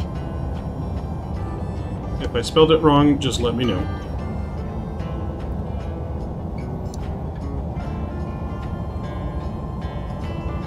Make that a little bit smaller so it fits.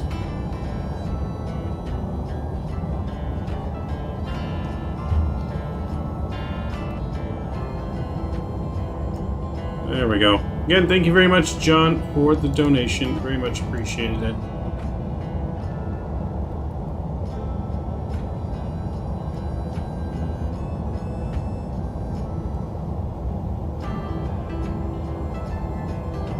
I used to paint them in the 1990s for European Airlines. Oh, nice. So you used to paint these aircraft then? Well, that's pretty cool. Alright, so far plane seems to be behaving alright. It's not losing speed yet. So I think we're fine on the icing problem. We're just going to have to keep an eye on it. Keep an eye on her. So, yeah, that's pretty cool, John.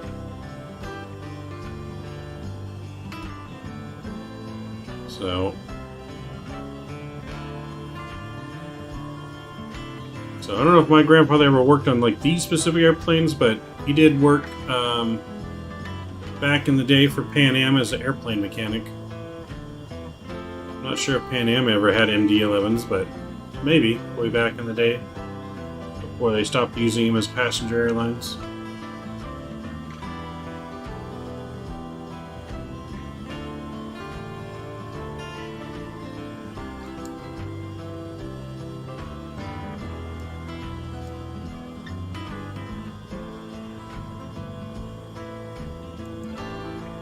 So far so good on our flight. So not a super long flight, just over an hour of flight time. Look at our chrono. So yeah, we're 15 minutes in. So we got about a little less than an hour now. About an hour before we reach El Paso.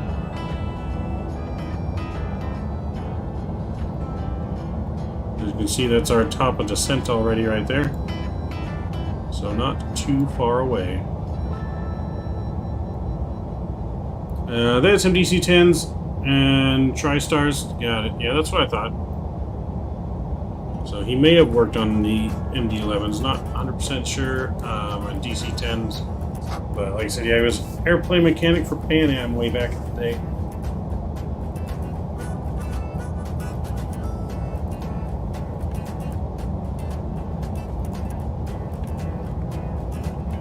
Until, of course, when Pan Am went out of business.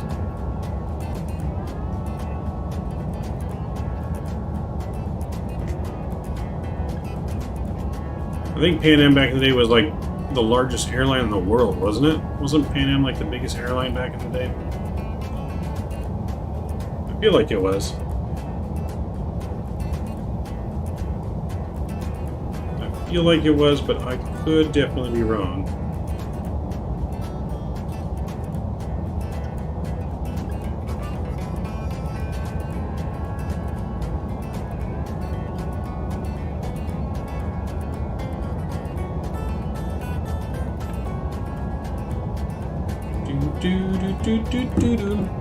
So I am getting some, like I said, IRL streaming equipment. I'm getting a nice camera, a new laptop and stuff to stream mobile.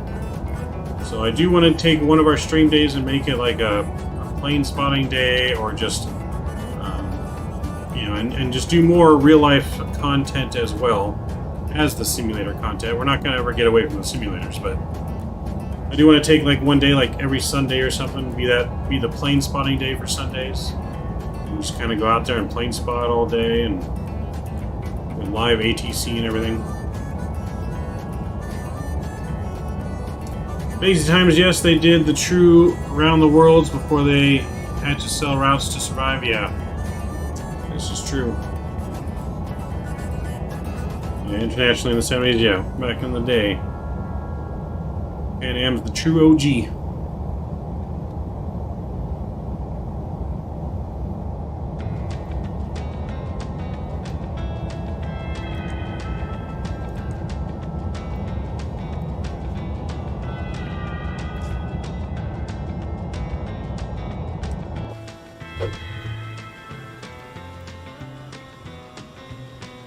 See, Mike, we're flying over the western part of Texas. There's nothing. No, it's all desert. Driving through this part of Texas, man, it seems like it takes forever. I feel like it's never going to end when you drive through Texas.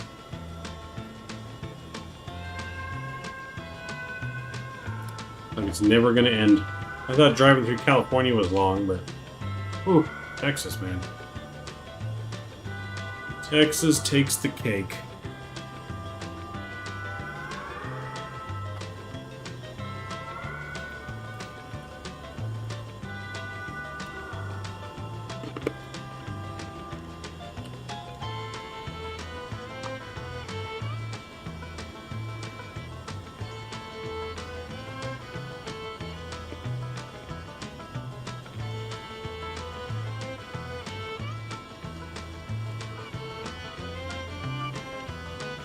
Like, it doesn't really even realistically take that long to drive through Texas, but it feels like it takes twice as long as it did.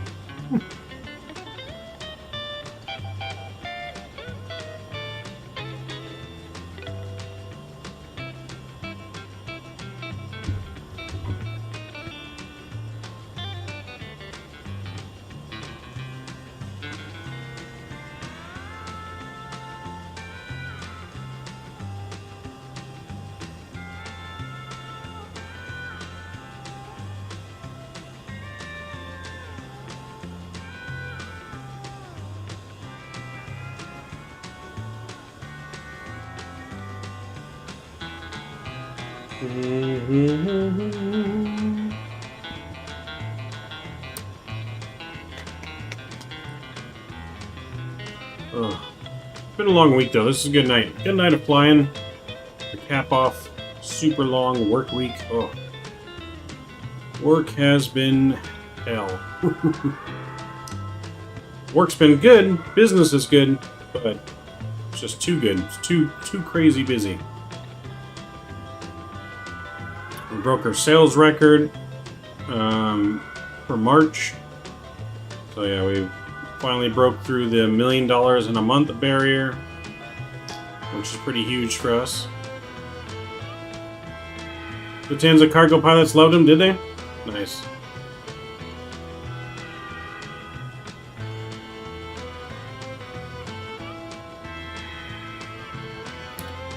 Yeah, so once as we're finishing this week up, we're going to finish up this week in X-Plane.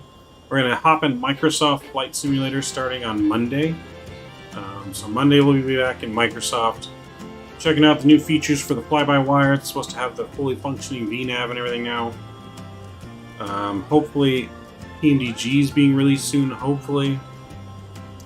But then we will be back probably at least for one stream next week in X-Plane, because Vertical Sims is going to be releasing their Ontario International Airport. The plan, at least, they're releasing it next week. So when they do that, we're going to be streaming the MD-11 out of Ontario. We're going to go from Ontario to somewhere and back to Ontario in the MD-11. Most likely in UPS, because it's UPS's main hub.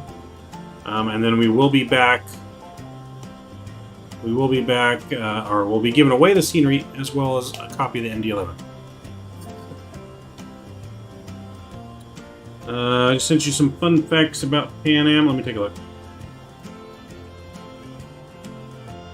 Let's see.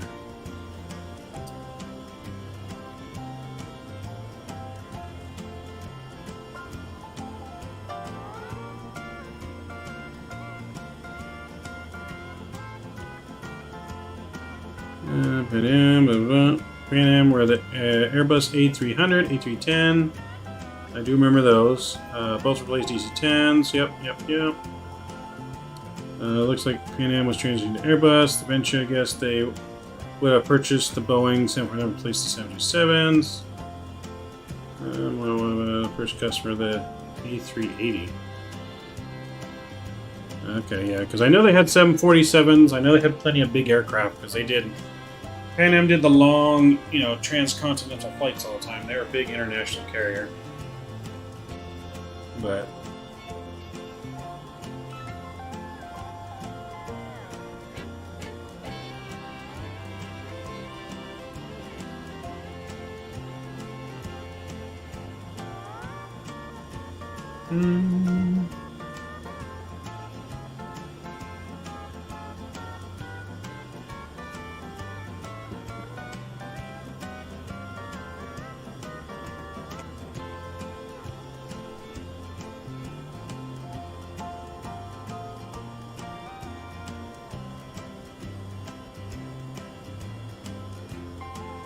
alright, let's see here. Let's change it up some.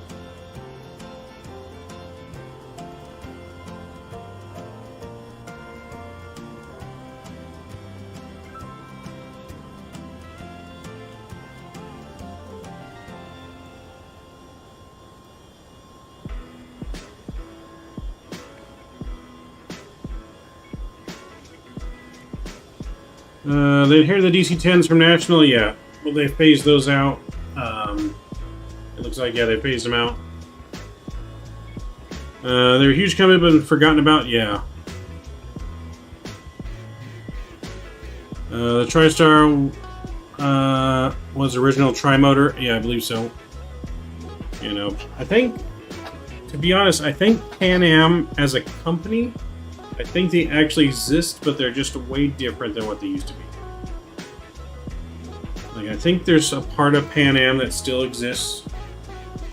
Let me check here. I thought I saw something about them.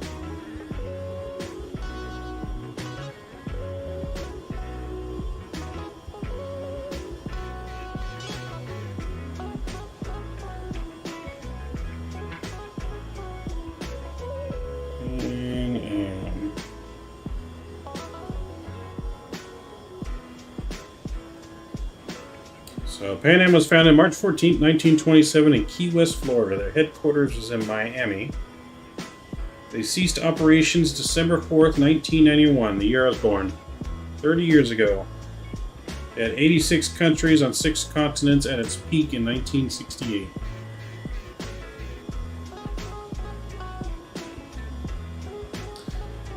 Pan Am Airways made a demonstration flight from Key West to Havana with Fairchild FC-2 La Nina borrowed from the West Indian Aerial Express.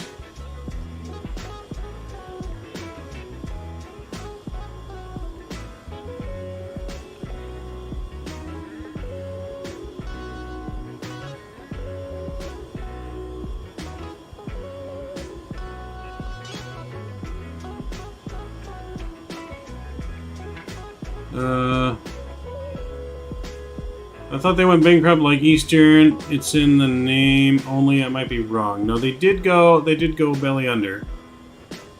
Damn, 91, you make me sound old. Yeah, I'm only 30, about to be 31 this year. Let's see, blah, blah, blah.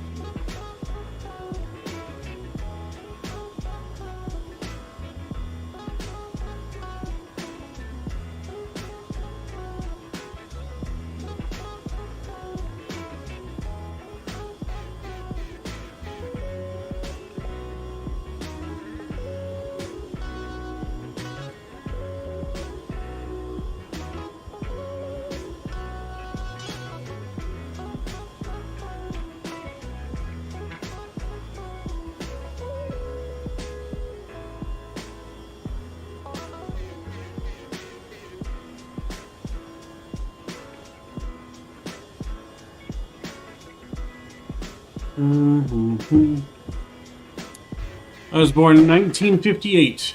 Nice.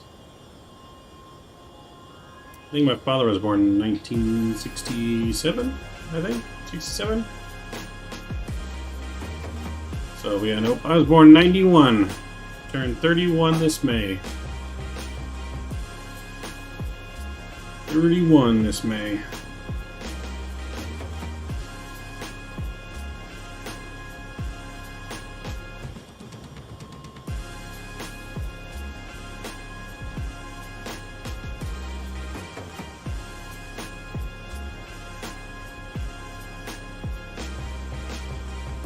Alright, let's check and see how we are. Top of descent here. We're looking good.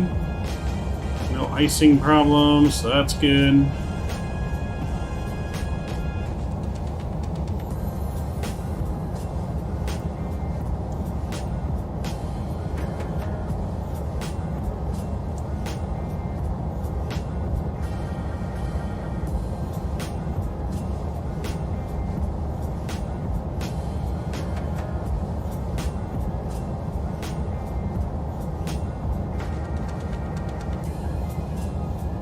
Yeah, we don't got too long.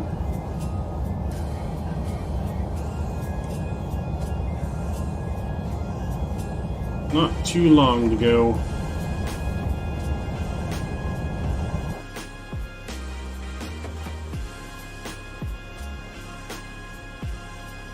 Some people doesn't see the stream just like that when you call your mom. He won't care. My mom would care, but he won't care. He won't care. I bust his balls all the time at work because he works for me. He works with me at my work.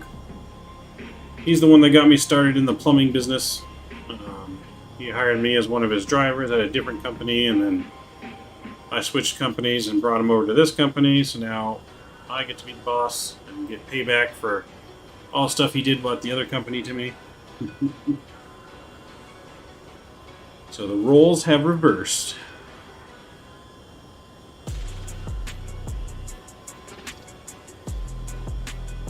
Yeah, we work together. Been working together for... How long have we been working together now? Like I said, we worked together at that company, so it's going on like 9 years now. We've worked together, 10 years? Something like that, 9-10 years. Yes. He started at the boss at the other company, and now I'm the boss of this company. So we flipped the tables. But no, he's my assistant manager. He really helps me out with a lot of stuff. He really helps me out with all his vast knowledge, a lot more knowledgeable than I am. He's been in the plumbing industry for, I don't know, 30 years now. He's been in the plumbing industry for as long as I've been born, basically. So, he's got a vast wealth of knowledge. And a very hard worker. A very stubborn worker. He can be very stubborn, but very hardworking. You know, this is the guy that will be working, and because we're so busy, he doesn't want to go home, and he'll be trying to pass kidney stones at work while he's trying to work because he's too stubborn to go home. Did you start off working in the field? Nah. So, when I was younger, I started as a baseball, softball umpire before I was 18. We gotta go to work. This is great. Lots of plumbing. And these birds, yes, there is lots of plumbing. It was great having you on, John. Again, thanks for that donation. Very much appreciate you joining the Midnight Maverick family. We hope to see you on our next stream. We're going to try to stream something tomorrow night. I'm supposed to be working on a simulator, but more than likely, next stream will be Sunday morning. So we hope to see you then. But yeah, have a good night, John. So yeah, I started before I was 18, doing baseball, softball, umpiring. After I was 18, I started working at a sports complex called Big League Dreams. I don't know if you've ever heard of the Big League Dreams. Basically, it's like a sports complex for like Little League and high school, but they make replica stadiums. So it looks like you're playing inside Angel Stadium or Dodger Stadium, but obviously the stands in the outfield and stuff are fake. But it looks like it if you look it up online. So I started working on that. I opened up one of the parks by me here in California that was brand new. Worked there for a little bit, and then from there I went into the plumbing business with my dad as one of the delivery drivers for that company. And I was a delivery driver for about 3 years, a little over 3 years. I had the worst delivery route possible because I had to drive to LA every day. So I never got off work on time because of all the traffic. I think I worked a minimum at least 10 hours every day, never got off at an 8-hour. Maybe got off on time like 5 times in those 3 years. So I started there as a driver, switched companies, and was a driver at that company for a couple months, worked my way inside. Within less than a year, was assistant manager, and then not long after that, became manager. So I've been, I don't know, like 10 years in the plumbing business now, though. Almost 10 years, yeah. 10 years because I started when I turned 21, so going on 10. Or started when I was 21, yeah. I'm about to be 31 now, so going on 10 years.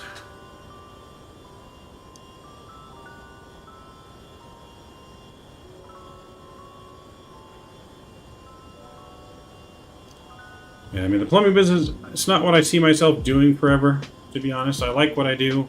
I'm good at what I do.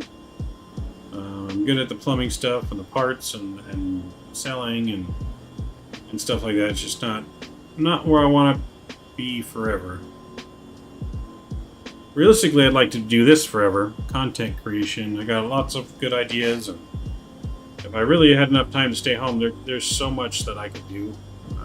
if I could just focus on only this. But finding that balance between real life work and this, you know, it does get tough sometimes. You know, there's a lot of work put on behind the scenes to get stuff ready, download, updating software, making sure it's working correctly, the nukes staying on top of all the new stuff. But I can handle freshwater side of plumbing. Yeah, I don't mind getting dirty, greasy, but plumber, hell no, just because of sewage spray, yeah. That would be, I mean, most of the people we do with are like new home construction, so they're not exactly dealing with sewer, like that kind of stuff, because it's brand new construction that hasn't been used yet.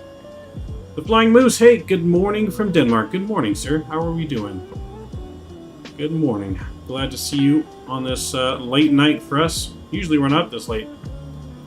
But for the channel, we do have some midnight specials coming, hence the name Midnight Maverick. So we do have some midnight showing and midnight streams specials coming to go with our name.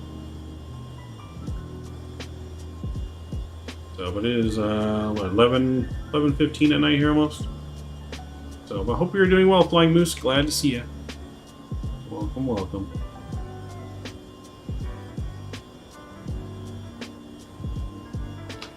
We're having a good old time here. You missed... Luckily you weren't here earlier. Didn't get to see how everyone died going into San Antonio. The throttle stuck and the autopilot stuck, or the auto throttle stuck, and we lost... We floated, tried to go around, and then we lost engine power.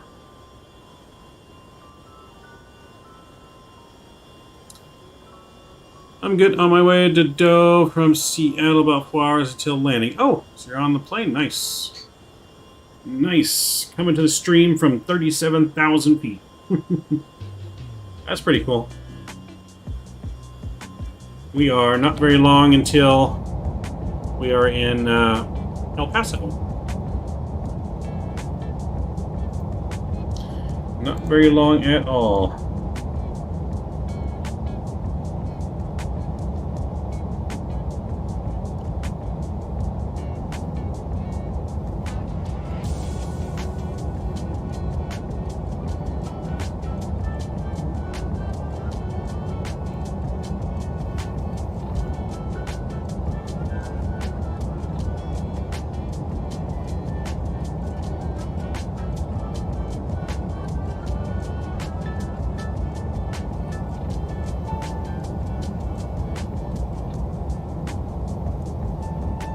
Yeah, we should be at El Paso, starting our descent here shortly.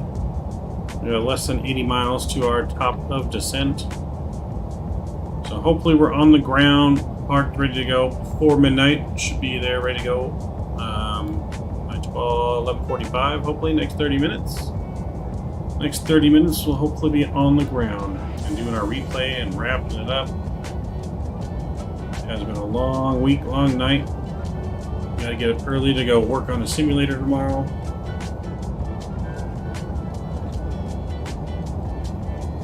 We're only planning the one flight in San Antonio, but since we crashed, we have to redeem ourselves. Which is why we're doing the second flight here. Gotta redeem it.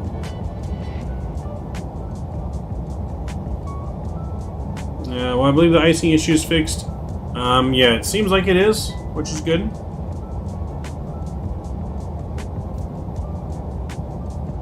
At least for now. Yeah, at least for now it is. We haven't completed our flight yet, so... I did destroy your package, sorry. Your package was completely destroyed. Alright, let's look at our flight plan, make sure our stuff adds up to the right thing. 13,000, that's correct. That bear need to be 8,210, that is correct.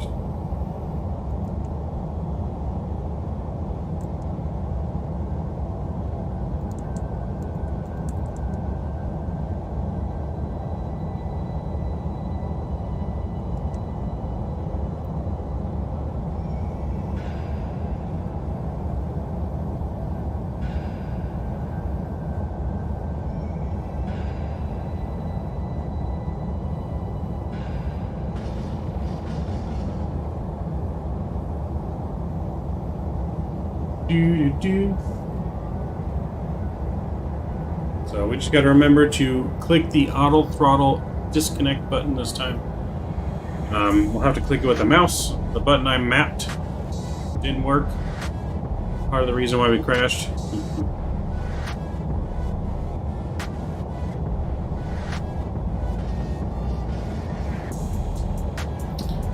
Yes, that flight was actually done in an MD-11 from Memphis, or not Memphis, from Louisville to San Antonio. Let's see, I can get you the flight number here.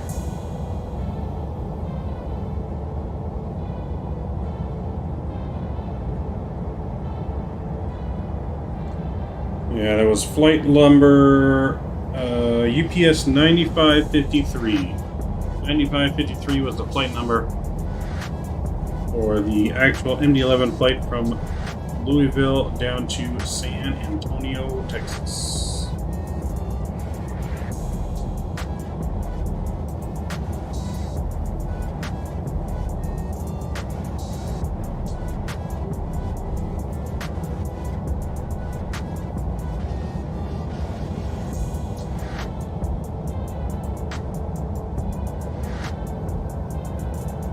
Do do do do do.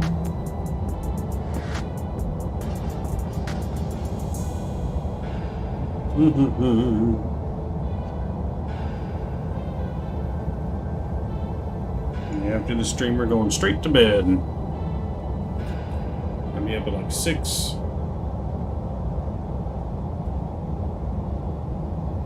I'm wondering if that was actually my package that was on that flight. That's interesting how that happened today with the flight you decided to do for stream, right? Yeah, I think it was the only one that went to San Antonio today, so if it's coming by air, it probably was. Most likely on that plane, man.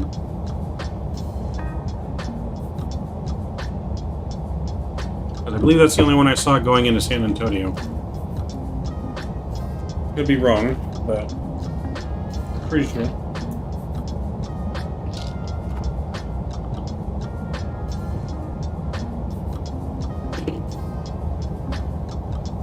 Yeah, air. Okay. And yeah, most likely.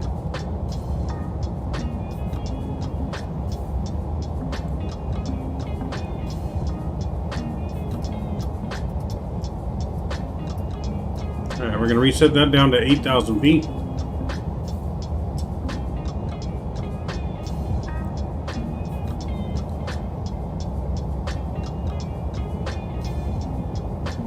That reset in our anticipation of getting to our top of descent.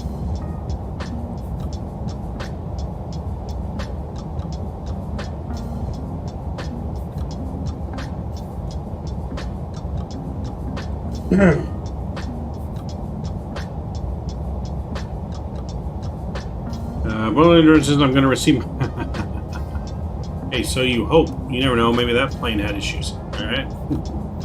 Someone said that there was a UPS plane squawking emergency at that airport earlier, so maybe it was maybe it was the same plane. Squawking emergency because your package fell over.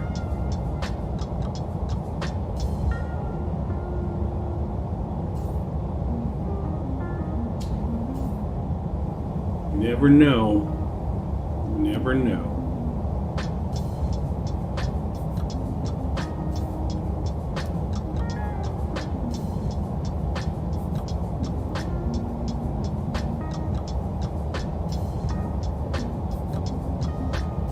Enzo, welcome back. Enzo, how we doing? How you doing tonight? How are you doing? How are you liking your new TCA Airbus pack?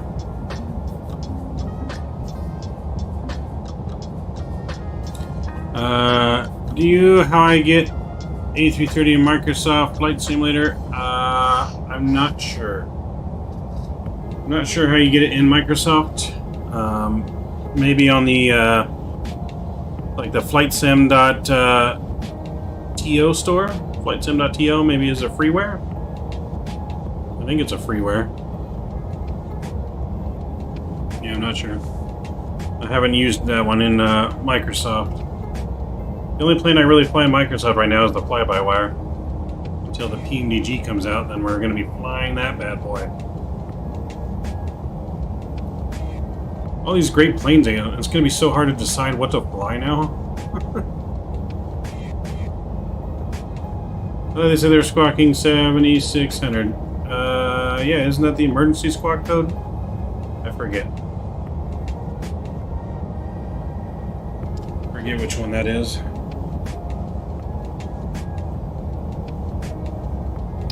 Yeah, like I download it? Yeah, I believe so. And you just gotta put it in your community folder. You just download it and drag and drop it into the community folder and it should be in there.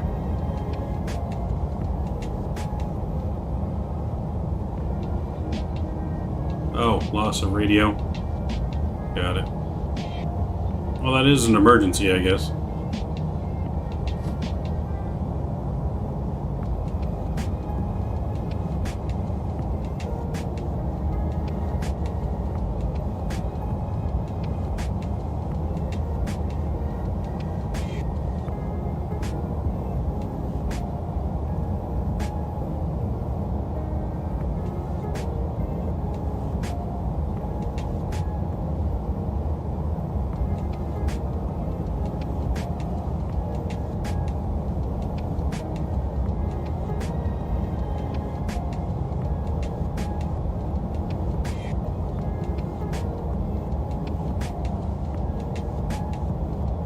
That's right, 7700.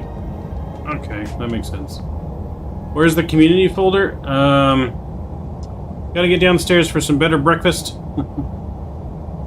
What plane are you flying on, Flying Moose? You said you're on a plane right now, right?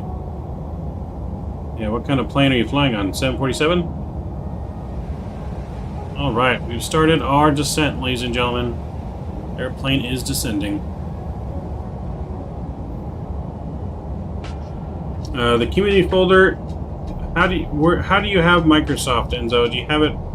Did you buy Microsoft from the Steam store, or did you get it from Microsoft directly? Oh, you're in the A350. Nice. Qatar One World livery. Nice. A350, big plane. Save me some breakfast too. I'm getting kind of hungry. Steam. Okay. Let me try and show you where it's at in mine here. Hold on. Let me see what I can see.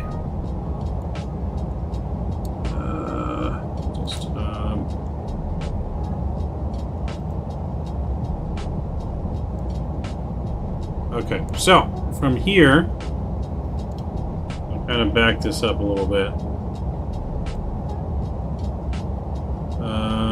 Okay.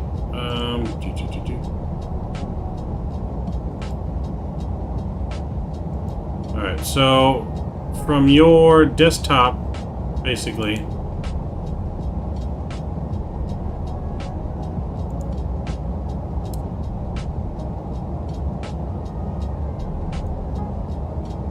Open up one more here.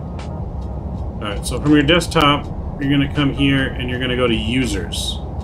So from your whatever drive you have it installed on, okay, you're going to go to Users, you're going to click on, which is probably your name, and you're going to click on App Data, and then I believe it's Roaming, and then you should find Microsoft Flight Simulator.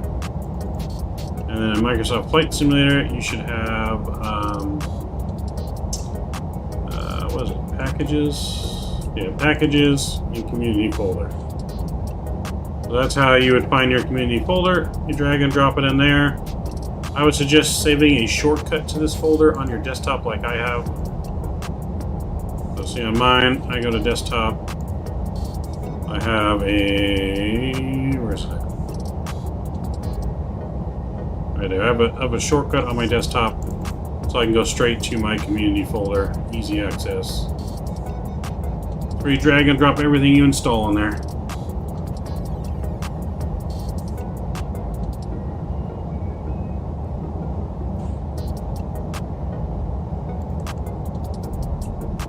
Alright, so let's go to our takeoff pay or landing page here. So we're gonna land flaps 35 today.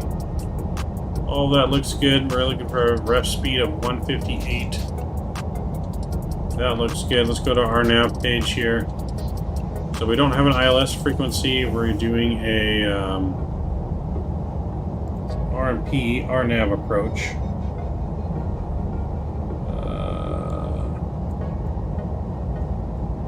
But we do have a course. We can put in the course here. 265.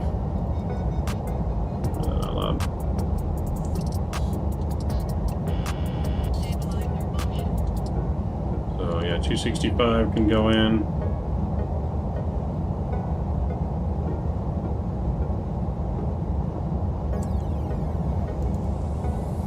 We'll figure that out. Okay, that was doing something weird. I don't want to mess anything up, so we'll go back to this page here. That's fine.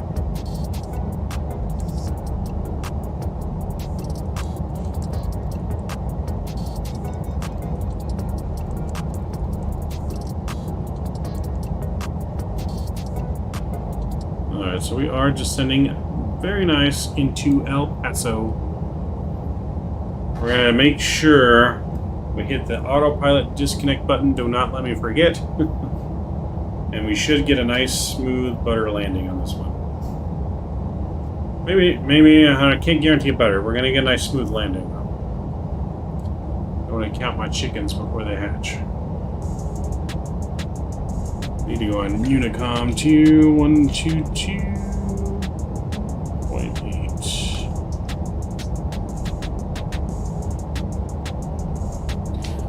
Yeah, so you go to users, click on your name.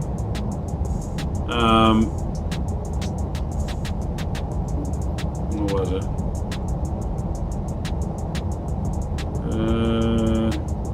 Yeah, let me go back here. So yeah, you're gonna go to user. It would be your name. It would be app data, roaming. Find Microsoft Flight Simulator. Go to packages, and then your community folder should be in there. And you can go ahead and put that in there. Yeah, no, we're not going to crash. Dang it. We're not going to crash, damn it. So the runway into El Paso, not super long either. I think it's a little bit longer. Yeah, it's about 1,000 feet longer or so, 500 feet longer than the San Antonio runway, but still not super long.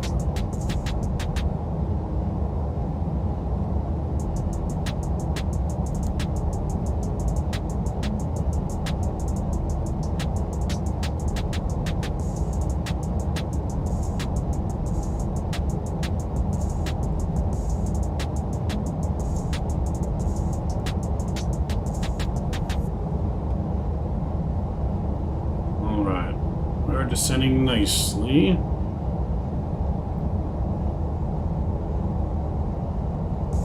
Let me look at this flight plan real quick.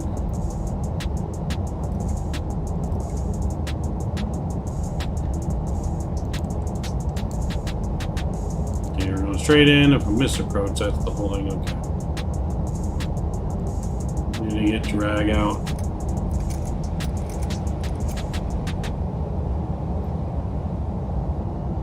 Not have enough drag.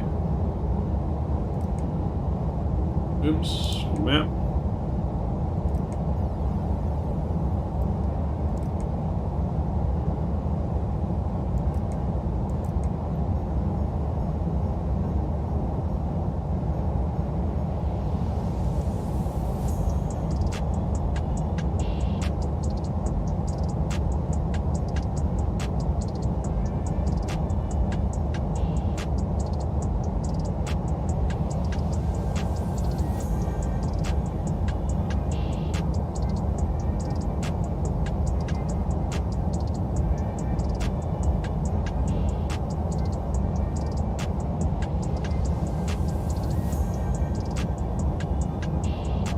What's fly-by-wire? So fly-by-wire is the A320 from Microsoft. It's a freeware aircraft that's, you know what the Zibo is? Think of it, it's the Zibo of Microsoft, basically, for an Airbus.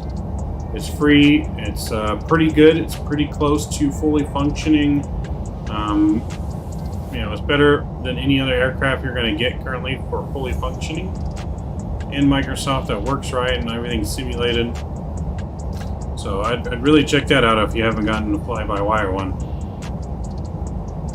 I think they're also working on a 220 and an A380 for fly-by-wire. Can you use A330 in Microsoft? I think there's an A330. I haven't not heard very good things about it. Like I said, I've heard it's not the best. It's not really like I wouldn't pay for it. If you have to pay for it, don't pay for it. It's not worth the money, but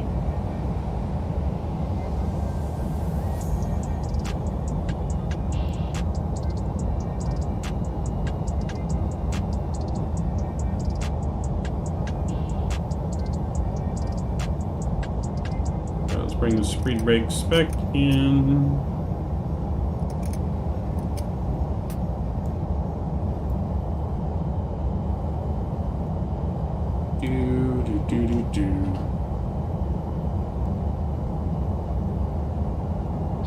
Alright, we should be on the ground about 15 minutes.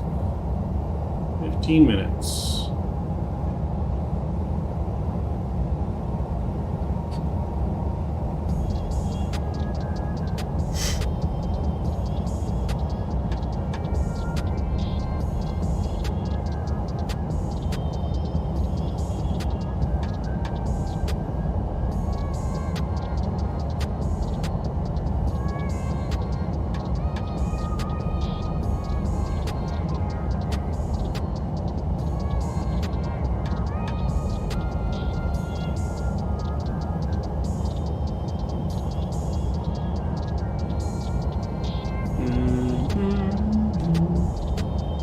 And fly-by-wire, download it, and then I have to run Microsoft on Steam or no? So when you download the fly-by-wire, they have an installer, and the installer will automatically install into Microsoft for you. Call Air Hostess. No hostess on this flight. However, do you know who Mr. Beast is? Yes, I do know who Mr. Beast is. Yeah, what about Mr. Beast? Oh, yeah, I do know who he is.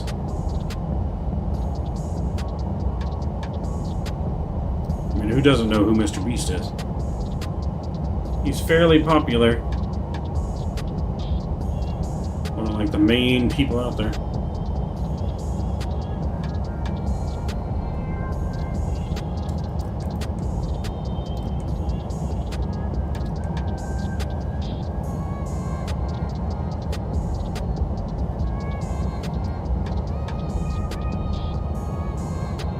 Saying Mr. Beast is going to come in here.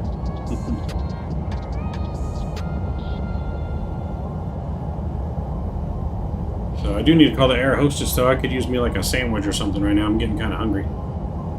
Even though it's like super late, but usually because I'd be asleep already, I'm getting kind of hungry. I'm over here snacking on these Tic Tacs like they're candy.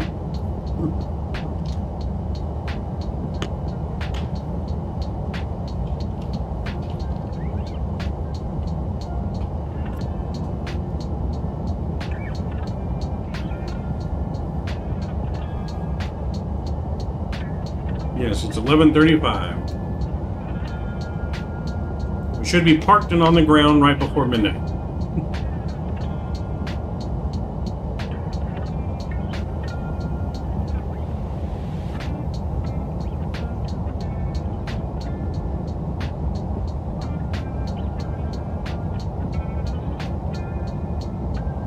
Stop both engines now? What do you mean? I don't think we really want to stop both engines now because we crash and die.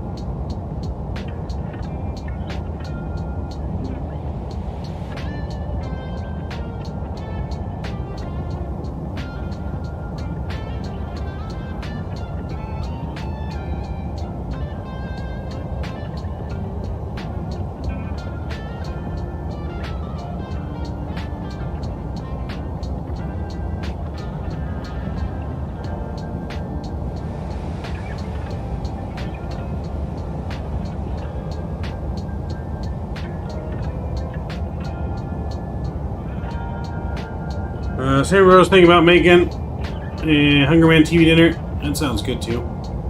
Could go for like a nice Salisbury steak right now. I haven't had a Salisbury steak in I don't know how long. Used to eat those TV dinners all the time when I was younger. Salisbury steaks.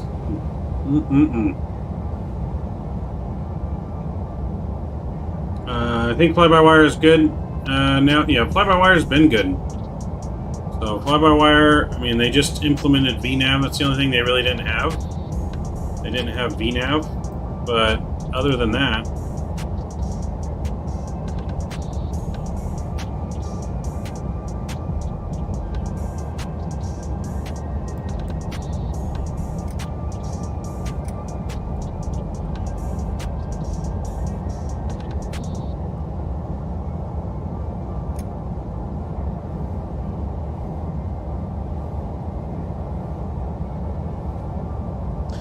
alright, we're getting very, very close to landing.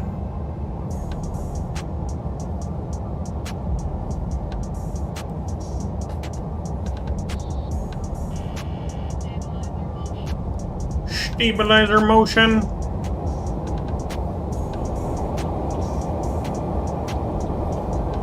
Stabilizer motion. Stabilizer motion. Alright, we're gonna get our slats back out. Slats are coming out. Let's get our landing lights back on.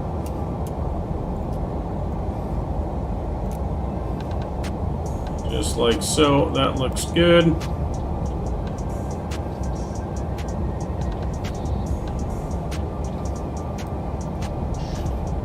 I like how you said landing. Stabilizer motion. Stabilizer motion. It's a stabilizer and it's in motion.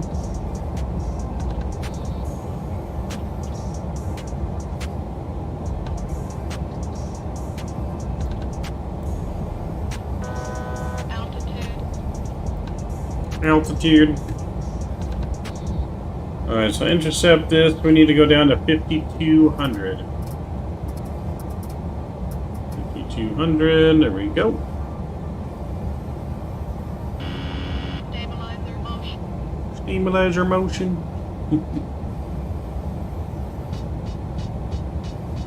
Am I just the only one that gets a kick out of this? That sound.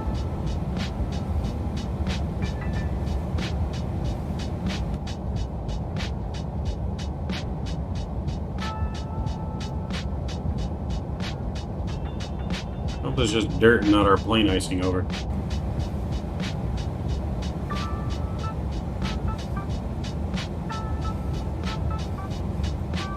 Alright, we're gonna go flaps 15 here.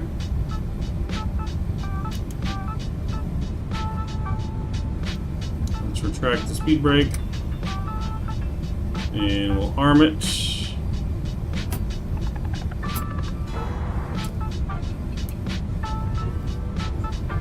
Auto brake is set.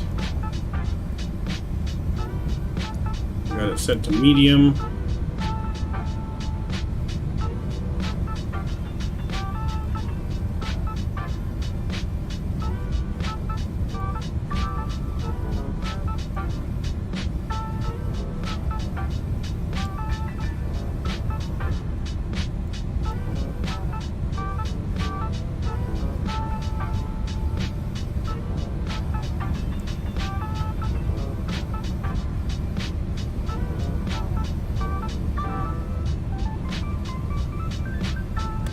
Flaps 28. It's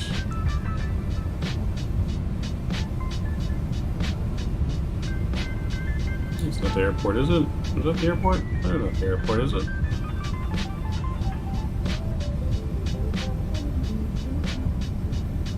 Okay, no, that's not the airport. Stabilizer motion. That right there is the airport. I think it is.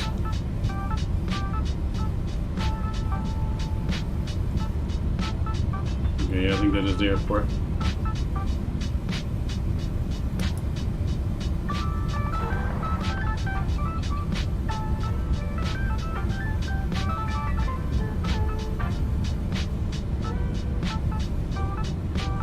go flaps set here. We're gonna go gear down. Landing gear. Landing gear. Landing gear. Landing gear. 2500. Okay, so yeah, that is our runway right there. Landing gear. Landing gear. So this is where we need to park. Landing gear. And that's our runway.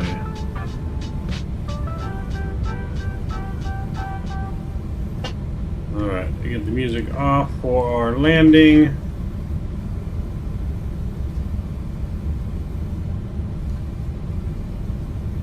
Alright, I think I might take over hand flyer in here.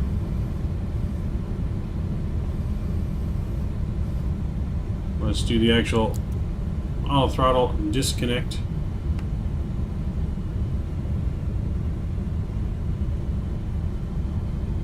Pretty sure I got disconnected. Want to make sure. Autopilot. Autopilot, disengage. Alright, we're gonna hand flyer in here, see how this goes.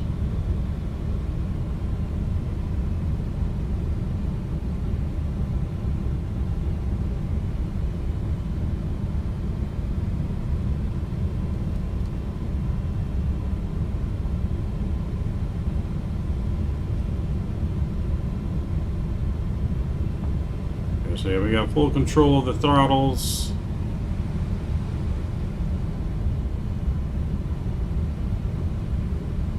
We got a little bit of a crosswind going on.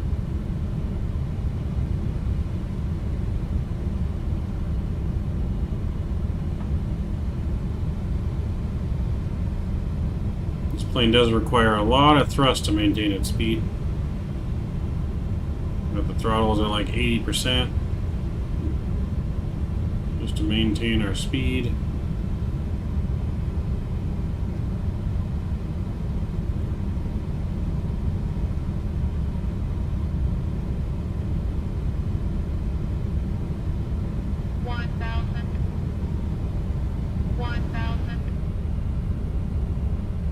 A little high here.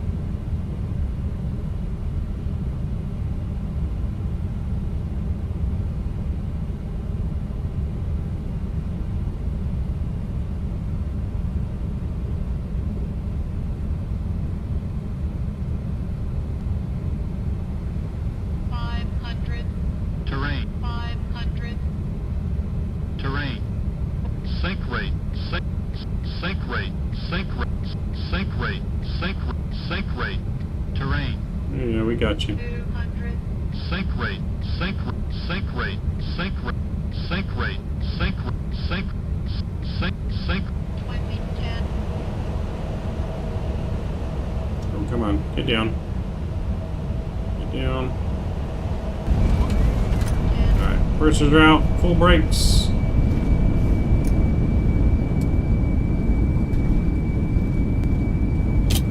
Conversers are being stowed.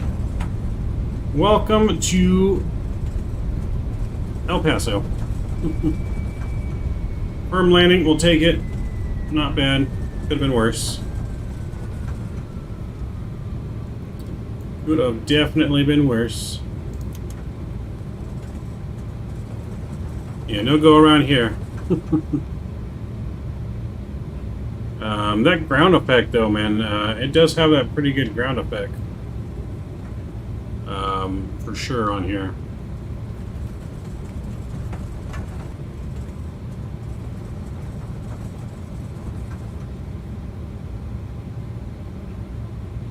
So you can see every time we get, like, it feels like it's going to go down, all of a sudden it just decides it wants to, like, go back up all of a sudden.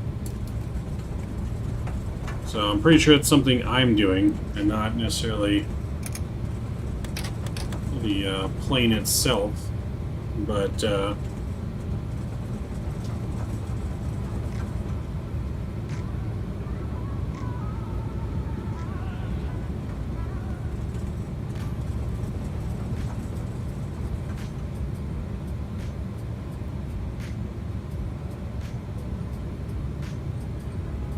landing lights are off.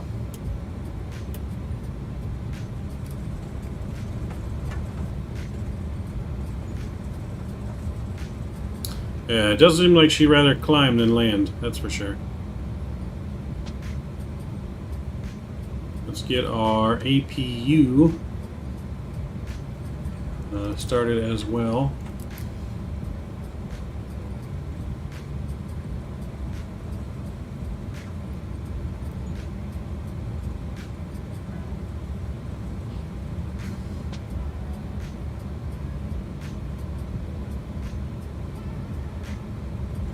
As we taxi all the way down to cargo, we'll check out the replay. But yeah, no, it seems like right when we like think she's gonna butter, she all of a sudden decides to climb again. But I think that just could be me holding the nose up too long. Like I gotta let the nose fall a little bit, I feel, when we land. We'll get used to her though. Still not a bad landing. We'll take that. It's cargo. Firm landing. But again, like I said, it's cargo. The cargo's safe this time. We're safe. We didn't die. We didn't damage the airplane. We got all the packages here in one piece this time. Unfortunately, Mr. Mike's package is still broken. It's still all broken. Your package is still burning at the end of the runway, sir. No, yeah, that is throwing me off a little bit because the plane's a little higher than normal. So the height is definitely throwing me off a little bit. No, you don't. Where's mine? So yeah, that the height difference is definitely throwing me off just a little bit because it is much higher than a lot of the planes we normally are flying.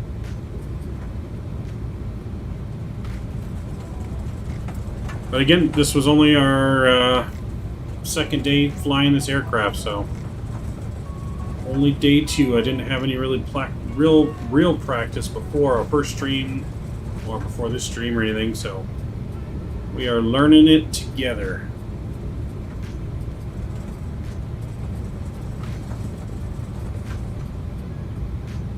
Trials and error, trials and error.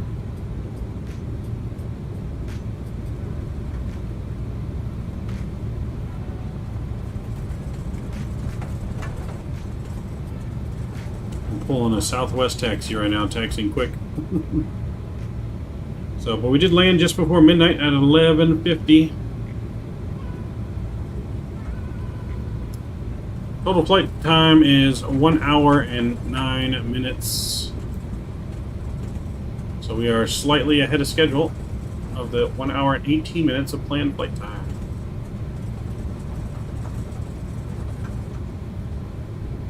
The other package you had was crashing it before stream. That's true. Like I said, we didn't ever finish a full flight before stream.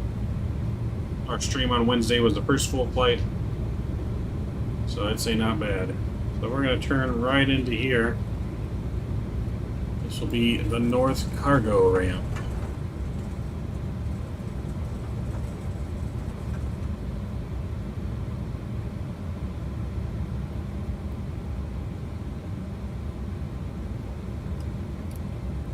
Runway turnoffs are coming off.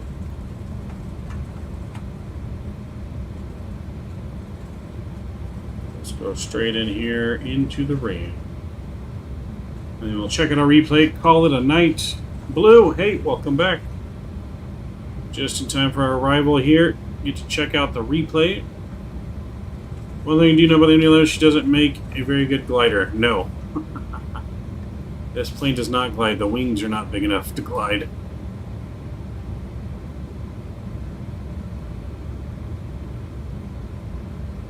Yeah, I can't learn everything overnight. That is true. Or else everything would be easy. Alright, let's see if we can actually do a good park job on this one.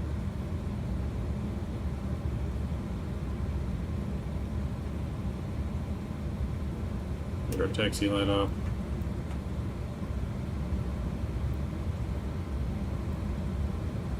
See if we can actually get this one straight.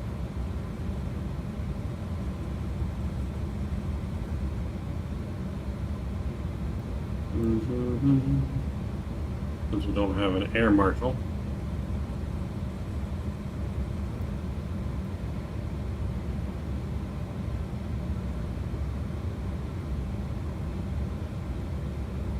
And just stop right there.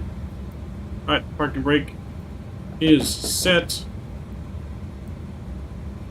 Engine 1, 2, and 3 are to the off position. And a beacon light is coming off. Welcome, everyone. Welcome, welcome. Welcome to San Antonio. Or not San Antonio. Welcome to El Paso. Alright, not bad on the parking on that one. We're getting better.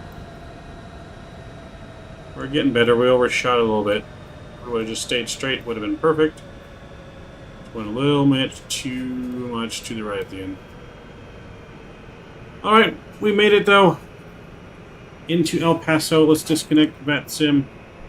And we'll get ready here to start our replay. Alright, let's start the replay. Get the music back going.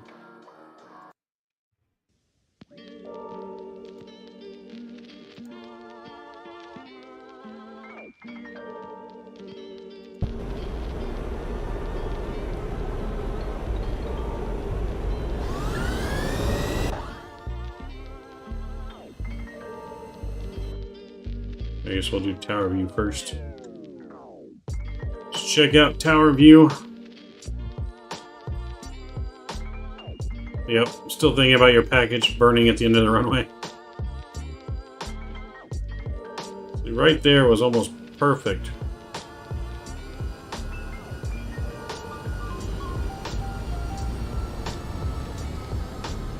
Our approach was a little unstable. We had to.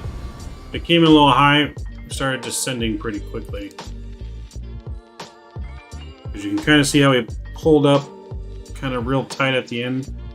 Like right there, because we knew we were going to smash it, and then we should have let the nose fall, and it would have been perfect.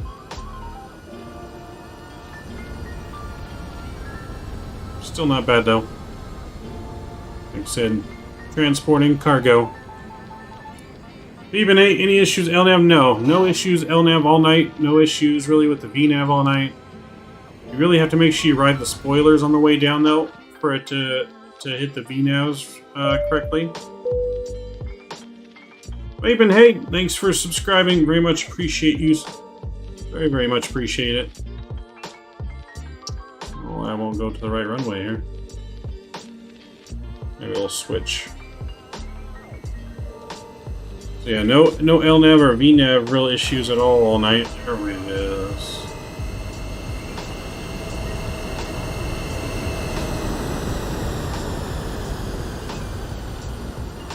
See, that was almost perfect. And it just started to go up again. So we had to get her down.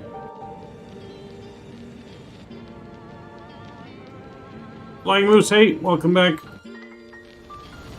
Yeah, that was almost perfect.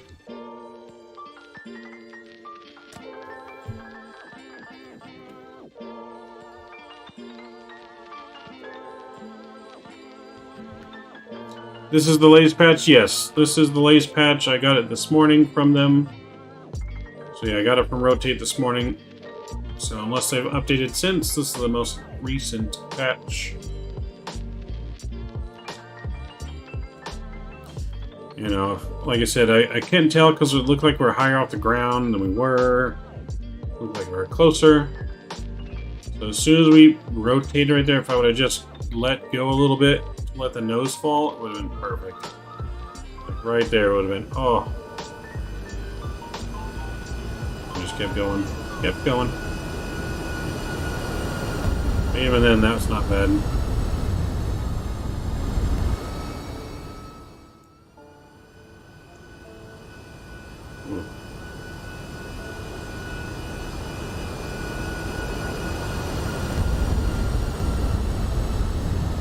Like I said, not bad for cargo at all. She is a beauty. Flying to Perth after this flight. Oh, nice. Get it, bro. Well, I just haven't mastered. That's the plan, hopefully. Hopefully we do. Because like I said, that was pretty good. Like I said, we are flying cargo, so it doesn't have to be buttery smooth. So, pretty realistic landing, I would say. It's just we were coming in a little hot.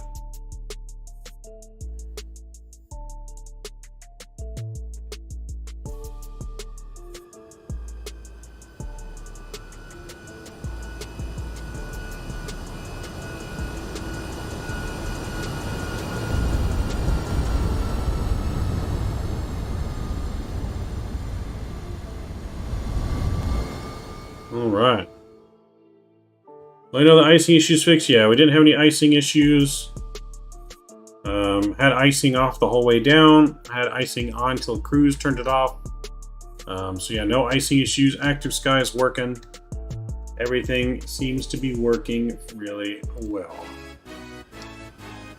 But anyways, that's going to wrap it up for us. Got 2 minutes here till midnight, and I turn into a pumpkin. So I got to make sure we are off before I turn into that pumpkin. Anyways, had fun with you guys tonight, even with our mishap in San Antonio. Luckily, we have more than one life. But yes, so been great hanging out with everyone. Huge shout out to Mr. Mike for the dono, Mr. John coming in with the dono, joining the Midnight Maverick family, and Seth, as always, continued support with the dono, my friend. Mr. Flying Noose, you have a good rest of your flight. Good night to you as well. Hopefully, all of you guys have a good night. We'll see you guys either tomorrow night or for sure Sunday morning for our next stream back in the MD-11.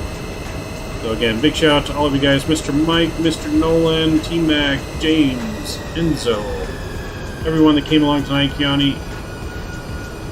Always a pleasure, everyone. So hopefully you guys enjoy the replays. Until next time, we will see you guys again here. Yes, 9 laps. Yeah, we'll see you guys here soon.